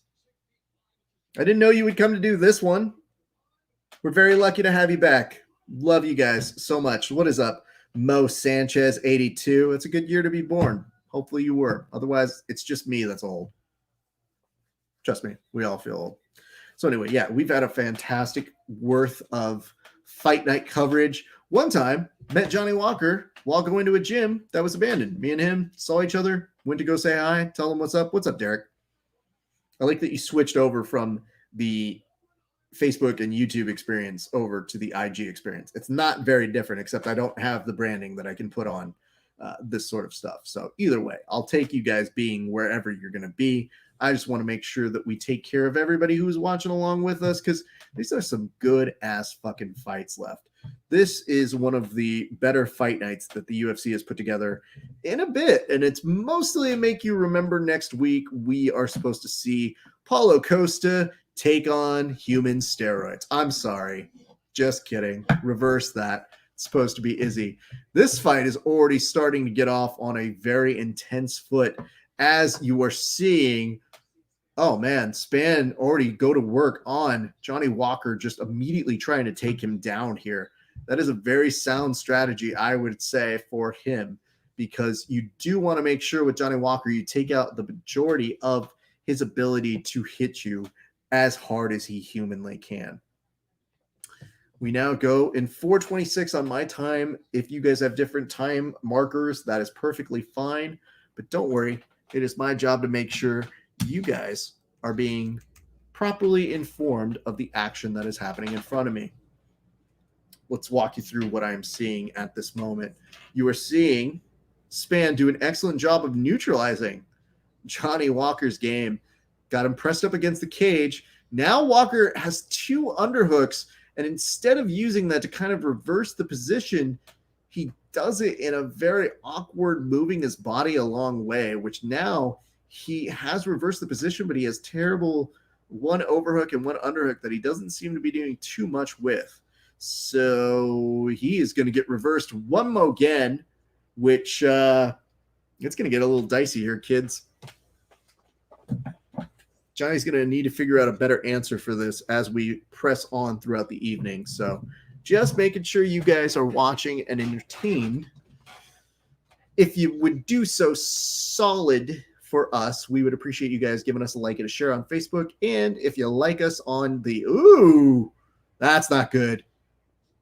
Span took a very, very nasty punch in the direction of one Johnny Walker, who goes down, and he just stays on top of him. Now he's on top of Walker's right hand. Walker just trying to bridge out very aggressively. This is not a great place to be. Now, Span, just for a split second, was kind of working on a jiu-jitsu triangle, does not get it. Instead, now they're exchanging hands, and oh my God, Johnny Walker is not only slipping, but he is losing the ability to stay upright. Now, he gets pushed up against a cage and is just dropping down some fists as Span is trying to finish the single leg. And he is now taking some hits, but he is not that affected by it.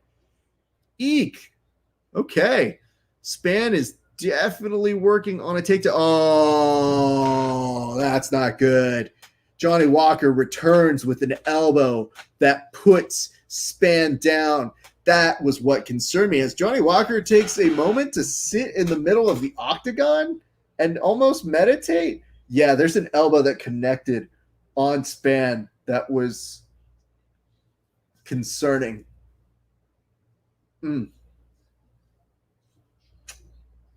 Well, good for Johnny Walker, man. That was super impressive. It says this has been a very entertaining card. And that's from Brent Akamoto. I would have to agree. That fight had about 4 different momentum changes, and it was only within the first round that it still got stopped. But holy fuck, was that good. Both of them cracked each other and then just kind of had to find their way around.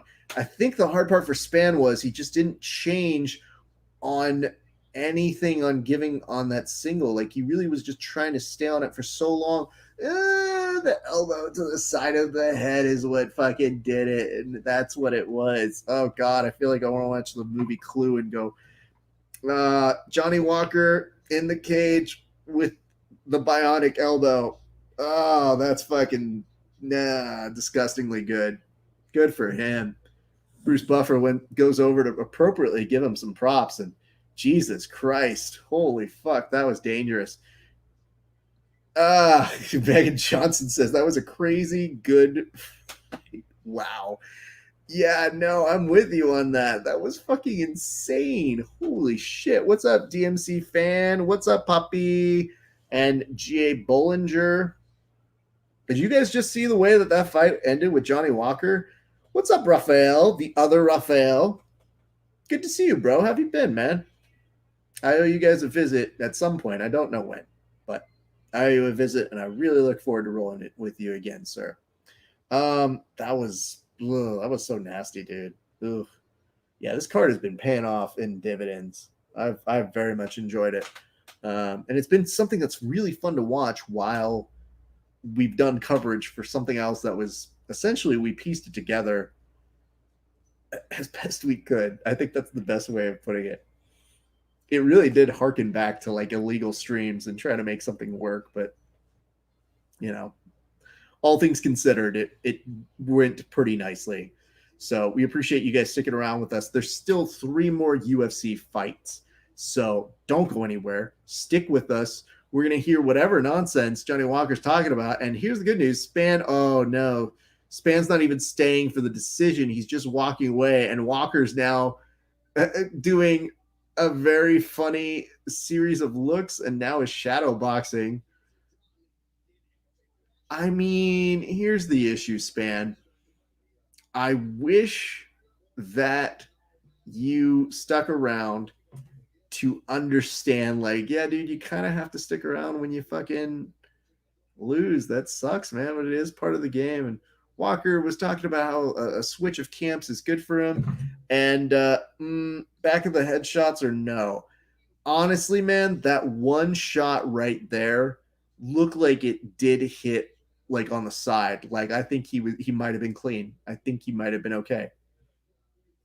I'll have to see the replay in just a second, but it was my concern initially, but I just think the angle of it was so there. And Johnny Walker is walking over to his interview like he's getting ready to do a TikTok dance of some sort. So I think that this might be somewhat entertaining to watch. I just know, what the fuck? Oh, no. Yep, every time. Stephen Thompson says, much needed win against a very tough kid. Congrats, Johnny Walker. He really did need that win. All right, John Anik, Scott Walker. Let's see what he has to say. Anik's asking, were you hurt on the feet? What's up, Morning Wood 31 and Steel?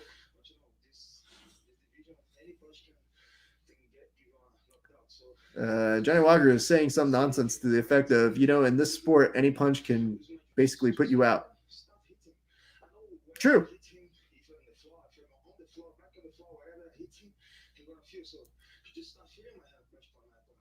So, yeah, a lot more talk about punches. And Johnny Walker now is 18-5 with 15 first-round finishes, which means we're going to have to do a cheers to him in just a second, by the way.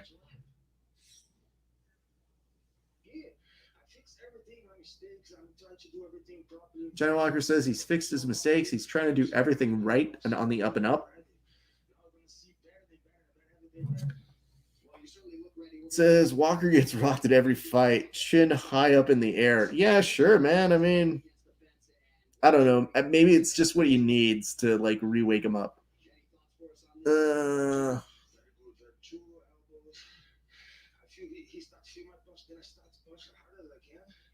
He said with the 2 elbows afterwards, he's just started to punch as hard as he can. That's the shit that makes me so fucking nervous for wrestlers all of the fucking time, dude.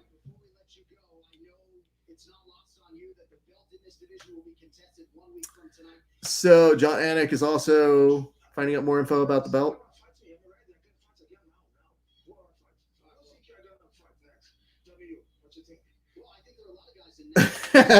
Johnny Walker actually had the perfect response. John Anik saying, like, yeah, I could fight anybody right now. Like, who do you want me to fight? That's a great answer. Johnny Bone says, sick bar fight, bro. What is up, Justin Wynn Eduardo? Thank you for joining us. We're watching the UFC right now. UFC Vegas 11. Look at this.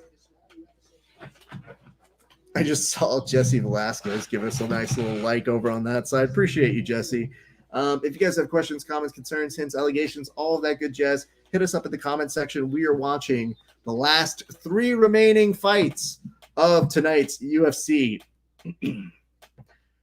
Fight Night, UFC Vegas 11. Sorry, it takes a second. We've just had so many fucking fight nights that I want to make sure we brand them properly each time. Every time I create like the little title for all of these things, I look down and I go, is this the right one? What's up, really, Smitty? Look at you joining us watching a UFC fight night. I don't think you're watching it, though. But I appreciate you showing up and leaving. Bye, Smitty. All right, we got to do a toast to Johnny Walker. How do you guys get a toast? How can you get a toast like a major professional athlete like Johnny Walker? Very easy. All you have to do, give us a subscription on our YouTube page or give us a like and a share over on our Facebook page. Really is that easy here, kids. Here's what I'm going to do for you guys. I'm going to go ahead and right now do a cheers to one Johnny Walker. So this cheers goes on out to Johnny Walker. Hey, listen, dude, not only was it a savage knockout, but I want to compliment you for coming up with the best answer for John Anik that I have seen yet. When he asks you the cliche question of who do you want to fight next, you said, I don't know, who do you want me to fight? That's amazing. More people should do that. You're a genius. Anyway, congratulations to you, bud. It's been a pleasure watching you fight, and I liked running into you when you were out in LA. You're a very nice person in person. Cheers to you. Big scar on his shoulder from his prior celebration. Well, you know, they're not all going to be great landings, I guess is the nice way of saying it. So you kind of get marked up when you do the dumb celebrations, but I also can't help but somewhat be endeared to that kind of brand of crazy because it is quite fun. I just don't want people to hurt themselves doing it, but I'm also not going to not laugh when it happens. What's up, Jits Mom? Hope you're doing well. Thank you for joining us. Some great 10th Planet news this evening. 2 winners from the Sin City Submission Series, Young Keith Krikorian and Powerful 1 PJ Barch. So a great day for the 10th Planet San Diego kids, the freaks, the amazing jiu-jitsu artists. So much fun watching them compete here tonight. Unfortunately, their stream was not up, but we took care of it. We were able to walk people through it, and I think we had a pretty good time, all things considered. Now we're just finishing the night off, watching some great UFC action with some friends, making some new ones, talking with old ones, just pretty much having a pretty decent all-around evening. And I hope that you are too. So let me see here. I've got a couple notes that I have seen in our comment section, so I want to make sure we address those. We've had people all night long saying very complimentary things to us. So just as long as I know, for whatever reason, the stream just stopped over on this. So I got to double check that real quick. Here we go. Live story. My apologies. Hey, what's up, everybody? It is your friendly neighborhood BJJ podcaster, Rafa Esparza. There's 3 fights left on UFC Vegas 11. And yes, that is a mark from somebody who basically was mean to me in the gi. So, but you're joining us right now. We're happy to have you guys. We're watching along with our friends over on the main broadcasts. That is our YouTube, Facebook, and Periscope, and or Twitter, depending on what you're watching. We appreciate you guys joining us. We have 3 fights left. And Dane Donovan, I want to hear who you have in the next fight. And in case you forgot who the next fight involves, it is one Khamzat Chimaev versus Gerald Mearshart. Now, if you get through saying those names accurately, then guess what? You get a cookie. You get like a nice little prize. I'm not going to give it to you. You'll give it to yourself. What is up, Shango Dixon? Glad you're joining us as well. Good to see you back. It's been an interesting night. So here's what I'm thinking on this one. I don't know what to do with Khamzat Chimaev because he has embraced the idea of being dumb Khabib. Raph, what do you mean by dumb Khabib? Allow me. Khabib mostly just likes to let his jiu-jitsu and his grappling do its work. Khamzat is like looking at the Khabib blueprint, but then saying, that's an interesting thing that's working for him. How do I make it stupider? I know. I'll basically just take his one-liner of smish and I'll turn that into a full character. It's kind of like when you see a sitcom turn into a spin-off of a character that you go, we don't need that to be a spin-off. They can just be a supporting character. No one's asking for that. It won't be like Frasier. No, thank you. And thumbs down. So the one redeeming factor is he has put together some very entertaining fights. So that is the one thing that I'm very much hoping for tonight in this realm. So if that's it, then that's where we're at. What do you guys think? Do you enjoy him? Do you appreciate him? Do you have more thoughts? You're more than welcome to share them with me because it's kind of strange, if we're being honest. It's a weird thing to see all the time. Anyway, who do you have in this fight? Khamzat, or do you have Gerard Mearshart? Hit us up in the comment section and tell us who you have. Let's go ahead and give this a few more shares here, people. Appreciate you guys joining along for the ride. It has been, like we mentioned, crazy night watching our friends over at Sin City Submission Series and continuing to press on as we always do here on the show. So I think we're probably going to wait the second to last one, and then we're going to put it up. What is up, Nader Kitab? Hopefully you're having a great night. We're watching UFC Vegas 11. Who you guys got? Hit me in the comment section. I know you're there. I can see you. It's a pretty fun thing to tell people. They're like, I see you in my comment sections, bro. I know you exist. I know you there. Anyway, we will keep you guys updated on when they end up putting out the Sin City Submission Series individual matches. I imagine that's probably what they're going to end up doing. There are a handful. I mean, it went quick, all things considered. So it'll be interesting to see which one of these that you guys really loved and which ones you really appreciated. So I just discovered on air, I don't know if you guys figured this out, but I just discovered that my ring finger, I normally have a little thing on there. It's gone. So I meant while I was training today, it fell off. I was training so hard, I forgot all about my fucking little ring finger here. So here's the good news. I don't wear my actual wedding band when I'm rolling because that's stupid. But I usually have like one of those little rubber bands that my wife very sweetly got me. But when it's gone, I act like, whoa, no, I can't believe it's gone. So fortunately, we have a bag full of like 10 of them that we got for $5. But I just like that I'm so attached to this one that I could just think of. I was like, oh my God, I've lost it. Oh my God, am I divorced now? Did I lose this? No. What's up, Avery? Look at this.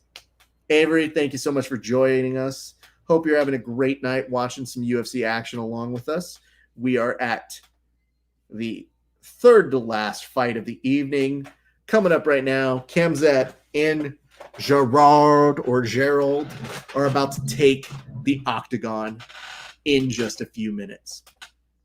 In the meantime, we've been asking who you guys have in this fight, and y'all are afraid to take a risk on this one. I mean, y'all just aren't saying who it is. That's what it is. You guys aren't telling me who you think is going to win, and I wonder about you guys. That's all. I want to make sure that you guys enjoy this fight, and that's what I got going on. Also, I'll let you guys know this. We took a week off of doing some new interviews. Why did we do that? Well, here's why. The little puppy, little Lucy, some of you have seen her. She's great. She came down with kennel cough about 2 weeks ago, and we were giving her some antibiotics. And on the last day of antibiotics, she essentially was vomiting this new food that we were trying to give her to help her, kind of eat her pills and keep it down. And as a result of that, I was like, oh my God. So we took her to a vet 2 times in 2 weeks. And I was like, y'all can take a few days off from me. So fortunately, she looks better. You can tell that she is in a good place because she tried eating a fucking roll, like a little toilet, the little fucking brown little dispenser part of the thing. And I was like, oh, you're back. You're being a big brat. Look at that. All right, Shango Dixon. Anyway, we got a lot of nice people asking, where are we? When's the next episode? That's why. But we'll be back to normal business this week. So we appreciate you guys for all your concern. I see a note here that says, I'm going with Gerald. And I got a note here that says, I got Shim, but I want to see more before I jump on any bandwagon. Well, too late on that, because that dude is all bandwagon right now. You can tell because that man's literally every chance he gets being like, do you like Smash? I smash. No? I smash twice. Smash? Is that what you want to hear? All right, they're already both in the cage right now. Khamzat was really just cringy during the presser this week, where I was like, dude, I don't care what you got. Also, Gerald kind of looks like Thomas Middleditch from the what is it? Silicon Valley. He just looks like a more yoked version of him. But this dude is 31-13. That's a lot of fights, dude. So you kind of wonder, why do they have him in the UFC? What do they have him there for? Oh, to build up a new guy. Okay, well, cool. Let's see how this one plays out. Now, Kemzat has a record of 8-0. Dane Donovan is coming in to say, let's go, Gerald. I'm with you guys. Let's see how this plays out, kids. We're just a few seconds from the fight taking place. Give us a like and a share on Facebook, and we will give you a toast on air, which very well could possibly happen for one of these two fighters, because it's been a night full of a lot of really good finishes. So do not be surprised if the action gets really quickly underway. What is up, the Tattooed Accountant? Look at that. Do you have a business name, the Tattooed Accountant? Because I think that would crush. Anyway, we're watching UFC Vegas 11. Hope you're enjoying it. My name's Rafa Sparza, host of the Grappling Hour and Verbal Tap. Having a good night so far. A little bit more tepid, actually, than I expected them to come out right now. Kemzat is... Oh! Oh! Wow! Gerald always looks high. Derail this hype train, Gerald. Yeah, he was not the one to do it.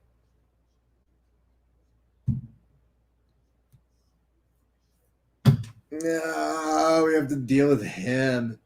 So guess what? I know that they were talking about how do you overlook somebody like him during the press conferences, but they were already looking to pair him up with Damian Maia. So, look, circles him. Yep, nice kick. Hands are down. Backs him on over to the center, or I'm sorry, over to the edge of the cage. Finds the opening, and just, like, it looked effortless. What is up, Georgie? Bro, wow. My cousin just messaged me and said, bro, Rao, for real. Oh my God. I don't want to hear him on the fucking microphone now. So the cringeworthy exchange between the two. I like Megan. No, you're not wrong, Megan. You said that we're all wrong. Yeah, we were. But I'll be very honest with you. In knowing Gerald's record, I didn't feel great about it. I just wanted him to beat him. It's similar to where I'm at with Colby, where I'm like, I think Colby has the momentum. But would I like Woodley to beat him? 1,000,000%. Yes, that would be great. He'll be fighting again in a few weeks already. They already double booked his ass. Yep. Cousin Marty, you're not wrong. Jesus Christ. Oh, this is concerning. That really just that is not great for your kids. Nah, he's just gonna do smash all over. And that's all I'm gonna hear in this fucking press conference. What's up, Panda Pat? Hope you're having a great night. We're watching UFC Vegas 11. Hopefully you are too. If you aren't, no worries. What is up, Broll 89? What is up, 401 Honey Badger, BJJ? Appreciate you guys all coming in. In case you missed it, a dude just got starched, and we all applauded it because it was awesome. Early stoppage, if you ask me. I mean, debatable. Oh, my God. MK Hales, thank you very much for joining us.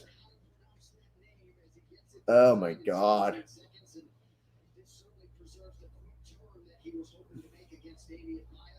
Yeah, I don't want this with Damian Maia. Somebody hit me up earlier this week, and they're like, how do you see that fight going with him and Damian Maia? And I go, I just don't want to let him have the fight. Hard to get through the UFC here in Korea. Oh, I'm sorry, bro. I mean, here's the good news. You got me. That's almost as good as having a subscription, right? He was out cold. Yeah, just look at this replay. Comes in, overhand right, connects right on the button. You don't even need the follow-up right there. No. Gerald, you were not the one. Dana is mid-stride. I don't even know if Dana was right there. I think Dana, there's a background. They should see if they could zoom in on that. Holy shit.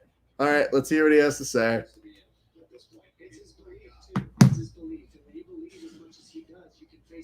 Don Cruz is now saying it's a belief in himself that really is helping to do it.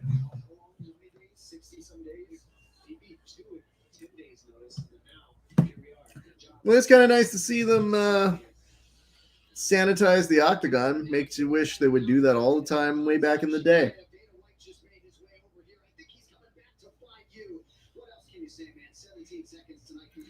17 seconds here, people. And he's saying 50 G's. I mean, his English is coming together a little bit better now, so that's good. Anik is asking, how are you able to rise above all of this hype?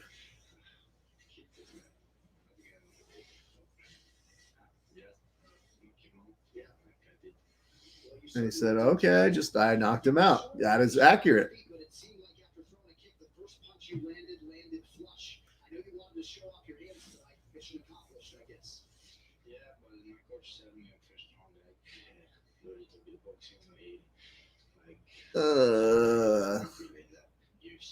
That's so, like, every time you see it, you just think, I don't want to watch it. You know, here's some good news, though. He's not as annoying in this interview as he normally has been.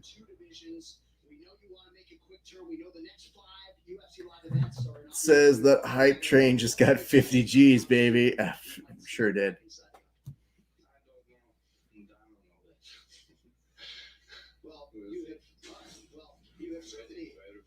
He says he's ready for everybody. Good for him. He's now tied for the third fastest knockout in UFC middleweight history at 17 seconds.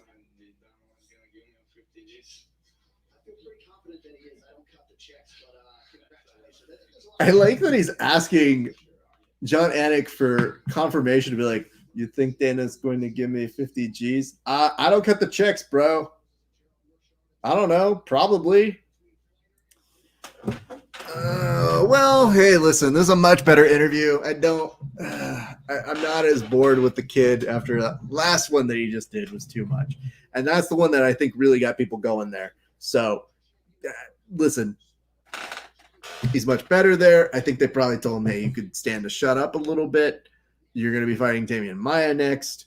Who knows? He could knock out Maia like that. A friend and I were going back and forth on it, and he was telling me, he's like, I don't know, man. I think Maia has the stuff for him to get it done. I'm just like, bro, I don't know, man. When you get old, punching with a kid like this is just a downslope for you. There's very few upsides for you as a fighter in that realm. Work the clinch. Look at you. Thank you so much for joining us. We appreciate you. Right now, watching the final two UFC fights of UFC Vegas. What is up? Go Akempo. Appreciate you watching along with us. Finishing up the last couple fights here on the UFC Vegas 11 main card. It has been a fucking crazy night worth of fights here, kids. Coming up next, Donald Cerrone versus Nico Price. What's up, Lee Rulis?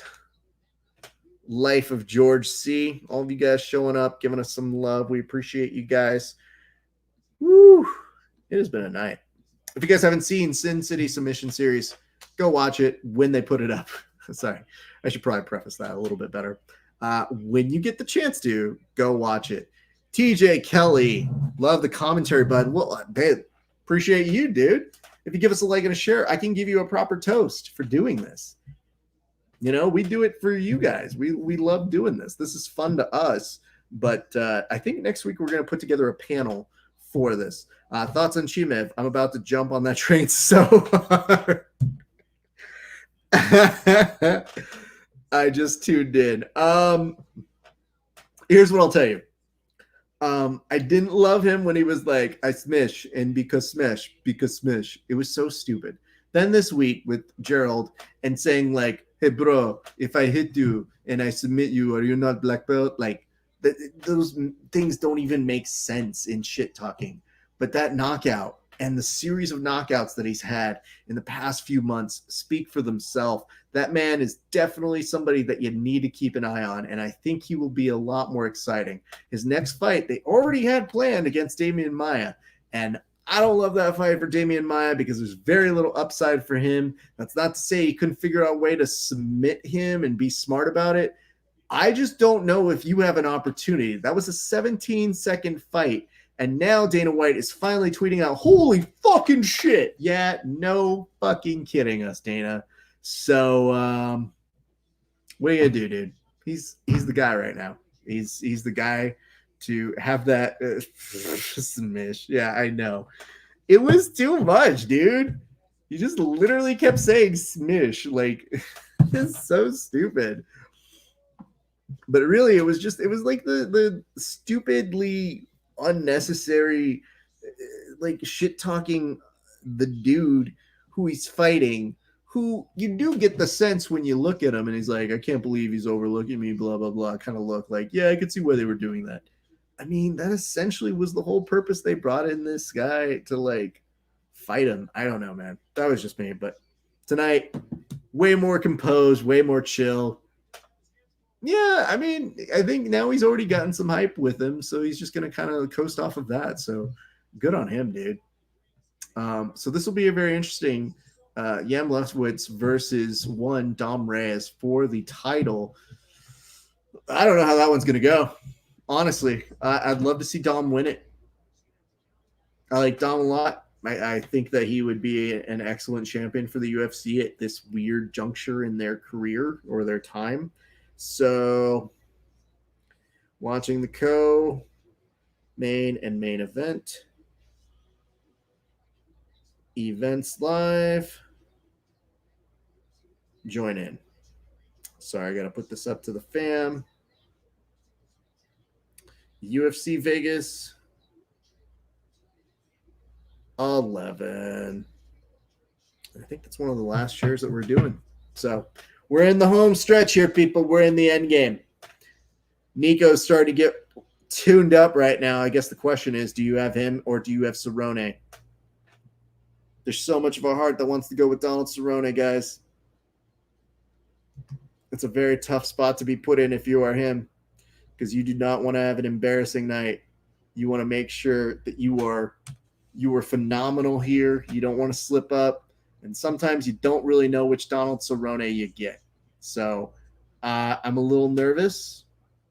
As our good friend Dan Hubler told us earlier in the evening, do not bet on this one. It says, this is Kavanaugh. Says, spoke to John Kavanaugh of SBG. Said Johnny Walker was only there for 12 weeks before fight. Rather than try to change a lot, they focus on getting him in great shape and mentally ready. Now the tweaks will come. Want to keep up his creativity, but clean some things up. Okay, that makes sense. Brett Nakamoto doing the Lord's work. And it says, as much as I love Donald, I think Price has this. TJ, don't say that. Ugh. What's this? Justin, look at you. Continuing to come back in. Love Cowboy, but I got Nico. Understandable. My heart is always rooting for Cerrone, but it's hard to bet on him. It is, man. You know, the fight game is not a forgiving game. So all of us just kind of sit here and go, how long can this thing go on? You know, Cerrone with this whole area of, oh, I'll take a fight, I don't care, to now seeing the dad Cerrone, who also says things like, I don't really spar all that much anymore. It's a dangerous one, man. I don't know. I want to see Donald win. So again, that's why we don't bet. So Nico could put on a really good show here tonight. This is all him. This is a great opportunity. And we'll see if the wily Donald Cerrone has something up his sleeve. We don't know. All right, what other questions do you guys have in the meantime while we're trying to figure this shit out of the last two fights that remain? Hopefully you're enjoying us and you are getting in some great moments to figure out, I don't know, who you want to root for. Coming up on the main and co-main event. What's up? Oh, bam. And then UFC Vegas 11. All right, I'm going to take a couple more questions before we got to go and start doing the transition work. Look at this. Megan, I've always been a Cowboy fan. I'm sticking with Donald Cerrone. Good for you, Megan. Don't let anybody tell you any different. Look at this. Justin saying you're going with Cerrone with the fingers crossed. I love that, man. A lot of you are being ride or die with him. And I mean, Cerrone's been the dude for so long. It's hard to, go against that guy. It's just, where's he at? Who is he? And sometimes he likes to just remind you he's a bad motherfucker, man. So it's hard to go against him. I also want to tell people Justin Renek is going to be on our show later this week. So you guys want to tune in for that. It's going to be our first time chatting on the Grappling Hour. And I'm very much looking forward to hearing about him getting his black belt, what he's been up to, what he's been doing. I mean, he's been killing it on the competition scene. And I'm very glad that we finally would get our opportunity to have a little bit of a conversation. It's one of the very, very nice things that I do get to see on my side as a host is we always try to pay attention to everybody who's competing. So we always look around, we see who's the up and comers, who are the people who consistently do good work. And we always make sure to try and keep our eye and bring them on so that you guys get to know them a little bit better. And yeah, they might go do other interviews with other people, but those mostly suck. Let's just be very, very vocal about it. They're not good. Ours are always good. So that's why we love you guys to go ahead and come up, join us, have some fun, get to know him a little bit better. And who knows, maybe I'll make fun of him. We'll see. He's a safe distance away from me. It's usually where the best jokes you can tell. You tell them to somebody's face over the internet. Yep. Now, Justin's been he has the love and admiration from a number of people that we know in our same circles who say nothing but wonderful things about him. So that'll be a lot of fun. All right, kids. I'm looking around. I'm waiting to see what other comments you guys got. Michael Ochoa, I see you, bro. So did you guys give a like and a share? I'm going to just double ask this in case I missed anybody. But if you gave us a like and a share on Facebook and I didn't give you a cheers, please let us know. I did take care of Megan. I did take care of Dane. Just Michael Ochoa, this is what makes life all the more worth living. You know, the dumb part about Just Bleed Guy is that he exists within all of us. I cannot tell you how many times I have been like, Just Bleed is so stupid. That guy's so dumb. And people will be like, what fight do you want to watch? And I was like, I want to watch incredible violence between Justin Gagey and Michael Chandler if they can make that fight happen. I will be Just Bleed Guy if that's the case. I'm just saying. Dane Donovan, let's go Cowboy. Look at that. You guys are all coming in with your big support of one Donald Cerrone. Or as Greg Jackson used to say in the corner, get some Donald Cerrone, which was the weirdest phraseology I think I've ever heard. What's up, Sleep Poppy? Glad you're joining us. Both men are already in the cage. Nico getting some baby birded water put into his mouth right now. Oof, what a moment. And Donald Cerrone about to make us this is GMF is going to be champ. It's possible, man.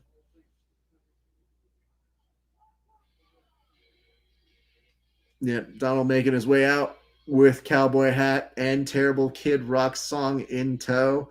And you're in for something here, kids. On the mat. You were joining us. Thank you so much. We're about to watch Donald Cerrone see if he's still got it fighting out of the bad motherfucker ranch. That's what it is. It's always so funny whenever you see all these people with like their little acronyms and shit like that. I'm always like, yeah, dude, the Donald Cerrone ranch is just this mysterious place. I want to talk about Donald Cerrone's body for a split second right now because he looks like he's in good shape. I don't know if he's in the greatest of shape. You guys want to disagree with me? I mean, he looks real thin. I don't know how I feel about this. He does have the most wins in UFC history at 23, most finishes in UFC history at 16, and the most performance awards in UFC history at 18. So his reputation precedes itself. I have a note here from Dane Donovan that says, Jackson is weird in the corner. He says things like, hi, Mr. Cerrone, how are you doing? We're keeping our hands up, okay? Yeah, he does. I think it's kind of weird because sometimes this calmness has been a very, very welcoming presence for people. There was that era where Greg Jackson was coaching everybody to wins, and there was something to his like very zen chillness. I think one time he told John Jones, "You're a waterfall, John, you're a waterfall. Let it fall upon you, okay?" I was like, what the fuck does that mean? And I went back, and I think Kevin and I went on the next show that next week, and we were like, what the fuck does he mean you're a waterfall? Kevin, don't ever tell me I'm a waterfall, because then I'm going to get TLC stuck in my head, and then I'm not going to be able to fight because I'm just thinking about how great they are as a group. Never put that in my head. Never. All right, Bruce is making the introductions here, kids. We're just a few seconds away from incredible violence. I'm not just the lead guy on this one because I'm too emotionally attached to Donald Cerrone. I'm just like, all right, Nico, let's see what you do. Donald Cerrone, you have my respect. So 14-4 for Nico Price is concerning, though. He is coming in at negative 140 as the favorite in this fight. Let's see what Donald Cerrone's betting odds are right now as they put the little bracket up. In case you forgot, though, DoorDash does sponsor the UFC, so that's always weird to see. TJ Kelly says Cowboy Smish. Let's hope, bro. Because I don't know how long this party's going to last for Donald Cerrone. I like that he keeps telling people, he's like, listen, I don't know how long I'm going to be doing this for, but you're not going to tell me when to retire. I'm going to tell me when to retire. Don't go chasing DUIs. Just sticking to the hit and runs he used to. It's almost good enough for me to sing. Almost. Don't go chasing DUIs. Just stick to the hit and runs that you're used to. Yeah, it needed of that. That's what was there.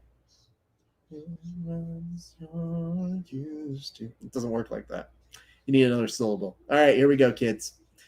3 5-minute rounds. Donald Cerrone gets in there very quickly, and we are watching Nico start the aggressor. Cerrone start to move. Movement looks good for him.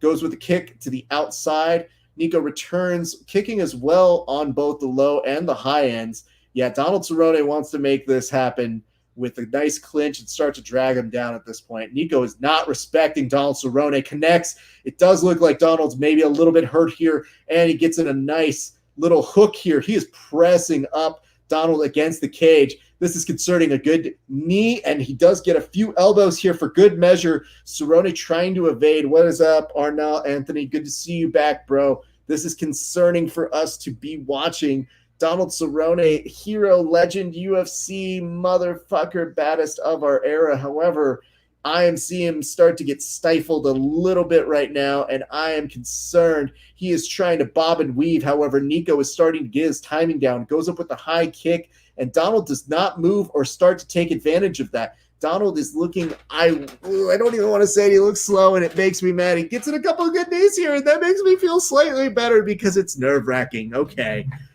Calming down, Nico's starting to feel a little bit more relaxed now, but if he turns this on and Donald is not ready, this could be a wrap here, kids. This could be very, very problematic.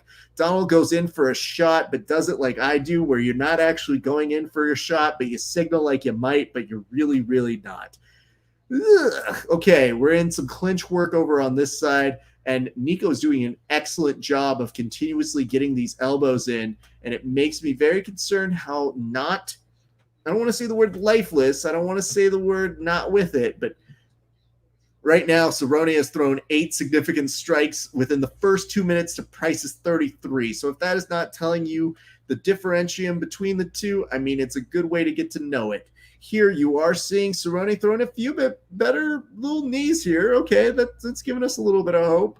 But Nico is very, very ready for all of this. And it says, oof. It's like someone told Nico Price that Cowboy usually starts slow, and he was like, perfect. Ben Folks, you aren't wrong. All right, Donald Cerrone. Now that's a little bit coming more to life. This is still concerning to us who are rooting for you as we watch the clock say 2:20 And Donald Cerrone, maybe he just needed to be woken up. Maybe these kicks to the face and these elbows are like coffee to him, where the rest of us would probably be night-night very quickly. Oh, there's a thumb poke, I think, and Nico is trying to apologize for it. And Donald Cerrone, you don't need more shit happening to you.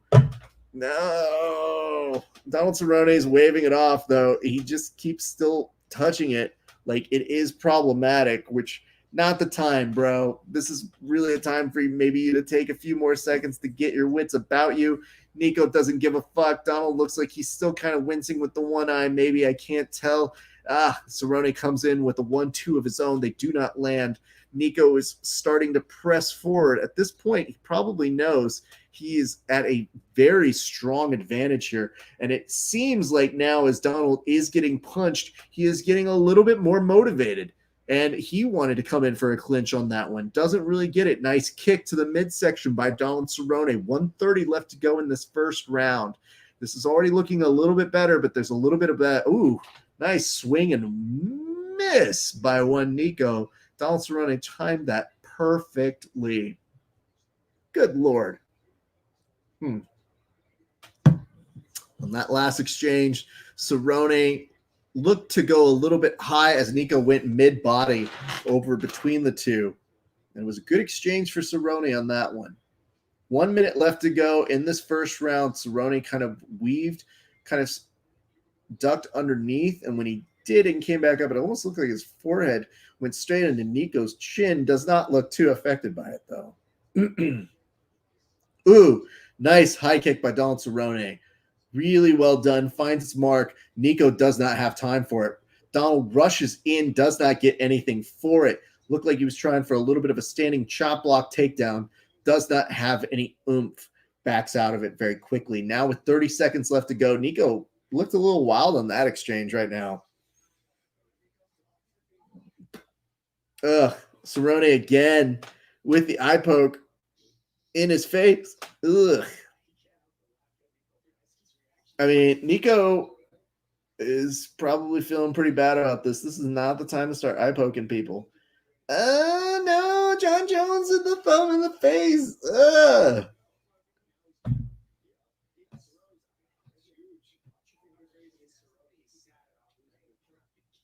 Yeah, I mean, Cerrone is pretty funny in this regard, so nothing too crazy here. Last 16 seconds of this first round. Ugh, Cerrone looking even better as he's getting fucking eye poked. If that can be even a thing that you give somebody credit for. All right, last 5 seconds, and we're going to go to a second round, which we'll see what that does for Cerrone. I think Cerrone was actually complimenting him at the end of that.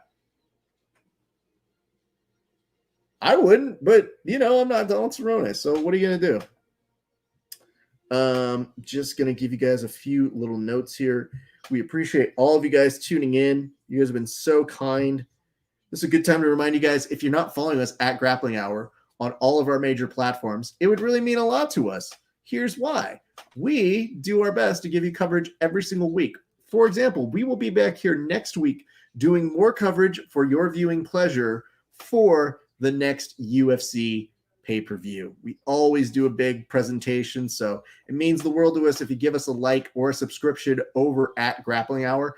And if you give us a subscription on YouTube and I see it and you tell me you did it and you can prove it, we will give you a toast on air. The same if you give us a like and a share on Facebook. It's that simple. And if I miss it, tell me in the comment section. That's it.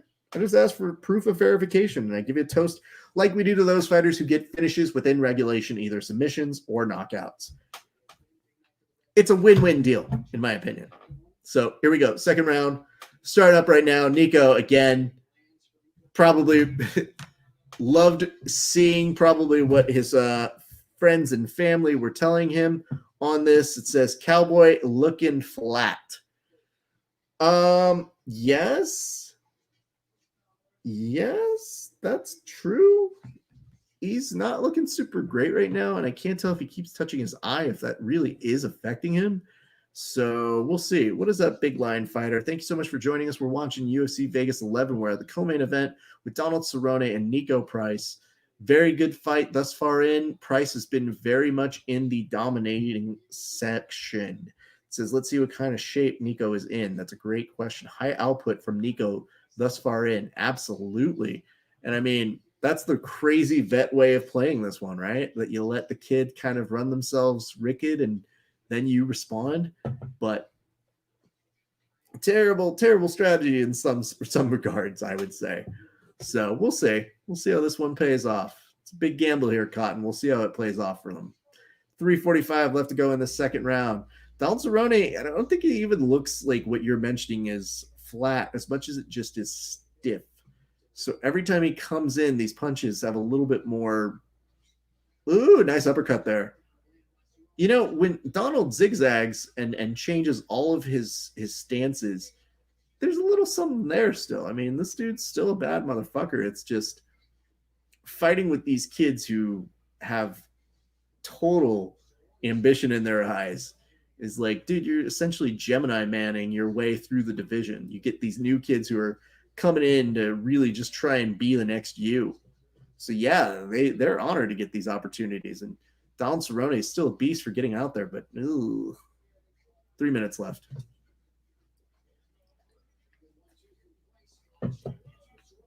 So here's what I'm going to tell you about this particular match. And maybe it's just people involved. Maybe it's the lack of any kind of real drama involved on this one. But this really seems to me like sparring. I feel like this is a sparring day that we are getting a little bit of an insight to. Nice punches to the body by Cerrone on that one. Nico's still looking good, but Cerrone's coming way more to life here than he was in that first round. So I will give him that. 219 comes in with a nice uppercut there. The only thing that's a little concerning again is that Nico doesn't look like he's really getting affected by these punches by Donald Cerrone.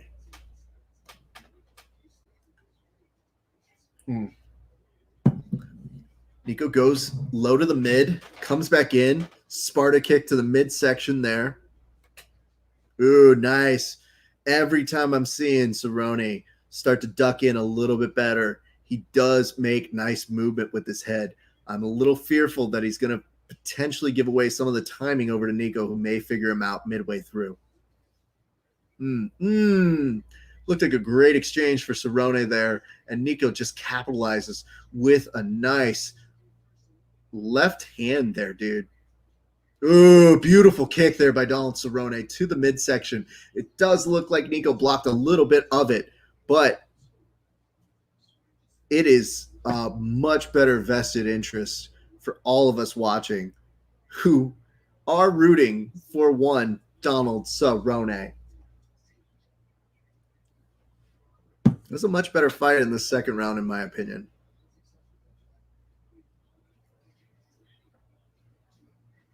Oh, nice overhand elbow there by Donald Cerrone. The hard part is I feel like he lands and it almost looks like it hurts him more. He's like some sort of weird superhero where he's like, I can give you violence, but it will kill me. And we say, how long are we talking it's going to kill you, though? Because it's pretty cool watching this, right? 30 seconds left in the second round. Cerrone starting to back up a little bit. Checks a kick.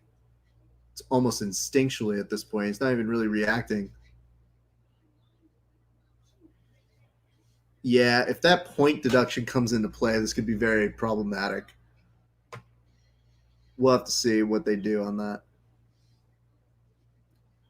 Nice. Cerrone catches a kick that was heading over to his left-hand side. The two of them exchange. Oh, my God. Look at that. I like that. That's a pretty smart idea to do.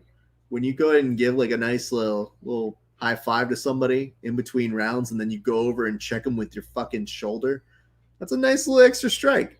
Nobody really thinks about it. It's not a real hit. But, you know, you hit me after a whole bunch of punching, exchanging. I'm not going to feel super great. So, even then.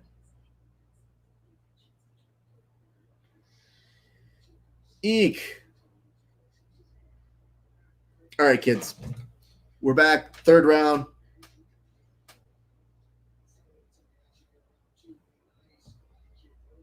Oof.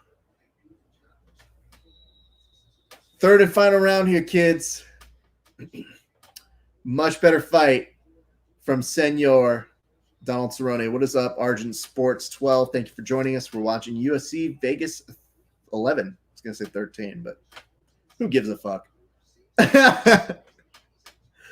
I love that my friend who was saying, I don't know how I'm going.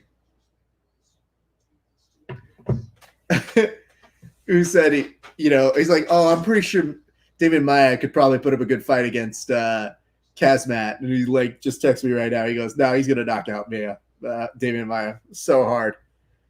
Who is winning, Raph? Well, what's up, Tim? Right now, it's gotta be Nico. Like, this is strictly a stand-up fight, and Nico's looked very sharp all the way throughout. Donald, it's not to say he couldn't eke out a win here. That's an important takedown. This is important right now. Donald trying to take the back. Oh, man, literally putting all of his body weight on top of him. Nico finds the way out of it very quickly. Returns with a nice jab. Starts to kind of rock Cerrone. Just moves him back ever so slightly. That would just be my opinion. I don't know where you guys are at. Who do you guys have in winning this thus far? And if you were to take a potential point deduction into consideration here. Ooh, let me see. Liam Moore. All he had to do was be Russian and say smish, and I was in. That's funny. The smish didn't work for me, but I don't mind it once or twice. But I was like, yo, this dude has like literally one note that he's hitting. And I know learning a different language is definitely different, but we already got a guy. He does that. That's fine. I would say his amazing knockouts, though, speak for themselves. So I got nothing against that. That dude is putting together quite the resume. 9-0. And what is that? Almost half of that record's coming within the past, summer? This dude's going to be something to contend with. No. Stop poking his eye, god damn it. Donald Cerrone at this point, when the referee asked him, are you okay? Donald's like, what the fuck do you think? Look at his face. All right, 3 minutes left to go. Listen, bros, I don't know what to do about this. Double. I've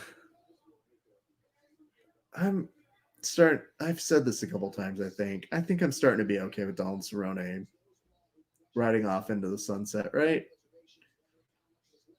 Hey!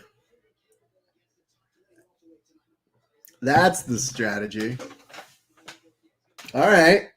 He's got a weird off-center body lock that he's trying to shore up here a little bit more. It says, this looks like a weird sparring match. That's what I was saying earlier.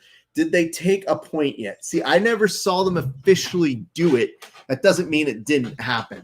So that's been the concern here is I didn't see him do it. They could have told you on the broadcast that it was happening. What is up, Nick? Good to see you, bro. We're watching UFC Vegas 11 right now, and it is a close fight. Donald Cerrone now maybe making things interesting. So here's the thing. If they did take a point off in that first round, and we're now starting to look, who's fighting right now? It's Cerrone and Price. So we're in the third round of that. There's a minute 50 left. It has looked like a heavier favorite for Nico Price. However, I'm not sure if they deducted a point because Nico Price is also connected a few times with the fingers inside of the eyes of Donald Cerrone. So otherwise, if they did deduct a point in that first round, which we're not sure, as we mentioned earlier, it is entirely possible it could be a draw, especially considering with that little bit of back control time, it might make up a little bit of the difference. So, okay, I'll be back in a few minutes for the main. Of course, sir. Appreciate you. See you in a little bit. Hopefully you are enjoying yourself. If it's anything like the photos you put of your barbecue, I'm jealous. So I'll say that. See you back in a few. I think they did take a point. Okay, thank you very much, Tim. I appreciate you for letting us know that. I didn't see it, and honestly, that's why we have to outsource some of this to all of you guys. So that really makes this third super important because if they did give Nico round 2 and potentially Donald Cerrone ekes out round 3, that would make it 28-28. Oh my God, Cerrone just pushed Nico, and he just literally LeBron'd his way over to the midsection of the cage. Last 26, Nico Price is 138 of 281 at 49%, whereas Cerrone is 96 of 288. So now we're just at the unleash all hell portion of the fight. Cerrone comes in with a kick. Nico's going to try and work this out. Won't get it. Last 10. Donald Cerrone comes in with a kick that just really doesn't have its oomph to it. Now Nico's bloodied, and he does get a knockdown on Cerrone, who looks almost happy to be knocked down. And Nico basically comes on over and gives him a giant hug. Nico's going around celebrating, but if they really did take away that point, that math might be a little off. So it'll be interesting to see, because there really wasn't a full submission there. That might be close enough. That's a tough one, kids.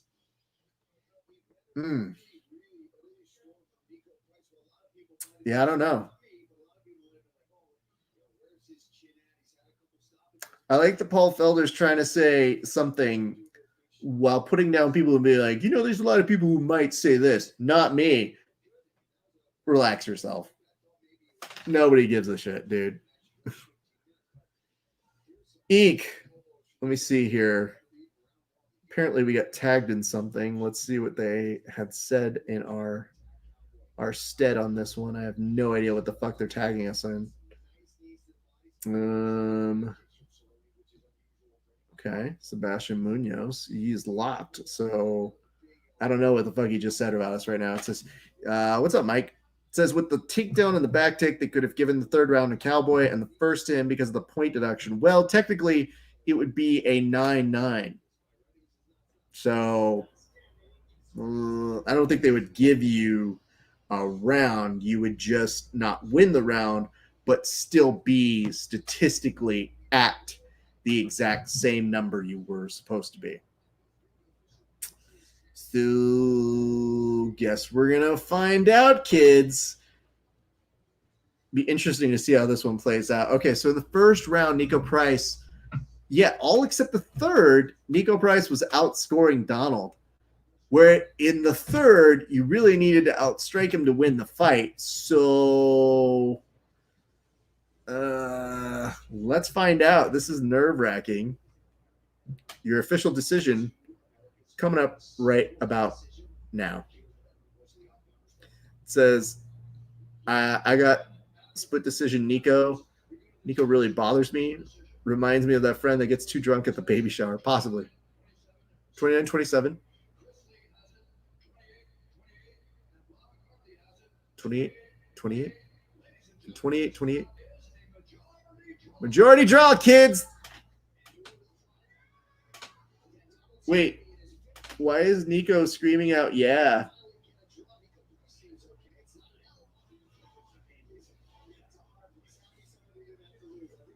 Yeah, I do. I like the idea. First of all, kids, let's say that Raph still has the ability to do math. So, point to me. Sean was asking, what round is it? It just finalized. So we were just getting the decision. That's what it is. Cowboy won. No. Damn, a draw. Indeed. It's not an L. Would agree. LMFAO. He was happy not to lose that fight. Apparently, dude. Listen, bro. I don't know I've even played a board game where I ended up on a draw with somebody and screamed like that. Nico is happy he just didn't lose. I agree. It's just who the fuck celebrates like it's just so silly. And you know what? To a legend as well. Let's not overlook that part as well. If any of us had a draw against Donald Cerrone, maybe let's think about it in that context. If I had a draw against Donald Cerrone, not only would that defy logic, but maybe I would do that. And the more I think about it, there are a lot of people who I grapple with who, if they don't submit me, I usually just look around and I'm like, ha, look at that. I'm just as not good as this guy. And I feel perfectly good about my life, especially when they're way, way better than me. Tony Rocco Martin said, Nico has me cracking up. Yeah. Lou Rolls says, draw felt right to be fair. Yeah. Yeah, I don't hate it. I'm not going to say like it's my favorite thing in the world, but it is what it is. Oh, look, all of these dumb vignettes with Cody Covington right there on a boat with women he's paying to be on a boat with them. This kid is it's so funny. It's very funny to see people do the pro wrestling blueprint and then have no ability or understanding to how to do a pro wrestler work. So that's kind of the thing. It's like, it's always watching Colby Covington run out of material where you go, bro, like, no one cares anymore. Like, you can chill. Ariel Hawani, of course you're impressed with Donald Cerrone and what he did in that fight. When have you not been impressed? Hey, kids on Instagram, here's what's going to happen. So in a few minutes, we're going to have to kill this stream because they only go an hour at a time. But we're going to restart another one for the final. So that means for your main event, we're going to start a new stream in just a few minutes. Don't go anywhere. We'd appreciate you guys to stick around. We love you guys. You guys help to make this all the more especial to us here on the show. Dane Donovan says, I already know what's going to happen during this Colby versus Woodley fight. Colby will have a high output while Tyrone Woodley searching for that one-punch knockout. Colby will win via decision. Very possible, especially when you consider looking at Woodley's record. Like, he has a lot of decisions on that one, so it wouldn't be out of character for that. We'll have to see. I mean, we're going to see in a few minutes, so it's not going to go that much further before we get an answer here to that question. But like we mentioned on Instagram, we're going to create a new stream because it's a new hour. Oh, no. Okay, let's get rid of that then. Well, bam. Create a new banner. But yeah, it's about that time, kids. Colby Covington making that weird kid next door face bully from Toy Story looks. TJ Kelly says, I hope Woodley starches Colby and then starts rapping during the victory interview. Okay, I'm done. Don't be done. All of us would appreciate that. And here's why. Because I don't know that there's any sillier profession than being a fighter / rapper. Oh, man. Fall in and out of love with you, Tyrone Woodley rap song. Yeah, dude, he's not good at it. But when you're a good fighter, you can basically beat up most of the people who say you're really bad at it. So it kind of like, like what do you do? It's a little bit, fuck, I really want to give this guy shit for having a terrible freestyle. But I've seen his double leg, and he might decision point me to a victory in a fight. Who knows? So, clarification, the 29-28 score, or 29-27 score was for Cerrone. So, just to let you guys know, that is an update that we just saw from our news Twitter that we have going on this. Eek. And that was a clarification from MMA Fighting. Let me see what you guys just put up.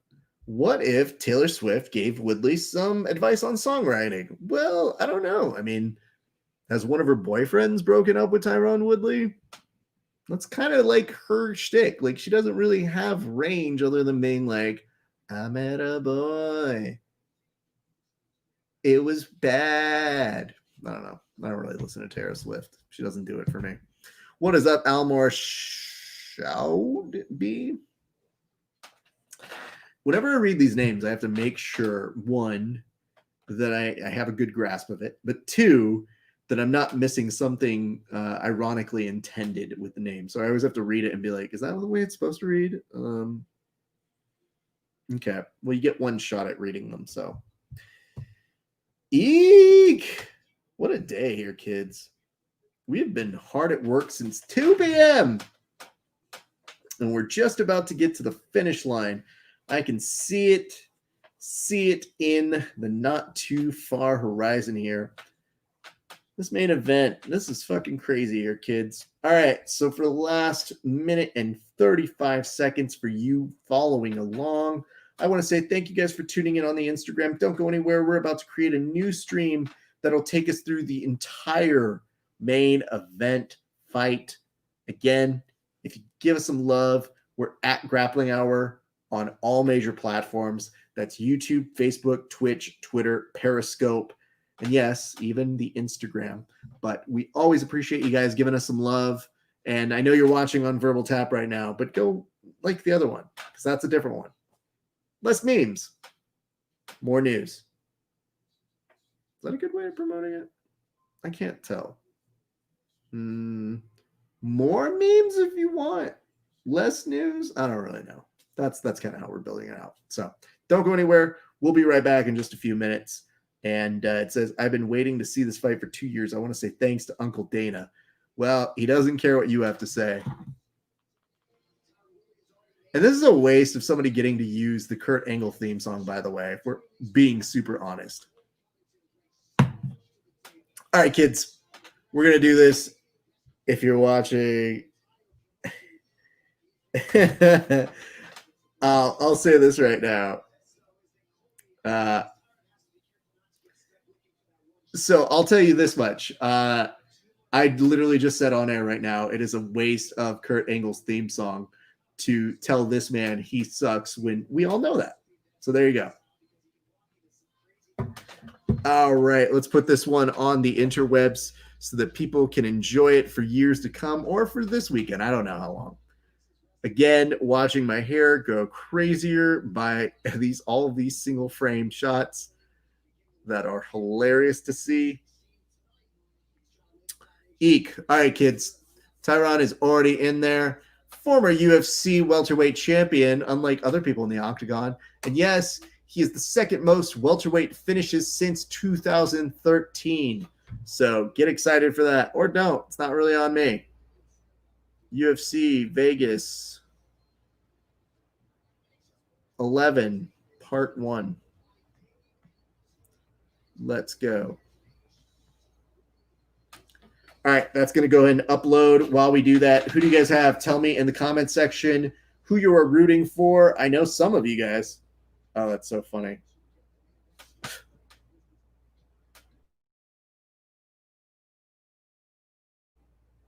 Megan Johnson says that she's going with Colby on this one.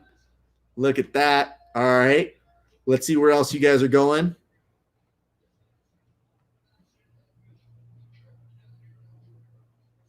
All right, let's put up the stream back on so that people can join us live. Bam. All right, here we go. Hey, what is up, everybody? It is your friendly neighborhood BJJ podcaster. We are here for the main event of UFC Vegas 11. That is Colby versus Tyron. It is going to be something. We'll see. We don't know. It could either be something that you're super excited about or you just hate one of them a lot and want to see the other guy win more because of reasons. So we'll walk you through what we see here on this broadcast. My name is Rafa Esparza, in case you don't know. What's up, Tim? Good to see you back. All right, it says Colby will win. Woodley doesn't pull the trigger anymore and tries to save his energy. Fair. It'll be interesting to see what Tyrone looks like, though. Woodley has been somebody who can grind out decisions, so that's something that we could very well see happen here tonight. But the momentum does have to go with Colby on this fight if we are being so honest. Are we not? K, Razy, or Rose, I guess you could say. I would tell you this. I'm intrigued to see how this fight will play out. We were just mentioning how the momentum has to go. Oh, my God, that's a giant tattoo on fucking Woodley's back. I have not seen that. And then here's Covington. I mean, like, he's very good. I mean, that fight with Usman is probably one of his defining works. So you got to kind of figure out at this point, he has to be the favorite unless his draw, kind of gets a little there. What is on Colby's back? Well,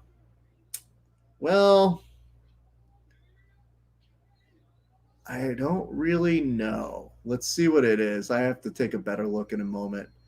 His tattoos look like they're in the recycle bin of your local tattoo dealer. So that's probably what happened there. We'll give you more updates as this goes on. All right, kids, here we go.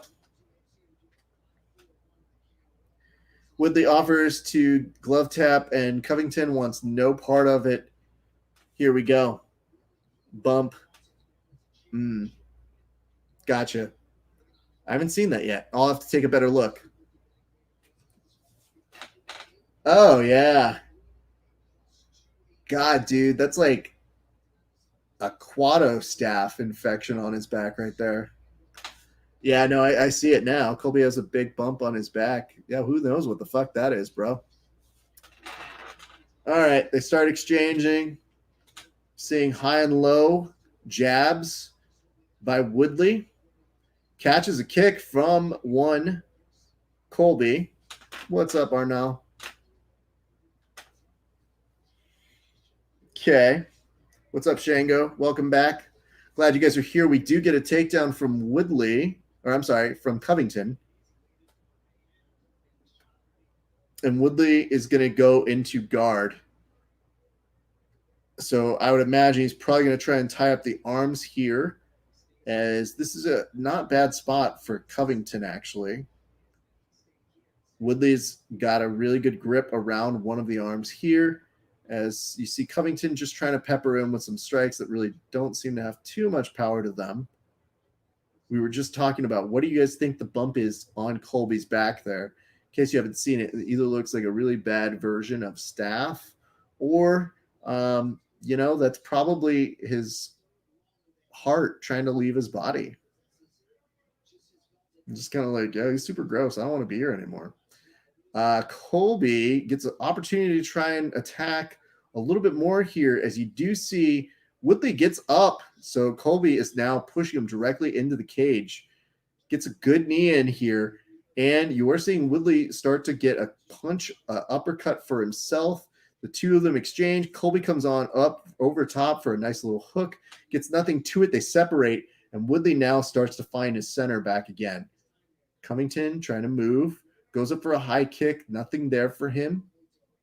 We have 2:55 left to go in this first round of 5. Just to let you guys know, yes, this is a 5-rounder, as are most UFC main events, which will also potentially change a little bit of the dynamics of this. So we'll have to see here, kids. Woodley getting in a few more punches here. It's kind of weird to believe, but at one time, kids, these guys were, on the same side here. It's taken a little while, but things change. Ooh, nice exchange there. That was good for Woodley, though. I'll give him that.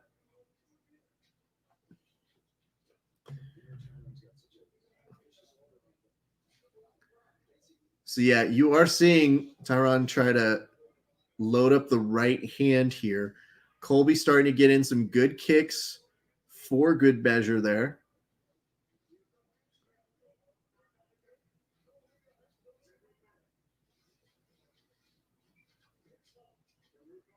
Colby comes over the top. What's up, Nick? All right, we are at the main event right now. It is 1:41 in the first round left to go. What's up, Santos? If you guys have questions, comments, hints, concerns, allegations, please feel free to hit me up. But right now, Colby is pressing up. Tyron against the cage, has one underhook at least under one side, maybe working on a second, but is pretty content on trying to get in some knees here. He is kneeing both up and down. What's up, Beast on the Mats? Glad you're joining us. Thank you so much for watching along the main event for UFC Vegas 11. 2 of them now. You're seeing Colby. He gets double underhooks here, and very quickly, Woodley does a great job of making sure he doesn't stay too long there. Good hook over there by one Colby Covington, as Woodley is trying to find his way out of it, maybe pummeling back again. Don't be surprised if you see Covington continue to use this strategy throughout the majority of the fight. But if there's one thing you got to look out for here, his hook continuously that he's able to get. Nice hook again as they get out of that exchange. Both of them are now on their feet, making their way, dancing around the cage a little bit over on this side. Covington trying to throw out a couple quick jabs to see if he can find his range for Woodley. Woodley ducks underneath it, comes in with the knee of his own, but gets backed into the cage yet again. So they're going to have 19 seconds here. We probably won't see too much, which means it's time to gear up for round number 2 in just a few seconds here, kids. That is what we have going on left for us. Colby's starting to stalk, though, with this last remaining 5 seconds. Woodley against the cage, and Woodley seems content letting him do that. All right, end of the first round. How do you have that scored? I would have to assume that has to be a Covington round if I were to be a judge, though we know I'm not. So, that's on you guys. I like this, though. They're basically going on over. I cannot fully hear what they're telling Woodley, though. In this first round, strikes landed were 37 for Covington and 13 for Woodley. And there was an attempt of 60 to 24, respectively, for both fighters. The percentage for Woodley isn't bad. However, Covington has more output and is more accurate. So just to let you guys know where that stands. What is up, AJ Benegas or B Magus? Who is in Colby's corner? I didn't get to see that. My apologies, Nick. I would have gotten that for you if I could have seen it a little bit earlier. If I see it again, I will try to make a mental note of it to get you that information in between round 2 to 3. What's up, Max? Thank you so much for joining. Colby trying to get Woodley tired so he can stand with him in the later rounds. Very possible. This is not unusual for Colby, though. This cage work is right in line. A nice little switch to his kick there. Doesn't find a home, but it is showing a little bit more on the versatility of what Colby may have in mind in this. Comes in with a nice little jump kick, and we're off to the races. Yeah, they're mentioning, I believe, Paul Felder is saying for Colby, this isn't even high volume yet. So really what we're looking at right now is how long can Woodley stay in this? And it says, I'm heading to bed. See you later. Thank you very much, Nick. Appreciate you, bro. Hope you have a great rest of your night. Very good exchange there for Colby. Covington is starting to stalk him down again a little bit more. Woodley presses off against the back of the cage. Covington kind of jumps in on him, and I don't want to say that Woodley looked prepared for him, but he didn't take too much damage in kind of almost catching him, so he didn't have to take more off of that. So not the worst, not the best moment, but again, this is where Covington excels. He is able to continue putting his pressure on Woodley and making life very miserable for him all the way through. It's very interesting to see how in these exchanges, the amount of knees becomes such a huge, huge portion of the round. Both of them now fight their way off of the fence. We're starting to get to a point where, both of these guys are now easing into their kind of, I guess, suspected roles. Everybody kind of saw this as the way that this was going to play out, right? And Woodley just seems to be kind of content letting him kind of stalk him down and maybe trying to counterpunch him here. And he gets a single over on Covington. Oh, look at this. He's in on a little bit of a guillotine here, but it's not 100% there. It's more of a front face lock with a lot of pressure being put on him. So now Colby makes his way back up to his legs and starts pressing forward. This would be a huge opportunity for Woodley if he's able to capitalize on it. That's going to be very, very important in this. Colby moves his head out of guillotine range and now is trying to make it transition into a little bit of a single leg. He's inching his way up slowly but surely, and he is found himself in an established, very solid point to be working off right now. The two of them break apart And we continue on here, kids. This is 2 minutes left in round number dos. Oof. Covington still trying to forge ahead here. Nothing too crazy. He really wants to make the most of pushing Woodley up against the cage here, kids. Ugh. For a split second, Woodley got a little sloppy here, just charging in. And Woodley very easily kind of reverses the position. Woodley has one underhook over on Woodley's side.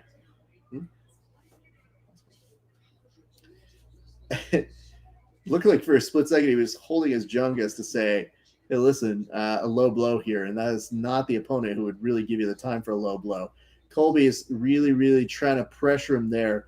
For a split second, Woodley just looked like he was posturing up to intimidate him.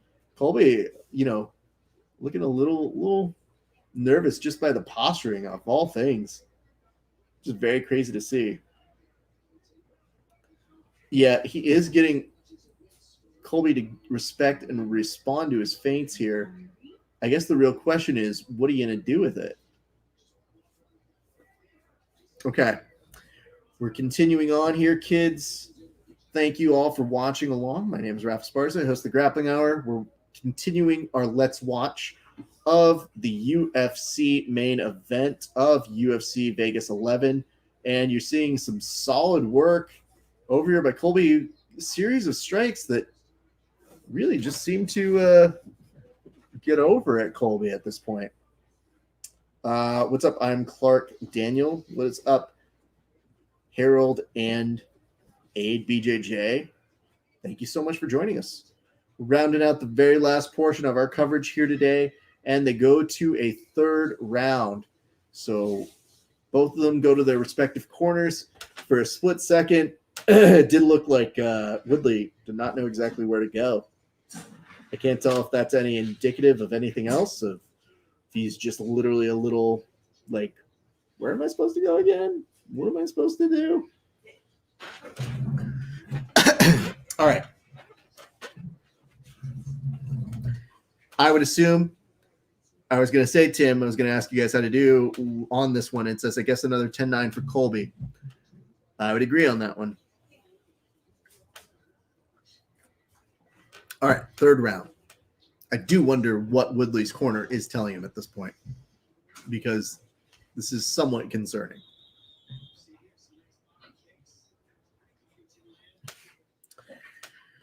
All right. It says 2 rounds, and Woodley has spent most of it backed up against the fence, not seeing a lot of urgency we all assumed he'd approach this fight with. Agree. I'm just trying to think, well, what is the game plan here? I think that's the bigger question for me. All right. Now we're seeing a little bit more action from Woodley. Oh, he's talking about eye poke on this one. Covington is like looking at him like, I didn't eye poke you, bro. You're fine. Let's see what the replay looks like. We can make a little bit more of an informed decision based off of that.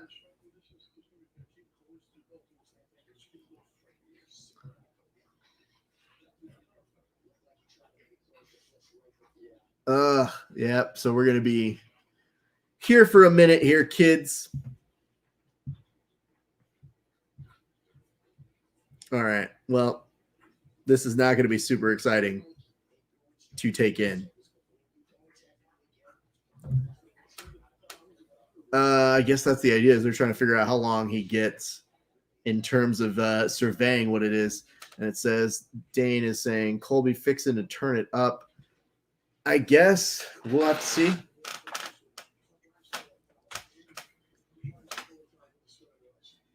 Oof. That does not look fun, kids. We got the doctor in here. Oh. In the back, Cerrone. This is some news that you guys might be interested in. In the back, Cowboy Cerrone tells me he's done with 2020. He says he feels he lost that fight. The eye pokes don't change it says face, but it means fact. He lost, says he wants to fight Nico Price again, but he's going home and spending time with his kids. See you in 2021, he says. Okay. Now you respect that. I mean, hey, listen, very few people will actively tell you that they lost a fight. So it's kind of commendable of one Cowboy Cerrone to kind of tell you exactly what he was feeling and thinking in such an honest way. Okay, well.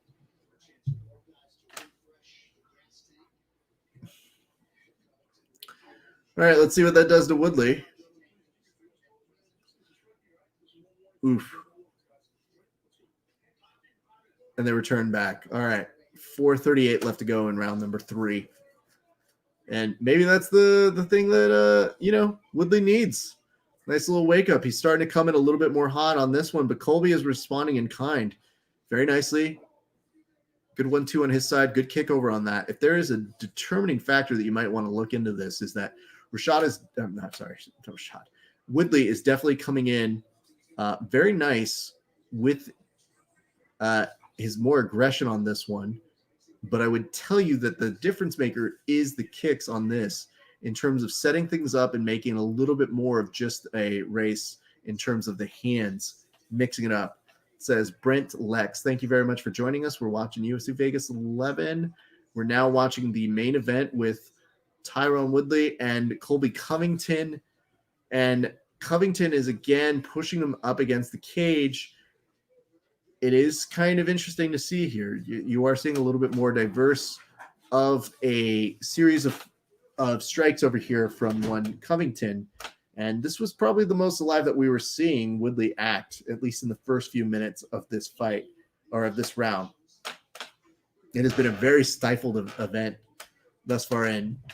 You are seeing Colby try to get a takedown here, and he is low on the single, but making up for it in force. Well, this has been interesting to see. It's going exactly the way that I think all of us thought it would go. Just mostly pressure. And somebody being really comfortable being in that pressure. Colby again coming over for a hook from the inside, maybe trying for an elbow, but every time it seems like he does miss it a little bit. And now they're just exchanging some knees up, back and forth. Colby trying for a trip on the inside, seeing if maybe he could get a little bit of him off balance. We're now at officially the halfway point of the fight, just to let you know.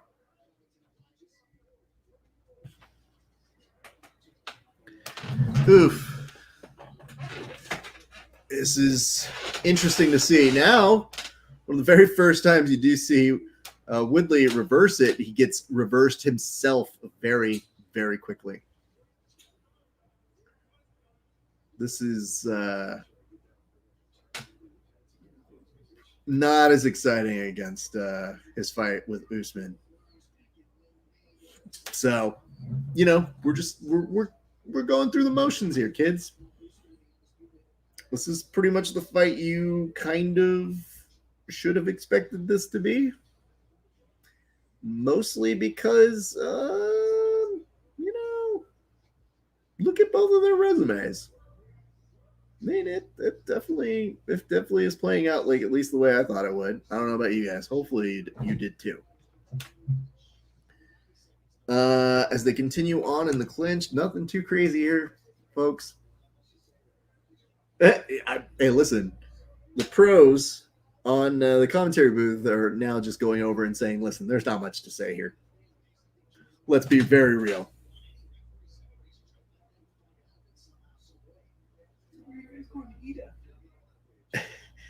Did they really just ask each other where they're going to eat after? Oh, but that's what they sound like. I think they were saying how Joe Rogan was saying that they shouldn't let the ref, ever kind of break it up so that they can just fight it out. And yet that does not seem like the strategy that gives you a more exciting fight. Oh, look, Dodgers won. Congrats to them. Fucking zaw. All right. Well, Kids, we're about to see a third round go by the wayside. 30 seconds left over on this. Nothing too surprising here, though. Nice knee by Colby. I got some news for you. If Colby thought that Trump was going to be watching this fight for an extended period of time, he does not have the ability to concentrate on something like this for this long. Pretty sure would have checked out after the first round. Bam, third round. Colby ends with a super really good strike to the head on one Tyron Woodley, who looks turd. Like that's a rough place for him to be in. All right, let me see here. Throw G-Mip in there when they're done. Him versus both Woodley and Colby. That's a much better idea. I'm not against it, just to make things a little bit more exciting. Well, if you're looking at the body language here and you believe that's a thing, the body language of one Woodley does not inspire anything. Shango Dixon writes, T. Woods gassing. I think the hard part about the phraseology of gassing is that it implies at some point there was some kind of energy expanded. I don't know that I've seen it thus far in. Michael Ochoa writes in and says, Colby, all Colby so far. Absolutely. Which is unfortunate. Let's see how this next round plays out. Oh my God, food. What's this? Is this a burger? Where's this from? Granville. Ooh, Granville burger. Well, one of us is going to have a great food experience here, kids, and it's going to be me. So I'm going to have a little bit of this just to kind of get through. Look at that. Oh, so good. Fourth round. 4 minutes and 45 seconds on my clock. Might be on yours too. Don't know. Nice kick by Woodley. That's a first. Feints in for a Superman punch. Does make Colby a little bit more concerned. I'd like to see that more throughout the fight. That'd be great. Well, Dane, you write ultimate clenching. Or do you mean clinching? Because clenching is maybe just not the best. Just want to make sure we know the difference between those words, right? Clenching might take you down a very different alley. But if that's you, you do you, boo. Boom. 4 minutes left. Can you feel the excitement? I know I can't. I feel bad for the idiots that do get lost in the drama from these guys that think, oh man, this is Black Lives Matter versus MAGA. And I'm pretty sure both organizations said, we want nothing to do with this fight. Hey, kind of a takedown. And by kind of a takedown, I mean just kind of like forces them down. And Woodley cannot get back up. He's trying to get a hook here, and Colby is going straight into passing his guard, but it's very wrestler-based of him. And Woodley is trying to now put him back into guard. Yeah, I'm going to take more food. Normally I wouldn't eat, but here's what's happening, kids. Nothing is really all that significant. And this is the most significant portion of the fight, right? Well, I get to eat because this is kind of, this is probably more exciting than that. Like watching me eat a chip might be more exciting than this fight. What do you think?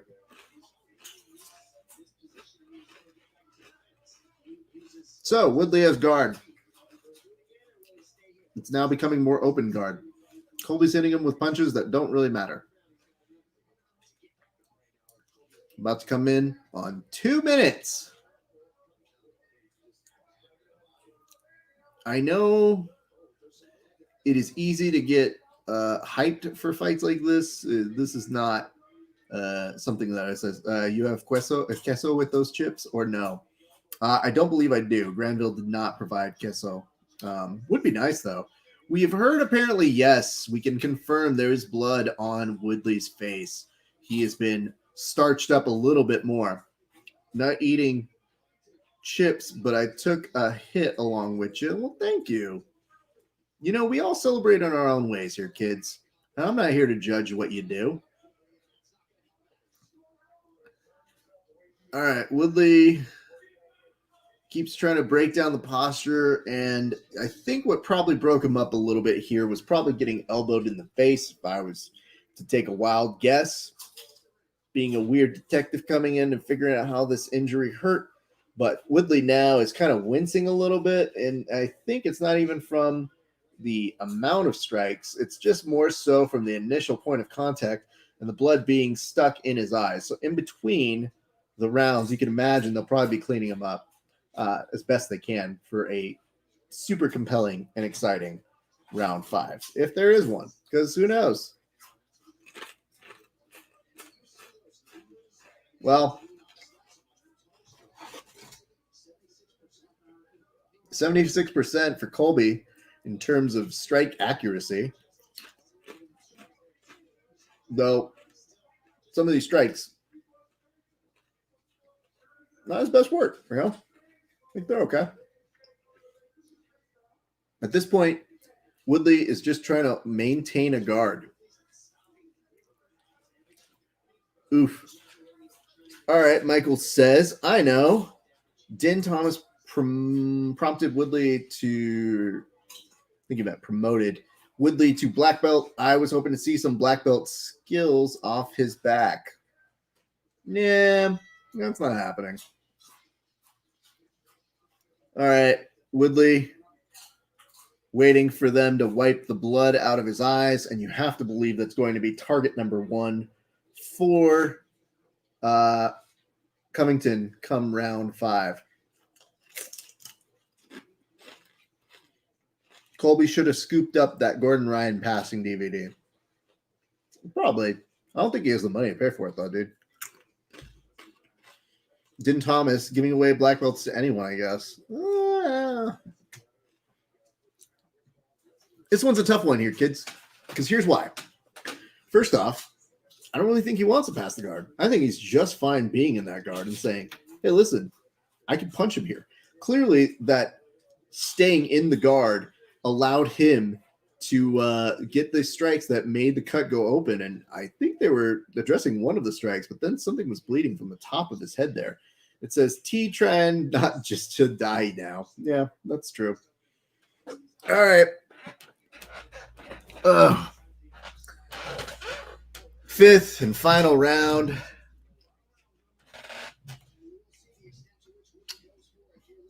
I think Woodley was trying to get a nice gentlemanly exchange of a bump fist, kind of like high five to start the round. Covington wants no part of it. Yeah, at this point, I think Woodley is trying to egg him to get the shot in, but he really needs to not be against that cage to egg in that shot. Look at it where his arms are. They aren't protecting him or around him. They're literally just reaching out to him. And it says, I swear, Colby wraps his hands in a Serta pillow.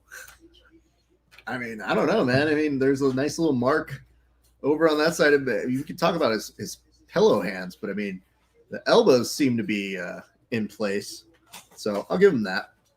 You have to like a guy to really just say what they're fighting well with. And the elbows look all right. Oof, oof, oof. Close your guard. It's going to be really difficult for him to do here. Jesus. Oh, no. Come on. He's really not going to get this guillotine just because he's not in the right position. He needs to kind of back up a little bit more and find both of his legs to come over. Woodley has a rib injury, apparently. So Covington is now asking where his belt is. Apparently nobody told him this was not for a belt. Oops. Yep. What? Yeah. Some of you guys are asking, what the fuck? It's a great question.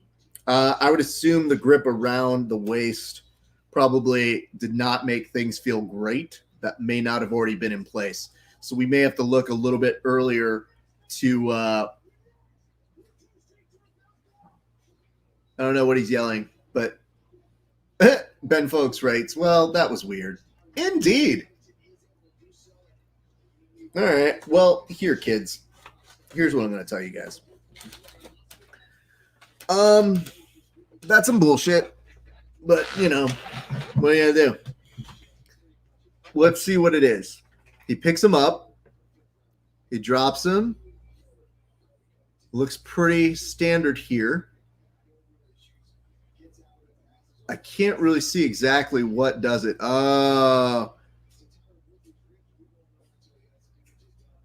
Yeah, I'm not sure exactly where, but they did show a replay, and it is when he just kind of like hits him when he's on the side here. Now the question is, I don't really think that that little punch from that section is what did him in. I think what we're going to have to do is look at the part.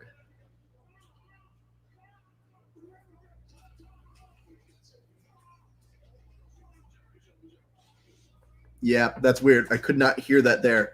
It says, Din Thomas told Woodley to bend his knees. That was his advice.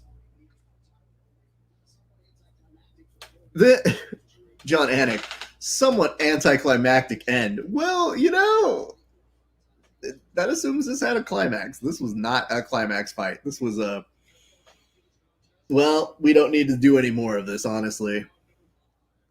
Well, Woodley is definitely hurt.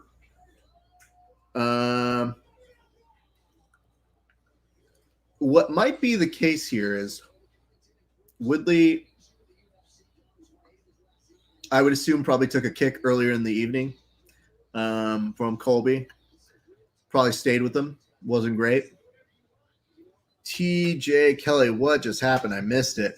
Okay, so Colby gets a takedown.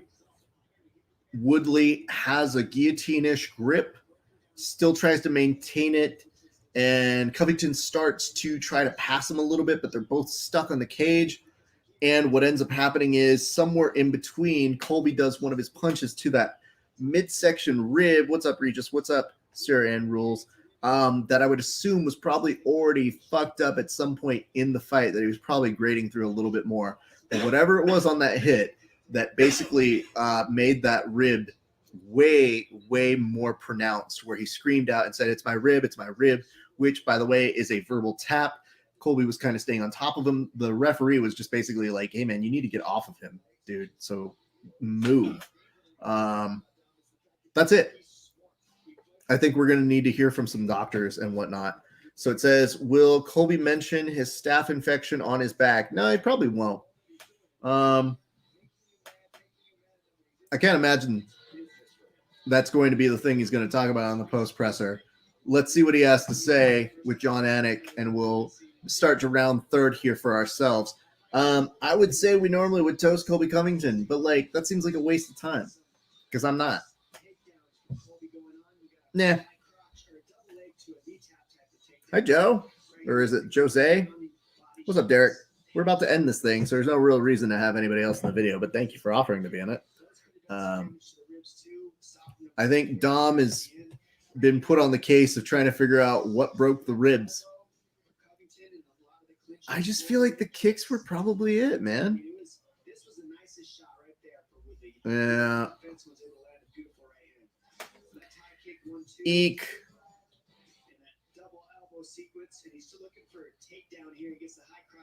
Yeah, we'll find out, I guess, probably in not tonight, but maybe in a few days, what exactly fucked them up.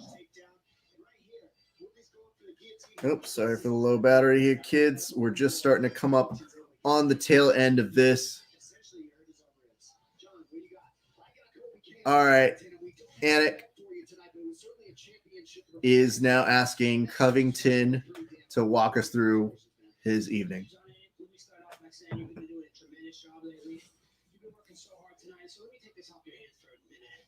Ladies and gentlemen, the silent majority is ready to make some noise. If you thought that was a beating, Wait till November 3rd when Donald Trump gets his hands on Sleepy Joe. Oh, he's doing a thing for like Donald Trump and Joe Biden. I want to dedicate this fight to all the first responders, all the military out there.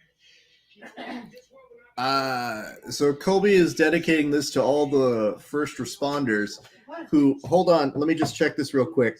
I want to make sure I have the right phraseology from the first responders. No, thank you. Can't believe they were able to do this. Oh, Joe, you want to talk about Eric getting his black belt? Jose, I listen, dude, I didn't see that. That was amazing. I was very happy for him.